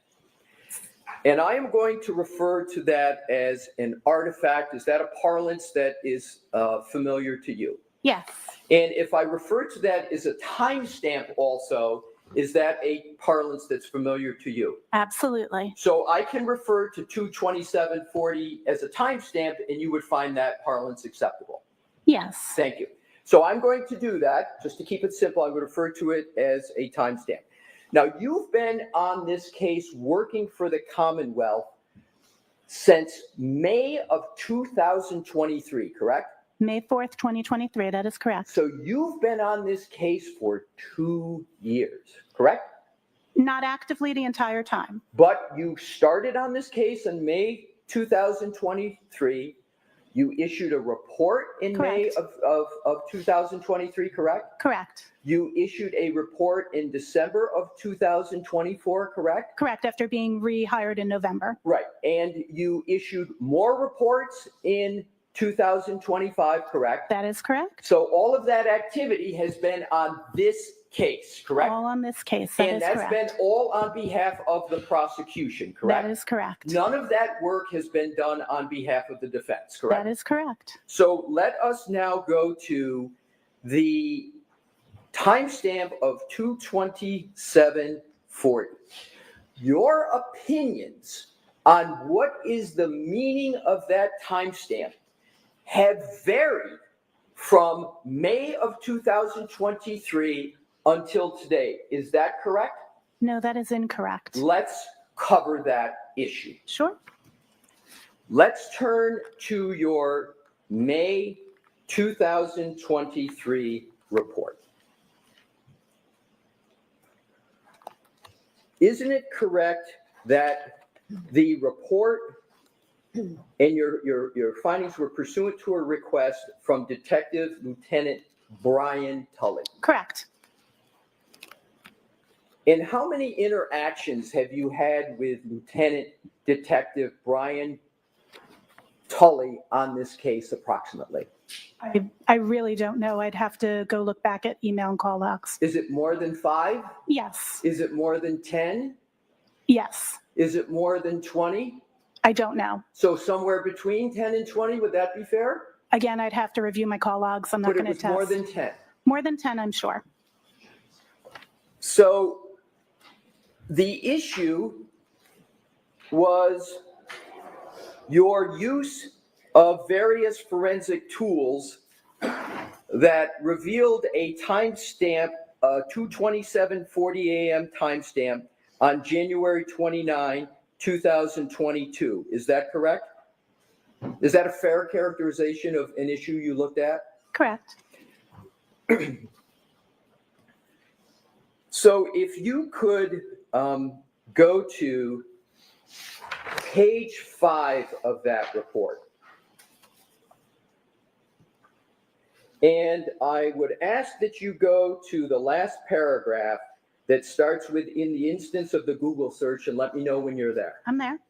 So it reads, "In the instance of the Google search, house long to die in cold, that was recovered from the write-ahead log associated with the X browser state DB SQLite database with the timestamp of 2:27:40 a.m. was marked by Celebrite as having this timestamp and being deleted." Did I read that correctly? Fair. Yes. So you use the words that Google search, "house long to die in cold," was associated with the timestamp of 2:27:40 a.m. Isn't that what your words are in this report? In that database, they are associated. That is correct. Right. And in terms of page 3, if you could go back, of your report, under relevant findings. Mm-hmm. It starts with, "There were 2 searches of interest that took place on the iOS device," and we're talking about Jennifer McCabe's device, correct? The device that was identified to me as Jennifer McCabe's. Yes. That's identified to you as Jennifer McCabe. And it's what you talked about on direct examination as her device, Absolutely, right? yes. It's not a mystery as to whose it is. It's not like you don't know, right? In direct, I also use the phrase "identified to me as Jennifer McCabe's." Right, but your conclusion is the device you've been working on and analyzing for 2 years is the device of Jennifer McCabe. That is how it was identified to me. And do you have a different conclusion as to whose device it is? I always am very, very careful that I did not assess the ownership. That was information that was given to me, not information that I personally assessed. So are you uncertain as to whether the device you've been working on for 2 years is the phone The of Jennifer McCabe? device that I've been working on for 2 years is the device that was identified to me by the Massachusetts State Police, Detective Tully, as belonging to Jennifer McCabe when I began working and received that device, as stated in the evidence analyzed section on this same page. So let's go, and we're talking about, again, to get back to the center of gravity, we're talking about a timestamp of 2:27:40 a.m., correct? That is correct. And when you issued your first report in May of 2023, the timestamp you were looking at was 2:27:40 a.m., January 29, correct? I was looking at multiple timestamps associated with the same two searches. Right. So what I'd like to do, you said multiple timestamps. What times are in the multiple category? What I was tasked to do was to look at the times, the search, the Google search history, I'm sorry, not Google search history, the Safari history, which includes Google searches, associated with those two search terms within that 12-hour period. That was the particular task, not the task of looking at the 227, just for clarity. Right. And I appreciate that, but my question wasn't that. My question was, I thought I heard you on direct examination, which is why I repeated the question, what I thought I heard on direct, but I'll ask you the question. Sure. You looked at and talked about on direct two potential times for a Safari search, which includes Google, one of which was 2:27:40 and the other one was 6:23 a.m. Is that correct? I analyzed the meaning of those two timestamps. Right. So we're just talking about two times, 2:27:40 and then 6:23. Is that correct? So you are only talking then about the one that we're also talking about 6:24 a.m. Okay. So we Eastern time for clarity, because some of these records are in UTC, some are in local. Fair enough. So you've got 2:27:40, you've got 6:23, and you got 6:24 that you were looking at, correct? There are other timestamps that exist in the realm of what I was looking at, but those ones, correct, are the ones that are relevant in this report.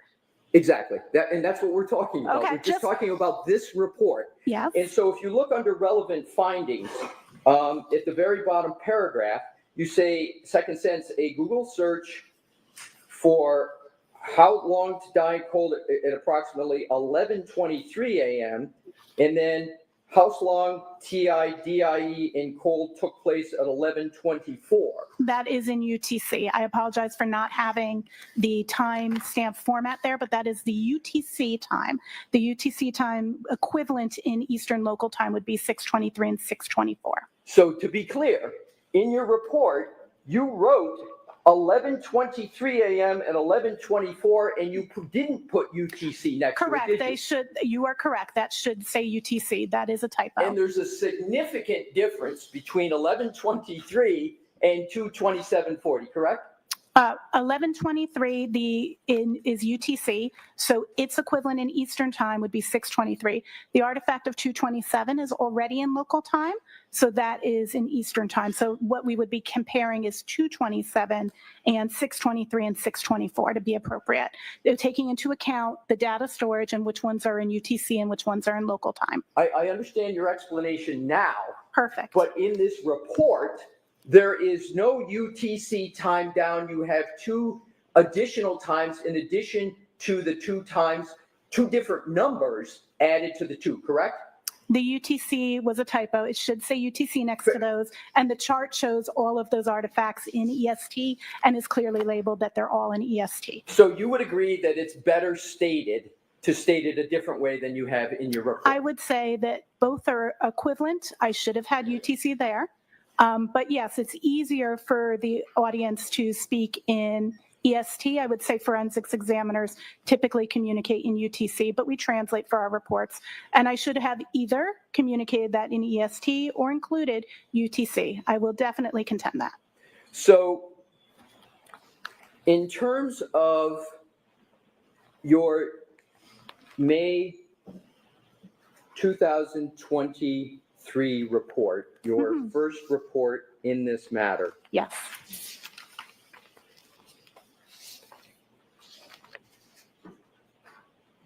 You on page 5, in the sentence underneath the block paragraph state, in the instance of the Google search, house long to die in cold that was recovered from the right-ahead log associated with. That's correct. The X browser stage with a timestamp of 2027:40 a.m. was marked by Celebrite as having this timestamp and being deleted. Did I read that correctly? You read that correctly. Now let's move ahead to page 7 of your report. Mm-hmm. Up at the top above conclusion. Importantly, at this time, you state, testing shows great inconsistency with timestamps parsed from this file. It is, however, definitive that the page existed in a tab. Correct.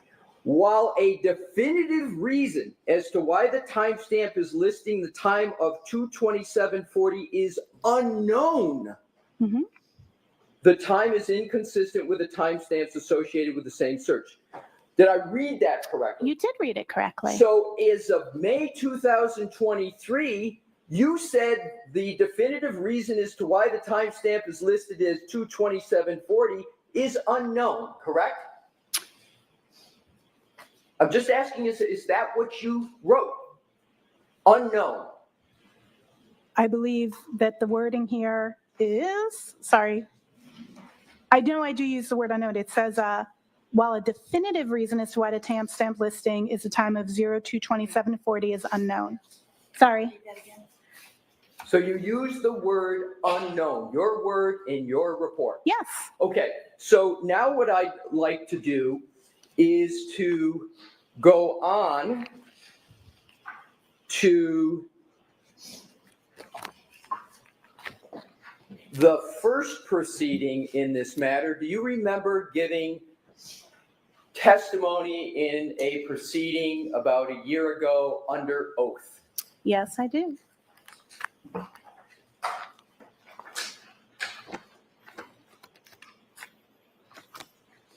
I am now going to go to that testimony, and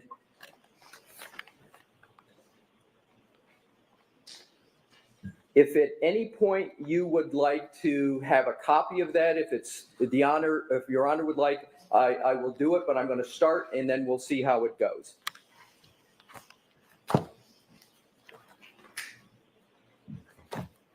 So, bear with me a moment. Do you recall in that testimony stating that you processed the image in several forensic tools? I use Celebrite Physical Analyzer, and then you list many other tools. Do you remember giving that testimony? We have a page. I'm sorry, Mr. Brennan, I thought I'd given it 1-12. My apologies if I didn't. It's June 14, 2024, page 1-12. Thank you. You're welcome. So, do you recall giving testimony about the various tools you use for this timestamp? I do. And do you recall stating that those tools were commonly used digital forensic tools that are very standard? Do you recall that? I'd have to see the wording that I used at that exact time. Would it be helpful to refresh your recollection if I showed you that? It would be great. I would greatly appreciate that because I do not recall the precise wording, but I know that I spoke to the tools I used. May I approach, Your Honor? Yes, Mr. Lessie, you offered a transcript. Do you have the whole I have transcript? the whole transcript if that helps. It might speed things along. Agreed. Okay. We have one. I'll provide it to the time. Ms. Hyde, I'm going to give you a transcript. Thank you. I appreciate it.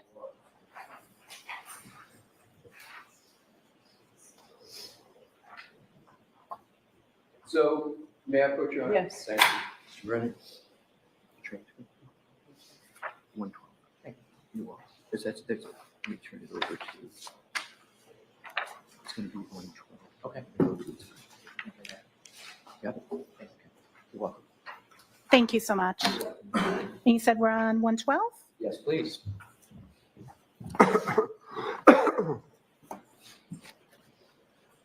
113, I see it. I see it's highlighted on the copy, so I Right, figured so that's the what I one. wanted to do, the reason I said 112 is that's where I started with my sorry. previous question. So I'm not going to repeat the question, but just to orient you, so you have a fair context for the questioning. Fair. So I started at the bottom, 112. Now I'm moving to 113, and I'm starting with line 7. Do you see that? I do. And it says, yes, they are commonly used digital forensic tools that are very standard for other forensic examiners to use on mobile exploitation. Did I read that correctly? That is correct. And then if you go down to line 22, you testified in that proceeding. So it's important to use multiple tools so you can see the results from different data sets, and be able to compare those results and enhance those with manual analysis. Did I read that correctly? You did, that's correct. And then going up to page 114, line 5. Slow down a little bit, Mr. Alessi. I will, Your Honor, thank you. Yeah, that's very, very typical for me to process with multiple tools to ensure that I'm getting the most complete interpretation from forensic tools. Of course, you go beyond that with your analysis, but it's absolutely pertinent to that. Did I read that correctly? That is correct. And then lastly, for this section at page 114, 17, the Sanderson tool is meant to look at specific type of data structures called the SQLite database. XQLite databases are very nuanced, and this particular tool allows you to take that database and explore it at a deeper level than the other forensic tools allow. Did I read that correctly? Yes, you did. Thank you. Now if we can go to page 124 of the very same testimony.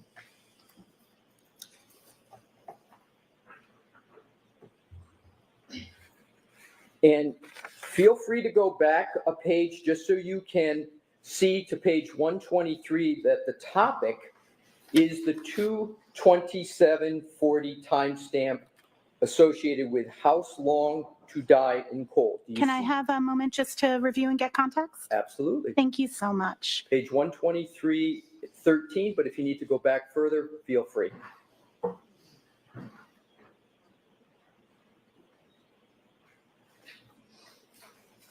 Okay, I'm good. Thank you. You're welcome. So what I want to do is start with page 1-23, and this is your testimony. On line 16, I have them in the timestamp order that is associated with the artifact. You use that word associated again, correct? Did I read that correctly? Yes. And that's associated with the Google search, how long to die in the cold, and a 2:27:40 a.m. timestamp, correct? That is correct. Now, if you turn the page of the testimony,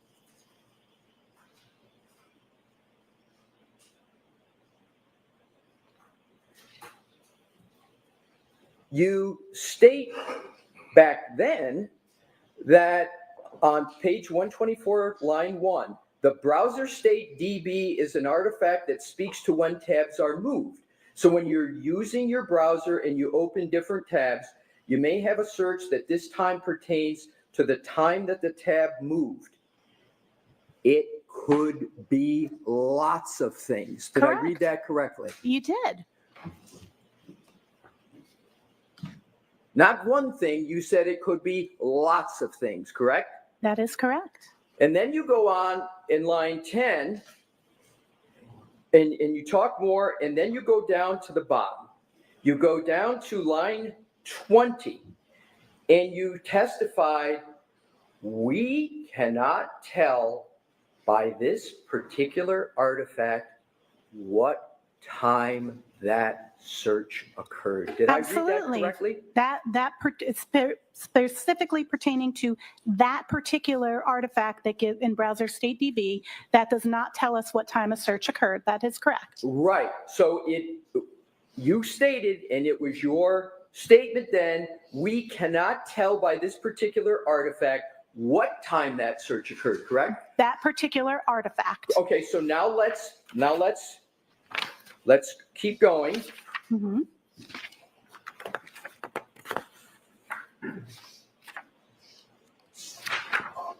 If you go to page 129 of this transcript,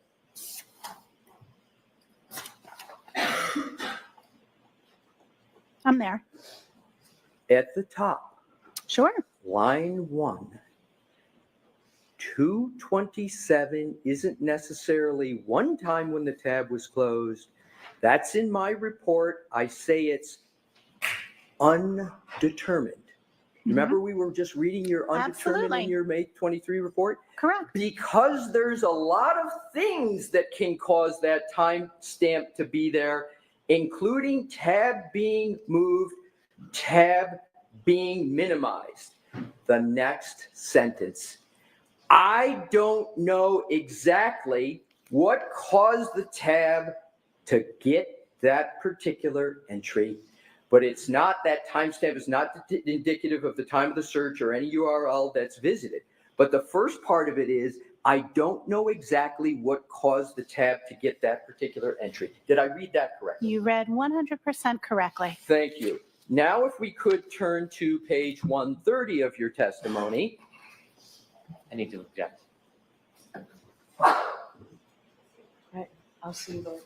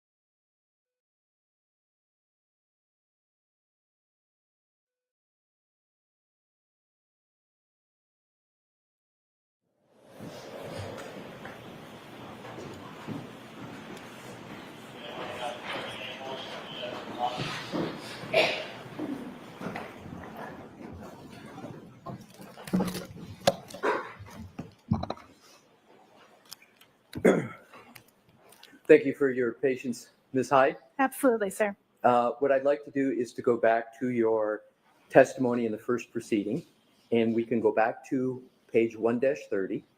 I am there. Thank you. So I am going to go back just because there's been some time and give some context. So we're talking about the 2:27:40 a.m. timestamp, correct, at this page location? We've been talking about that for several pages. Yes, that's correct. You're absolutely correct. We've been talking about it for several pages. And bear with me, I think this No may problem. be either the second to last or the last. So there you testified with regard, this was when you're referring to an artifact. You've agreed that timestamp is a fair synonym. You say on line 5, that means it wasn't in the regular database, it was in the write-ahead log.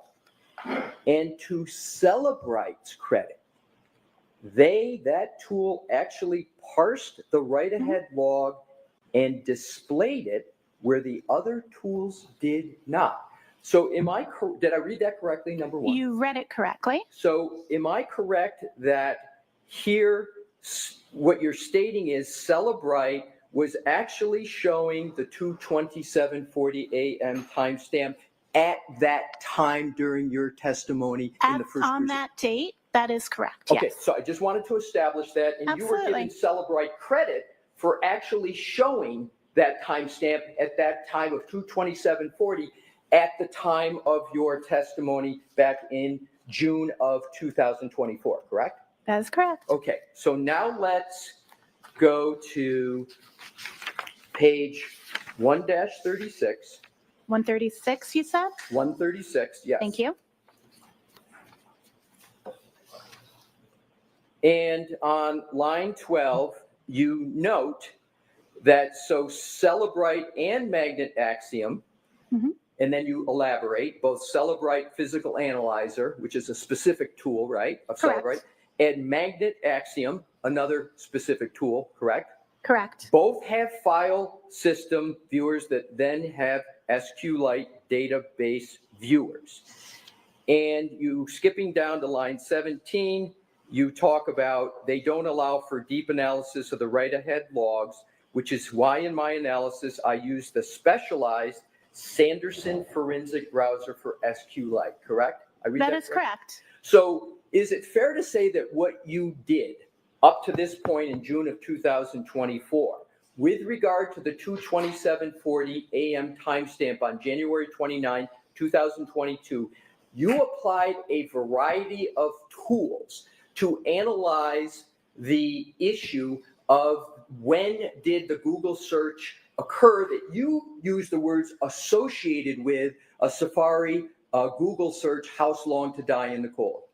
There's a little bit of wording I would correct there if that's okay. Right, but so let me see if I can ask the question That'd be great. a different, more simple way. Thank you. You're welcome. So you used a variety of tools to analyze that house long to die in the cold search, correct? Plus manual analysis and testing, yes. Plus manual analysis and testing. All righty, now let's leave the testimony. Okay. And let's go to your next report. And your next report is December 2024. Do I have the it correct. chronology correct, Ms. Hyde? That is correct. So in December of 2024, just approximately 6 months ago, you issued another report, correct? That is correct. And you got the request for that report also from the Norfolk District Attorneys, correct? That is correct. And you state in regard, well, that report regarded the analysis of the same timestamp, correct? Correct. To 2:27:40 timestamp. And in that report, under relevant findings, you state, and this is December of 2024, so it's from your May 2023 report, it's approximately a year and A half, is that approximately from your May 23rd report? Approximately. Approximately a year and a half? Yes. So a year and a half after what we just reviewed in your May 23rd report, and then just months after the testimony of June, right? So about 6 months after your 6 months later. June testimony that we just went through, you went and looked at this issue again, correct? That is correct. And isn't it correct that when you were asked to look at the same timestamp in December of 2024, that Celebrite removed the timestamp from their tools? Celebrite did remove that timestamp from the tool. That is correct. Okay.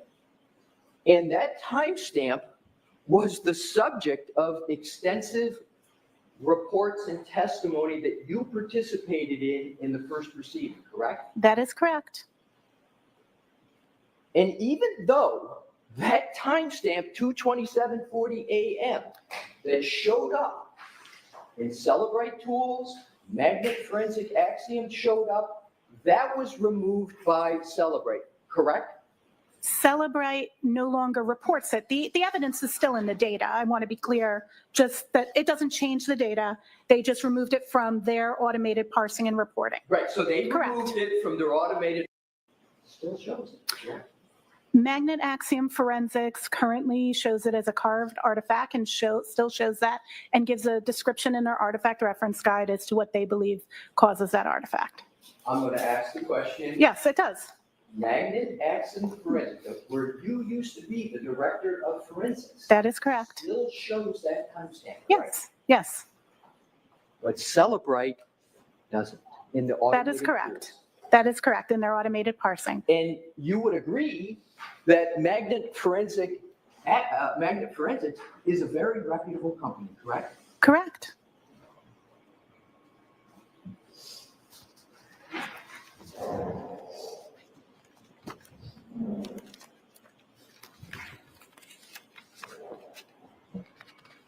Let's go back to your December 2024 report.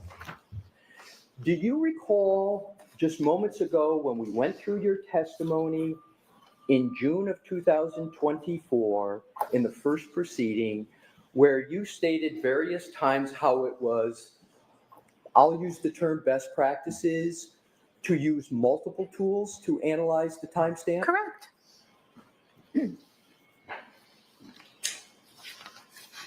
And you used many tools back then to analyze that timestamp. And you testified to those many tools on your direct examination, correct? Correct, yes. However, in December of 2024, when you returned to analyze the 2:27:40 timestamp, how many tools did you use to analyze that timestamp? Can you give me just a number? How many tools? At least 4. Well, in your report, let's go to your report, what your report says. Mm-hmm. So in your report, you state that under relevant findings, do you not, that review of data from Celebrite shows that the artifact of a Google search from a Safari suspended state tab with the search term house long to die in cold, and I'm going to skip over, in addition to my own previous report, no longer shows a last visited timestamp. I think that is not clear. The skipping there makes it sound like my report no longer shows that, and that's not what's That's a fair statement. That's a fair statement. Let me rephrase it this way. Thank you. You're welcome. In this report, Mhm. you speak about Celebrite release reports, correct? Are you referring to the Celebrate release notes The that come out? release notes at the bottom, Perfect. right? You Yep. referred to that? That's correct. And that release note states that Celebrite has removed the timestamp value from records, and I'm assuming that's a reference to Celebrite's. Celebrite no longer parses that result. That is the statement in this report. Correct. Right. And so I'm going to go to page 4 of your report. For sure.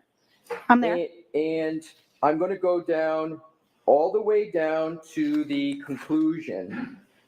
In that report, is there reference to any company other than Celebrate in this entire report? In this report, no. Okay, thank you.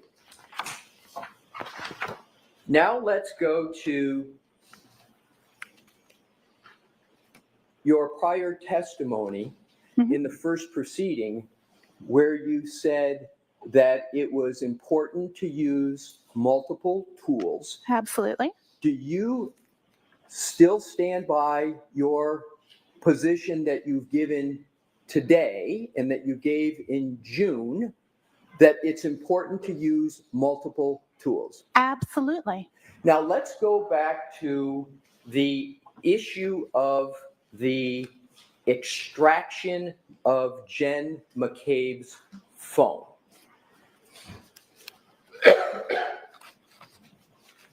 And what I want to do is to cover a concept and see if I've got this correctly. Are you familiar with the phrase Apple source codes? I'm sorry, can you please repeat? Absolutely, no worries, sir. Are you familiar with the phrase Apple source codes? Apple's source code? Absolutely, yes. And isn't it a fact that Apple keeps its source codes proprietary, meaning very few people have access to it? That's correct. It is closed source is the term we would use. Closed source. That would be the term of art, correct? And they keep it so close that they call it closed source. And it's not just Apple. Lots of tools are closed source. That just means that the code isn't available like it would be for the tool I mentioned earlier, iLeap. That's an open source tool. Anyone can look at the code. For Apple, we cannot go look at the code that makes your phone run. That's correct. And isn't it the case, and I refer to that as the MB postulate, to shorthand it, but I don't need to have you refer to it that way. I'm sorry, could you repeat that phrase? I was unfamiliar with it. I'm going to skip it. Okay, thank you. I'll just go on. Basically, the concept that Apple has source codes that are closed sources. So I just refer to them as Apple's closed sources.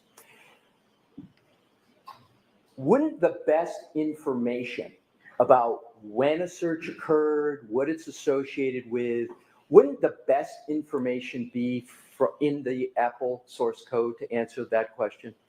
It is acceptable in digital forensic science and in accordance with the NIST Science Foundation papers to conduct testing to determine how the functionality of something works. You do not need access to the source code to be able to speak to an artifact.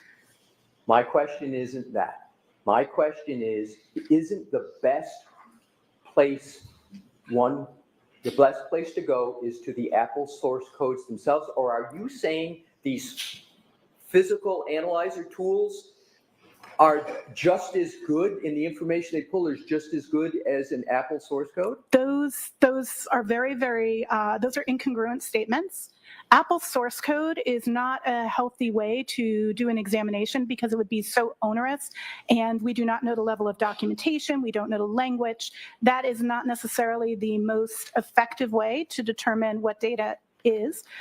Forensics tools parse results of how data is. They don't interpret them. The examiner interprets them and provides meaning. And I would like to state that those three things should not be conflated. They are very individual concepts. I think you misunderstood my question. I probably did it because that's what I was seeing. My question is this. Isn't the best source for information about data in an iPhone contained within Apple source codes? Not necessarily. Because that doesn't perform, operational performance is a better source in a practical sense to being able to determine what something is, as opposed to zillions, and no, I don't know the number because it's closed source, lines of code that may or may not have different levels of documentation. Apple themselves wouldn't be able to, any individual there who has access wouldn't know every feature of how every element works. Testing through the methodologies described in NIST is the accepted methodology in our science, not reviewing the source code. I'm going to try it a different way. I understand what you're saying is, if I got it correct, you correct me. Are you saying that these physical tools make it easier to interpret and view the data? I did not speak about the tools at all in the statement I just made. Okay. I spoke about manual testing and checking the functionality and what results. Parse tools, again, these are three separate concepts. The concept of code and actually reviewing code to make a determination is different from parse tool results, is different from doing testing and validation. Those are separate concepts. They should not be commingled as if they equate to each other. So have you ever learned of, have you ever spoken with Mr. Whiffen? Ian Whiffen? I have spoken with Mr. Whiffen historically, but not since the term of this trial. Okay. Have you ever spoken to Mr. Whiffen about whether the Apple source codes are the best source of information about topics like timestamps? Have you ever spoken? That's just a I have question. not had Have that you ever talked to him? conversation with Mr. Whiffen, no. Okay, all right. I want to move on to, and do you regard Mr. Whiffen as a reputable? Mr. Whiffen is a reputable forensics examiner, and I've actually reviewed his work in other instances and peer-reviewed his papers. So you have regard for his reputation? I have regard for his reputation. Sorry, we have to wait for each other. Oh, to yes, talk I'm through the sorry. trend. It's all right, no worries. So you have regard for the opinions of Mr. Whiffen generally, correct? Absolutely, yes. And you believe he has a solid reputation, correct? Absolutely, that is correct. Now let's turn to the History DB database. You are familiar with History DB? History DB, are you familiar with that phrase? I am familiar with that phrase. Okay. Do any of the house-long searches appear in the History DB? In this instance, no, we do not have artifacts in the History DB of either of those two searches. So I want to just repeat that in a different way. So the History DB, is that considered a valid and valuable source of information in an iPhone? That is a valuable artifact for Safari history. That is correct. But the house-long searches we've been discussing do not appear in that History DB, do they? That is correct. You spoke about PYF, PDF on your direct testimony. Do you recall that? I do. It's the Python framework for PDF. It is a GitHub tool, one can download from GitHub to utilize to create PDFs using Python code. So a developer and a tool would integrate that to create a PDF. And the PYF, PDF can have the variables set, correct? Yes, the Python script allows the developer to set things such as their name that they created the document, yes. I want to go to the extraction of Jen McCabe's phone that you talked about on direct examination. Is the hash value signed or unsigned? A hash value isn't signed. I believe your question you're asking me is if the Adobe document that contained, the PDF that contained the hash values, are you asking me if that's signed? Because a hash value is something that matches, a hash value isn't signed. Let me ask it this way. Is there any hash value associated with Jen McCabe's phone that is unsigned? That is not a valid question. I apologize. We don't refer to hash values as being signed or unsigned. We would refer to the PDF that contains that value as being signed or unsigned. Have you ever read a report of Mr. Ian Whiffen in this case? I have, but I have to be clear, I have not read all of Ian's reports. I've only read some, so I don't know if I read some of his earlier reports. Do you recall reading a report of Mr. Whiffen where he references a hash value being unsigned associated with the iPhone of Jennifer McCabe? Can I see said report so I can validate if I did or did not? I'm not sure based on just that, because I wouldn't use the term hash value being signed. I did see a report in which Mr. Whiffen spoke to the PDF not being signed. I just want to try to shortcut this and work off your last statement. You're now saying you do recall seeing a report of Mr. Whiffen where he said a PDF was unsigned? I need to see, I do remember him referencing the PDF.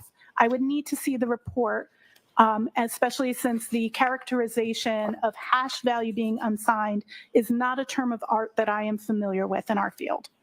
Let me ask if you agree or disagree with this statement. This value can be used to compare with the original hash calculated at the time of extraction in order to validate the extraction data. However, this requires authentication of the original hash value, which is not possible with gray key extractions, as the PDF containing the extraction hash value is unsigned. Therefore, this hash value could be used as a suggestion of authentication, but cannot be guaranteed 100%. Do you agree or disagree? His statement there says the PDF is unsigned, not that the hash value is unsigned. Right, but it's nonetheless unsigned, correct? The PDF is not signed. That is a correct statement. Gray key PDFs that purport that value are not an Adobe signed document. Do you know the history from the extraction of Jen McCabe's phone? It's yes or no. Can you provide more clarity? What do you mean? Do you mean from the time the image was made?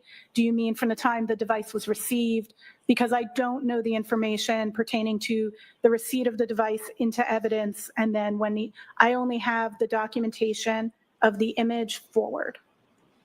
So I want to be clear about what period we're talking about. It's an excellent point, and I am going to follow up with some questions. Okay. In an extraction, doesn't the extraction from a phone start with the raw data, raw image? Tell me, when someone brings a phone in, what's the first step that gets taken in order to do a full file extraction? What's the first step? It depends. There's got to be steps with regard to network isolation. I need to know if the device is AFU or BFU at that point. So I don't have that information from this case, if that is the question. I get from the image forward. So what I'd like to do, and this may be my last section of questioning, I'd like you to describe the ideal situation as to getting the most reliable data from an iPhone from the start. What's the most reliable way to do it? I would say the most reliable way is following the recently released SWIG-DE Scientific Working Group on Digital Evidence document on best practices of evidence handling, preservation, and imaging. I may have that title slightly out of order, but it is the document released this January. And tell me what that is. Sure. In that, the first thing, from which point are we starting? Are we starting like extracting the data using a tool, or are we talking on scene, taking the device into evidence? The latter. Okay. So the first thing you're going to do is you're going to ensure that you are isolating the device. This is also going to depend on condition from the network. So typically this would be done with a Faraday enclosure in a best practice. However, there are alternative ways of isolating from the network, such as disabling all of the communication protocols, such as Wi-Fi, airplane mode, etc. The next step, once you've isolated, but prior to, you also want to make sure you're continuing battery stat. So if a device is on, you want to keep it powered on. If it's off, you want to keep it powered off. That's a general statement. So the best way to do that is to attach a battery charger. Just like when your battery runs low, you plug in a charger in the back of these battery packs. We do that with that before we put it in the Faraday bag. A Faraday bag is an enclosure that blocks signals from coming to the device. This is so a remote wipe command couldn't be sent, or so that more data isn't received to the phone, because phones are live and constantly obtaining data. So we're going to have it with a battery pack in the Faraday, presuming it was on. Again, I don't know the status of this device. The next steps are going to depend on what state that device is and what make and model that device is and what the current support for that device is. There are multiple types of extraction methods of phones. In the modern day on iOS, a full file system image, what we had on the devices in question in this case, is considered the gold standard because it has the most robust information. So at this point, the next question is what's the best image type? And that's going to depend on if we have a passcode or if we don't have a passcode. If I could, please. And I'm going to allow you to continue. Yeah, please. I want to break it down for the jury. So what I now want to do, you've stopped at a certain point, but you've talked about securing, what I would call securing the phone, right? And then making sure that there's no data swipes. You talked about airplane mode, Faraday bag, Faraday box, right? Do you know whether any of those protocols were followed for either the iPhone of Jen McCabe or John O'Keefe? As I mentioned, I was not there for those processes. I don't have documentation of it. As mentioned, what started where my receipt of the device is from the image. Exactly. So you don't know. I can't testify to processes I did not or was not available or aware of. Fair enough.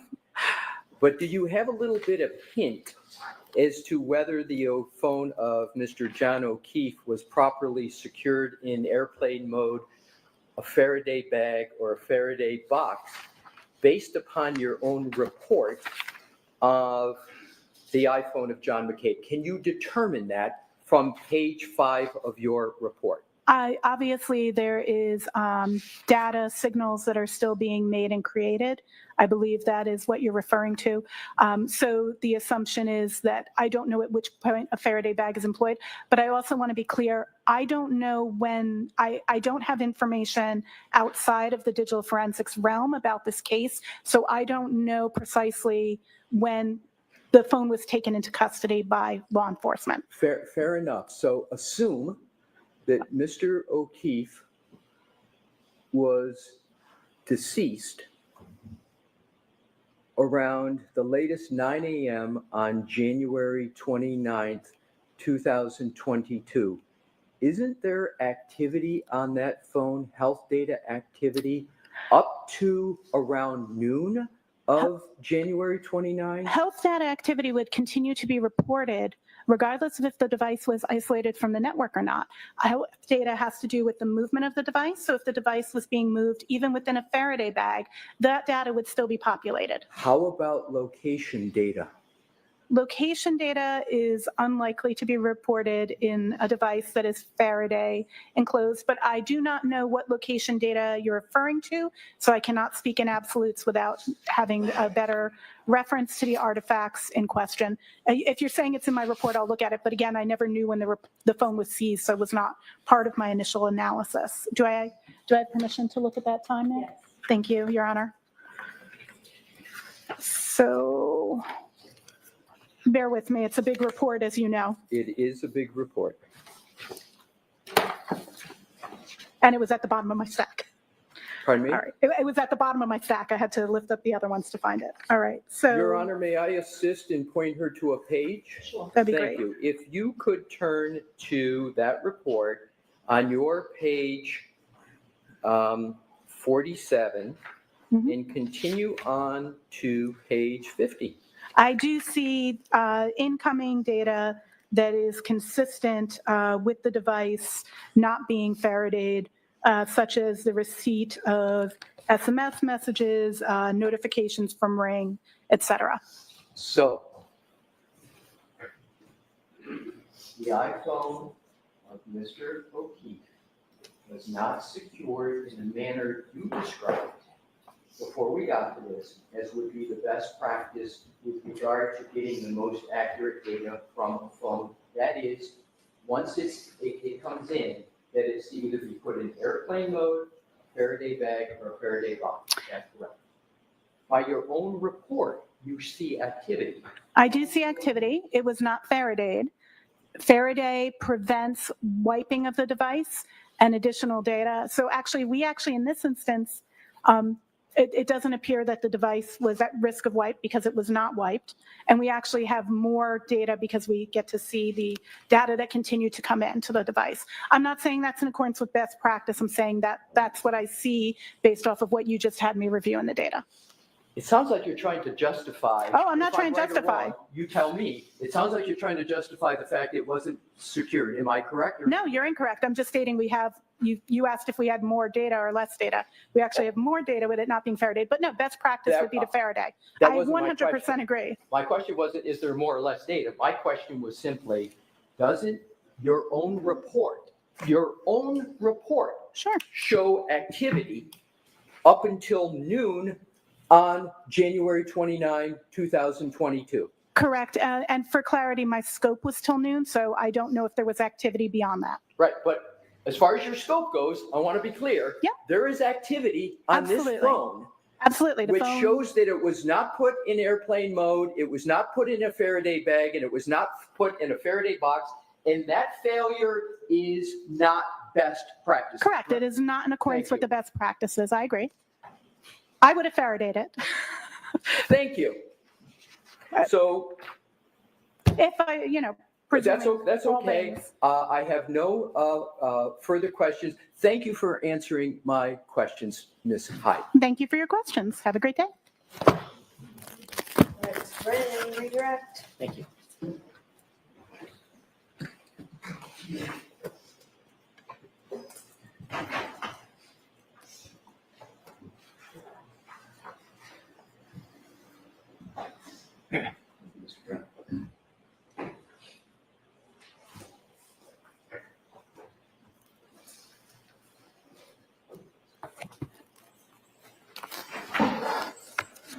Of course.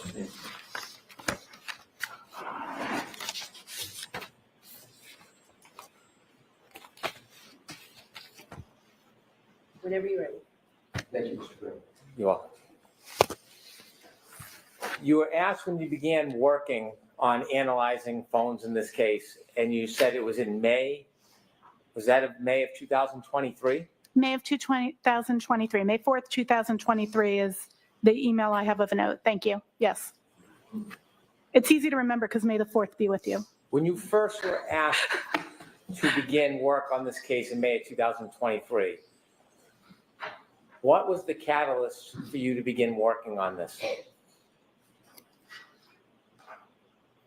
I was contacted by Mr. Tully and then contracted, a SAL was signed, and I began work on the initial request to look at those two search terms on January 29th. Does that answer your question? Sure. Okay. Was there a certain claim that was lodged that you would have focused on?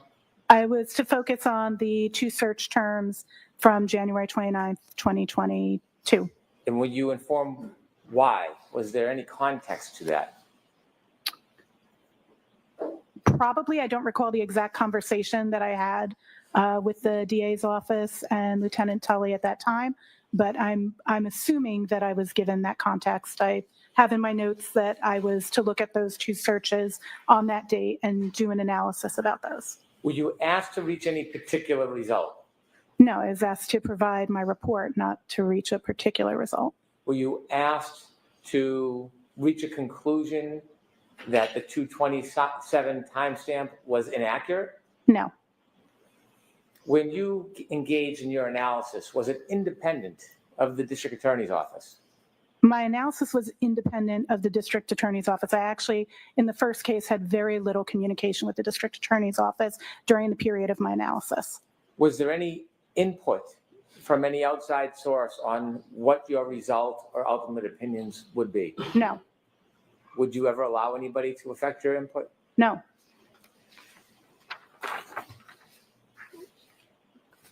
Throughout the course of your efforts with this phone, have there been changes to software? Absolutely. As mentioned on direct, software updates are near monthly. I want to ask you about changes to the Celebrite software. You were asked about certain reports you wrote. Were the reports that you wrote relative to different requests for analysis? Yes, The report regarding, report number 3, regarding changes to Celebrate software, was that report limited to the timestamp change, or was it to include other efforts? the scope of that report, may I review what I have documented as the Please. scope? I believe we're talking about report 2, that's the one about the Celebrate change. Yes.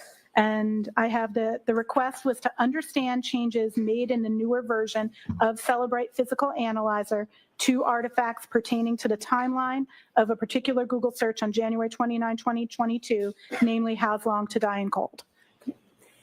When you looked at the Celebrate software and report, was the timestamp characterization changed or removed? Yes, it was removed. That timestamp in the version starting in May of 2024, Celebrate actually removed that, and they put a release note stating that it was due to the ambiguity and potential for misconstruing the meaning of that data. Was there any other releases informing other reasons why that was changed other than the potential that somebody could misconstrue, misinterpret, or distort the information? Can I read Celebrate's own statement? Please. Celebrate's statement in... To yourself. To myself? Okay, roger that. Thank you. I appreciate that.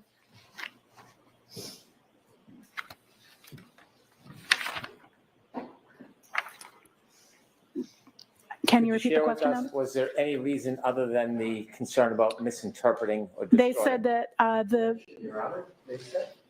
So what's your understanding? my understanding is that it is not a reliable timestamp, and that is why Celebrate removed it. You were asked about Axiom. Axiom, is it the same or different? Magnet Axiom and Celebrate Physical Analyzer are two different tools that both do forensic analysis of mobile phones. You were asked whether Axiom still has a timestamp that was similar to Celebrate before the change. Axiom shows what I spoke to on direct, where they have it as a parsed versus carved result. And so that particular result shows in the suspended state DB artifact as carved. Do companies like Axiom and Celebrate give releases, updates, information about how to interpret their reports? So Axiom actually has a document that's released with it called the Artifact Reference Guide. And that actually gives a brief description of the fields and of artifacts. All tools, when they release new artifacts, they put out in a release note. Not all artifacts are clearly documented that are parsed. However, all of the vendors regularly put out webinars and blog posts that explain their new artifacts, but not necessarily all. Is there any releases or cautions from Axiom on the same issue about misinterpreting a timestamp? Axiom, in their artifact reference guide for this artifact, does speak to the possibility of misinterpretation and states that the timestamp can be earlier than the search had occurred, based on what different reasons could cause that timestamp. Let me ask you about a Faraday bag. You said that best practices is to isolate an item in a Faraday bag. That's correct. Do you have any information, or did you know the travel of Mr. O'Keefe's phone that night, or where it went after? I'm sorry, can you clarify the time period? On January 29, 2022, from say 6:04 in the morning until later that afternoon. I did not have access to that information. When you analyze data from certain devices, are they always placed in a Faraday bag immediately after an incident? There's a lot of times when this is situation dependent. An example of when you would not put something in a Faraday bag is when you have a deceased victim and you're going to be using their biometrics to possibly unlock the device. Because a Faraday bag is enclosed and then can't be opened, if your intent, if you don't have the password, is to use a deceased person's fingerprint to unlock the phone, we don't want to put the person's finger in the Faraday bag, so usually those phones would not be Faradayed, but they would typically have airplane mode enabled or SIM card removed. But no, SIM card removed doesn't actually work on iOS, so I won't get into that. Understanding or having the opinion that this item was not placed in a Faraday bag at 6:04 in the morning, does that in any way affect your opinions about the data that you analyzed on this phone and the conclusions that you reached regarding Mr. O'Keefe's phone? It does not have any impact on the conclusions other than the fact that it wasn't Faradayed and more data came in. So we have additional data. You were asked a very specific question about history DB, and it was simply whether or not How's Long to Die in Cold, whether it appeared in history DB. That isolated question, does that provide any context to you and your analysis and conclusions about How Long to Die in Cold and that it occurred at 6:23 and 6:24 the next morning? The absence of the history DB artifact doesn't mean that that search didn't occur at that time. We have multiple corroborating artifacts, which is usually what we look for, 2 artifacts that demonstrate is like very good. You don't necessarily need that, but in this instance, we have both from the Mobile Safari PLIS, which tracks the history, as well as the Knowledge CDB. So we do have 2 artifacts showing that those searches were done at that time. Of course, 6 seconds apart for the difference between the Knowledge C and the Mobile Safari PLIS. On direct examination, you were not asked questions about Mr. O'Keefe's phone. That is correct. You were on cross-examination, so let me follow up. You have a report that you authored regarding Mr. O'Keefe's phone, That is correct. and you had an opportunity to look at the healthcare data for January 29, 2022. That is correct. Page 6 of your report. Thank you. You noted that there were steps that began at 12:11:09 a.m. Is that accurate? That is accurate. And the way healthcare data works, do you have an understanding whether steps means a person actually took a number of steps, or does it mean something else? Steps doesn't necessarily mean that you took a number of steps. It's based on the motion of the device. So it could be steps, it could be you're carrying it, it could be that you're in some other kind of motion, you could be on a bicycle, you could, any number of things. And the number of steps is based on the presumed gait, based on the input into the Apple Health app in terms of gender and height. So it determines the gait and then prescribes a number of steps, but it is possible for other things to cause steps to occur.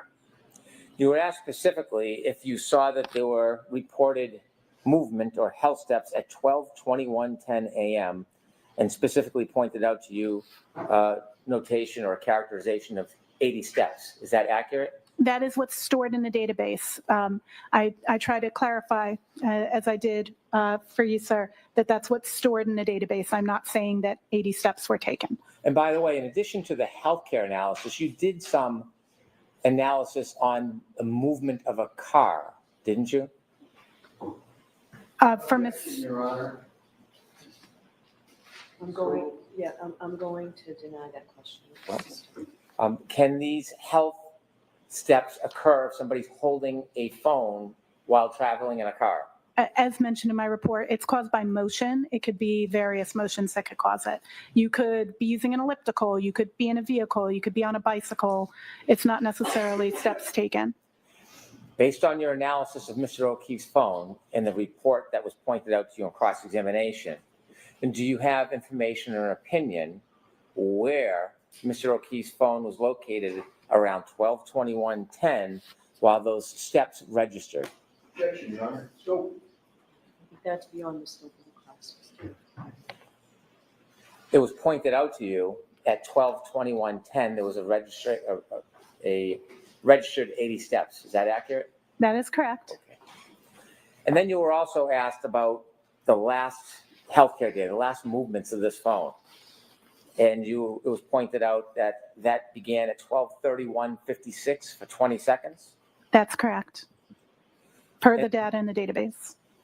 And is that the last movement of Mr. O'Keefe's phone that evening before 6:04 that you saw when you analyzed the entire data in the phone? May I have one moment to review? Yes.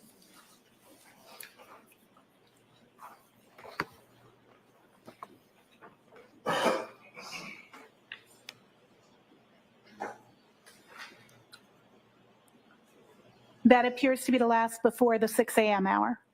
So that 20 seconds, if it began at 12:31:56, what was the last movement in seconds in time at that time of Mr. O'Keefe's phone? I'm sorry, can you repeat? Yes, if that was a 20-second interval at That's correct. 12:31:56, what was the last second that evening that Mr. O'Keefe's phone moved? 12:32:16.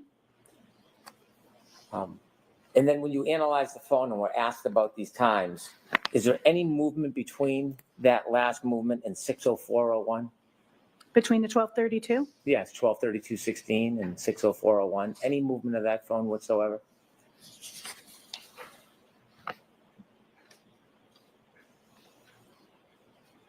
I do not have anything supporting that in my report. Do you know what was going on with Mr. O'Keefe's phone at 6:04:01 a.m. on the morning of January 29, 2022? I do not know precisely what was happening with his phone at that time in terms of movement. If that's, or are you asking me? I'm sorry. Can you clarify what you mean Yes. by the question?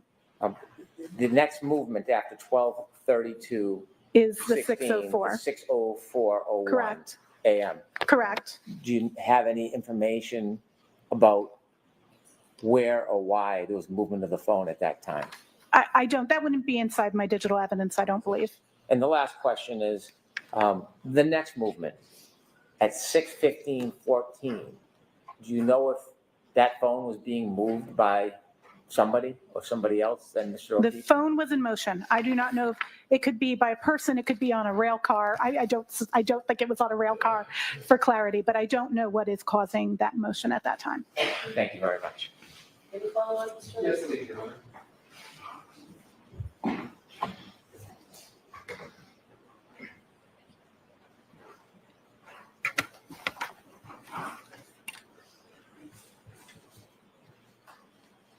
We have a moment, Your Honor. Yes.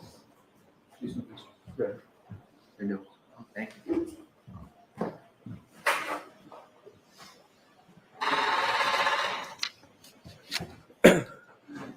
Ms. Hyde, you were asked questions by Mr. Brennan just moments ago about Celebrite and release notes. Do you recall those questions? Yes. And did Celebrite, beyond stating that their opinion was the 2:20:40 a.m. timestamp was not reliable, did they give any reason at all for why they concluded it was not reliable in that? I'm sorry, we'll wait for the, Thank you. I appreciate it. and I'll repeat the question for you. Thank you.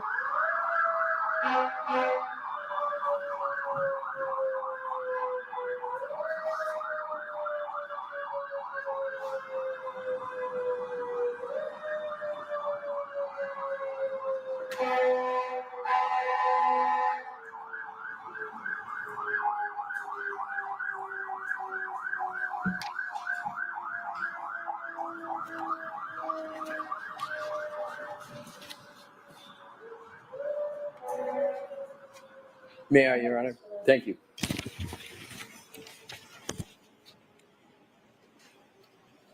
In that release note, does Celebrite state any reason for why they wrote not a reliable timestamp?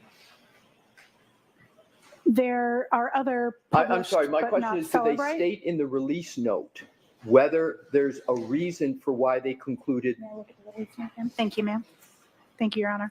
And please try not to talk. I will, Sorry, Your Honor. Thank you. 2.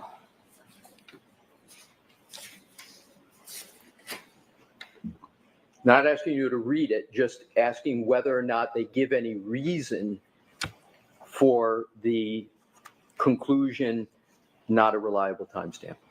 One moment, I'd like to review what they wrote. Thank you. Absolutely. You're welcome.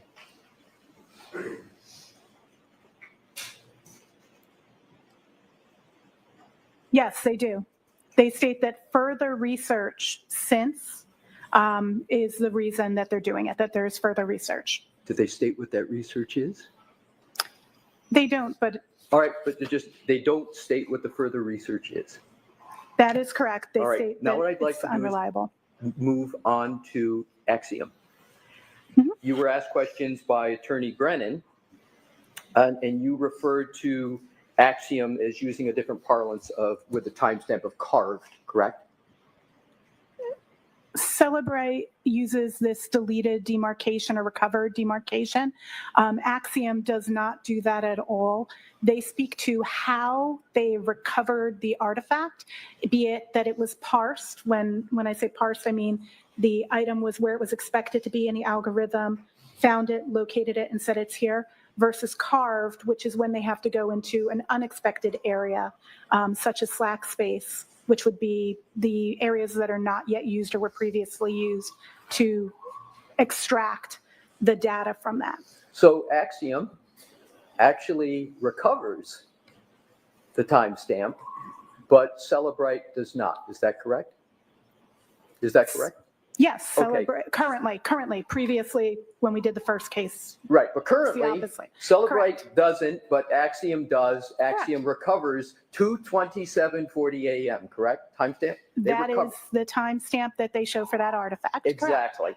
So now I'd like to go back to the next topic, our discussion about Mr. O'Keefe's phone and secured or not. You talked about one example of maybe needing to use a biometric to unlock a phone, and that might be a reason, as I understand it, as to why someone might not put it in a Faraday bag or box. Do I have that correct? Correct. Okay, do you know whether the passcode was immediately provided on the phone of Mr. O'Keefe? I do not have that information. Assume that the passcode was immediately provided for the phone of Mr. O'Keefe. Can you think of any other reason why that phone wouldn't be put in airplane mode, Faraday bag, or Faraday box? Best practice would be to put it in a Faraday bag. Okay. Sorry. And that phone was obviously not put in airplane mode, Faraday box, or Faraday bag after 6:04 a.m. on January 29, 2022, correct? Correct. Now let's go to, Well, I don't know if at some point past 12 o'clock. My report only goes to noon, so just for clarity, I don't know Fair enough. anything past noon. fair enough, but from 6:04 a.m. until approximately noon on January 29, 2022, at least that time, that phone is not in airplane mode in a Faraday bag or a Faraday box, correct? It would appear such. Because I didn't analyze past that, I don't know if it had been potentially Faradayed and then it broke Faraday and got data, but I don't suspect that based on this. It appears that that data was live. But I just have to speak to the fact that I just don't know because I didn't go past noon. Right, but you're going past noon. Right. I'm not. Okay. My yeah. question, 6 and a.m. to I'm- noon, it does not appear to be Faraday. So to be clear, from 6:04 a.m. on January 29, 2022, until at least noon of January 29, 2022, the iPhone of Mr. O'Keefe is not in airplane mode, it's not in a Faraday bag, and it's not a Faraday box, correct? Unless it was in a broken Faraday bag, like they put it and it was failing. But it does not appear to have been placed in Faraday bag. All right. No, I'm just being honest. You should test your Faraday bags. They go bad. I use Dr. Katz's testing methodology, but in 100%, it appears to have been receiving signal for that entire period and not in a Faraday bag, which would be best practice unless biometrics were needed. So let's now go to hopefully what are the last two categories of questions. With regard to the iPhone of Jen McCabe,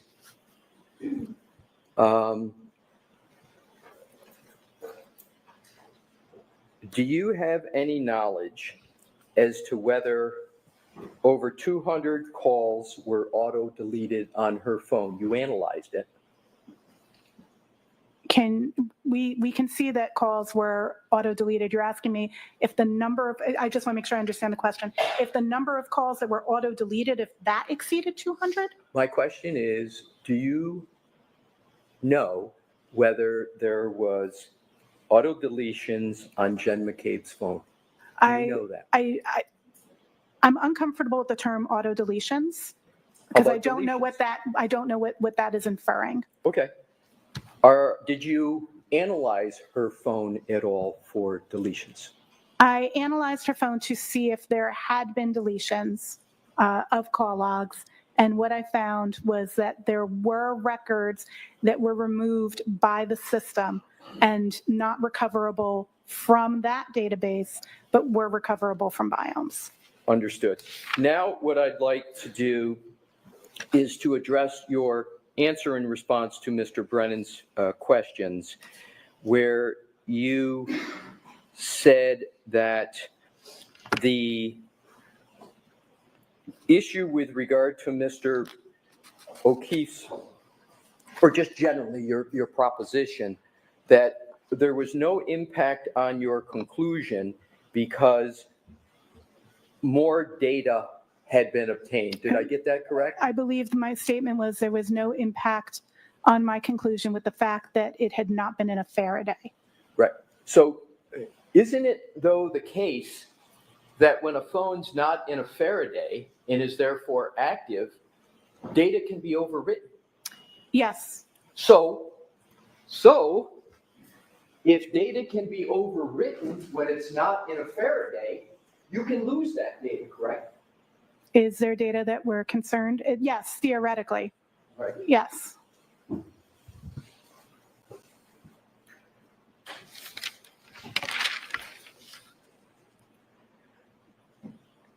You talked about, in response to Attorney Brennan, the 12/31/56 steps, and you said the last, according to you, last movement 12/32/16. Do you recall those questions? I recall the questions. Yeah. To boil it down, isn't correct that that phone was moving at that time?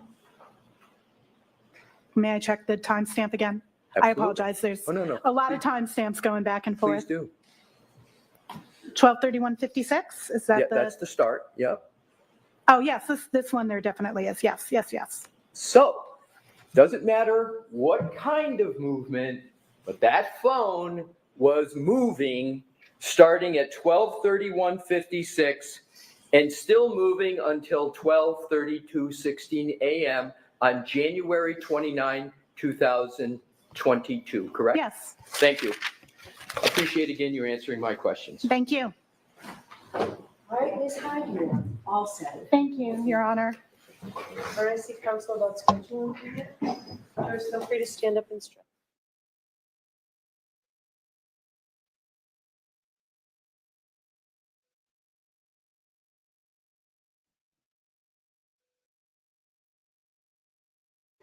Hey there, Karen Retrial watchers. You know what a lot of the trials we cover remind me of? That the world is unfortunately very unpredictable. And I'll tell you what, having a great lawyer matters so much. That is where a great partner and sponsor, Morgan & Morgan, comes in. This is a firm with over 1,000 attorneys. You know why? Because they win a lot. In the past few months, Morgan & Morgan secured a $9.3 million verdict for a car crash victim in Florida, a $5.6 million verdict for another car accident victim in Atlanta, and not to mention $1.8 million in Kentucky after insurance offered them a mere $5,000 in that case. And even if you think your case isn't worth millions of dollars, why not start a claim and fight for what you deserve? Morgan & Morgan makes it so simple. You can start a claim from your phone in just 8 clicks. That's it. It can all be done on your phone.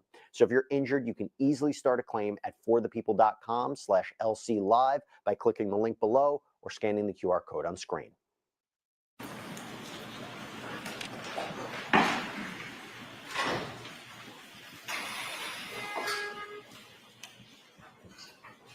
Absolutely more than Jen McCabe. Jen McCabe, it's me or her. Either I'm going down, Jen, or you are.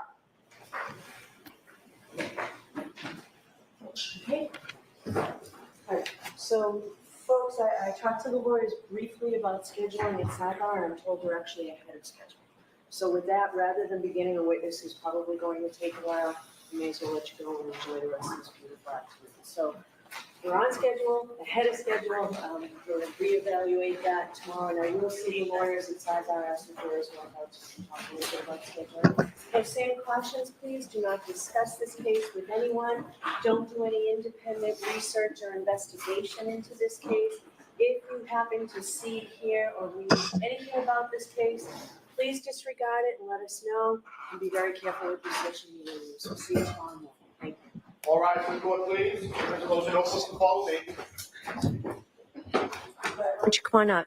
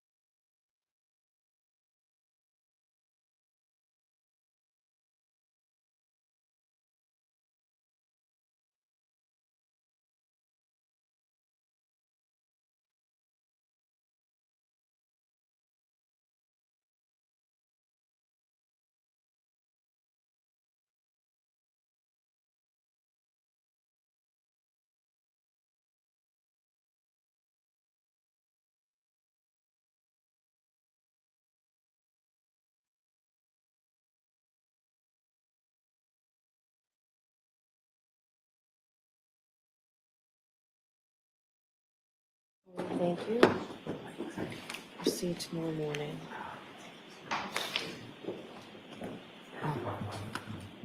Do you have to sign my signature?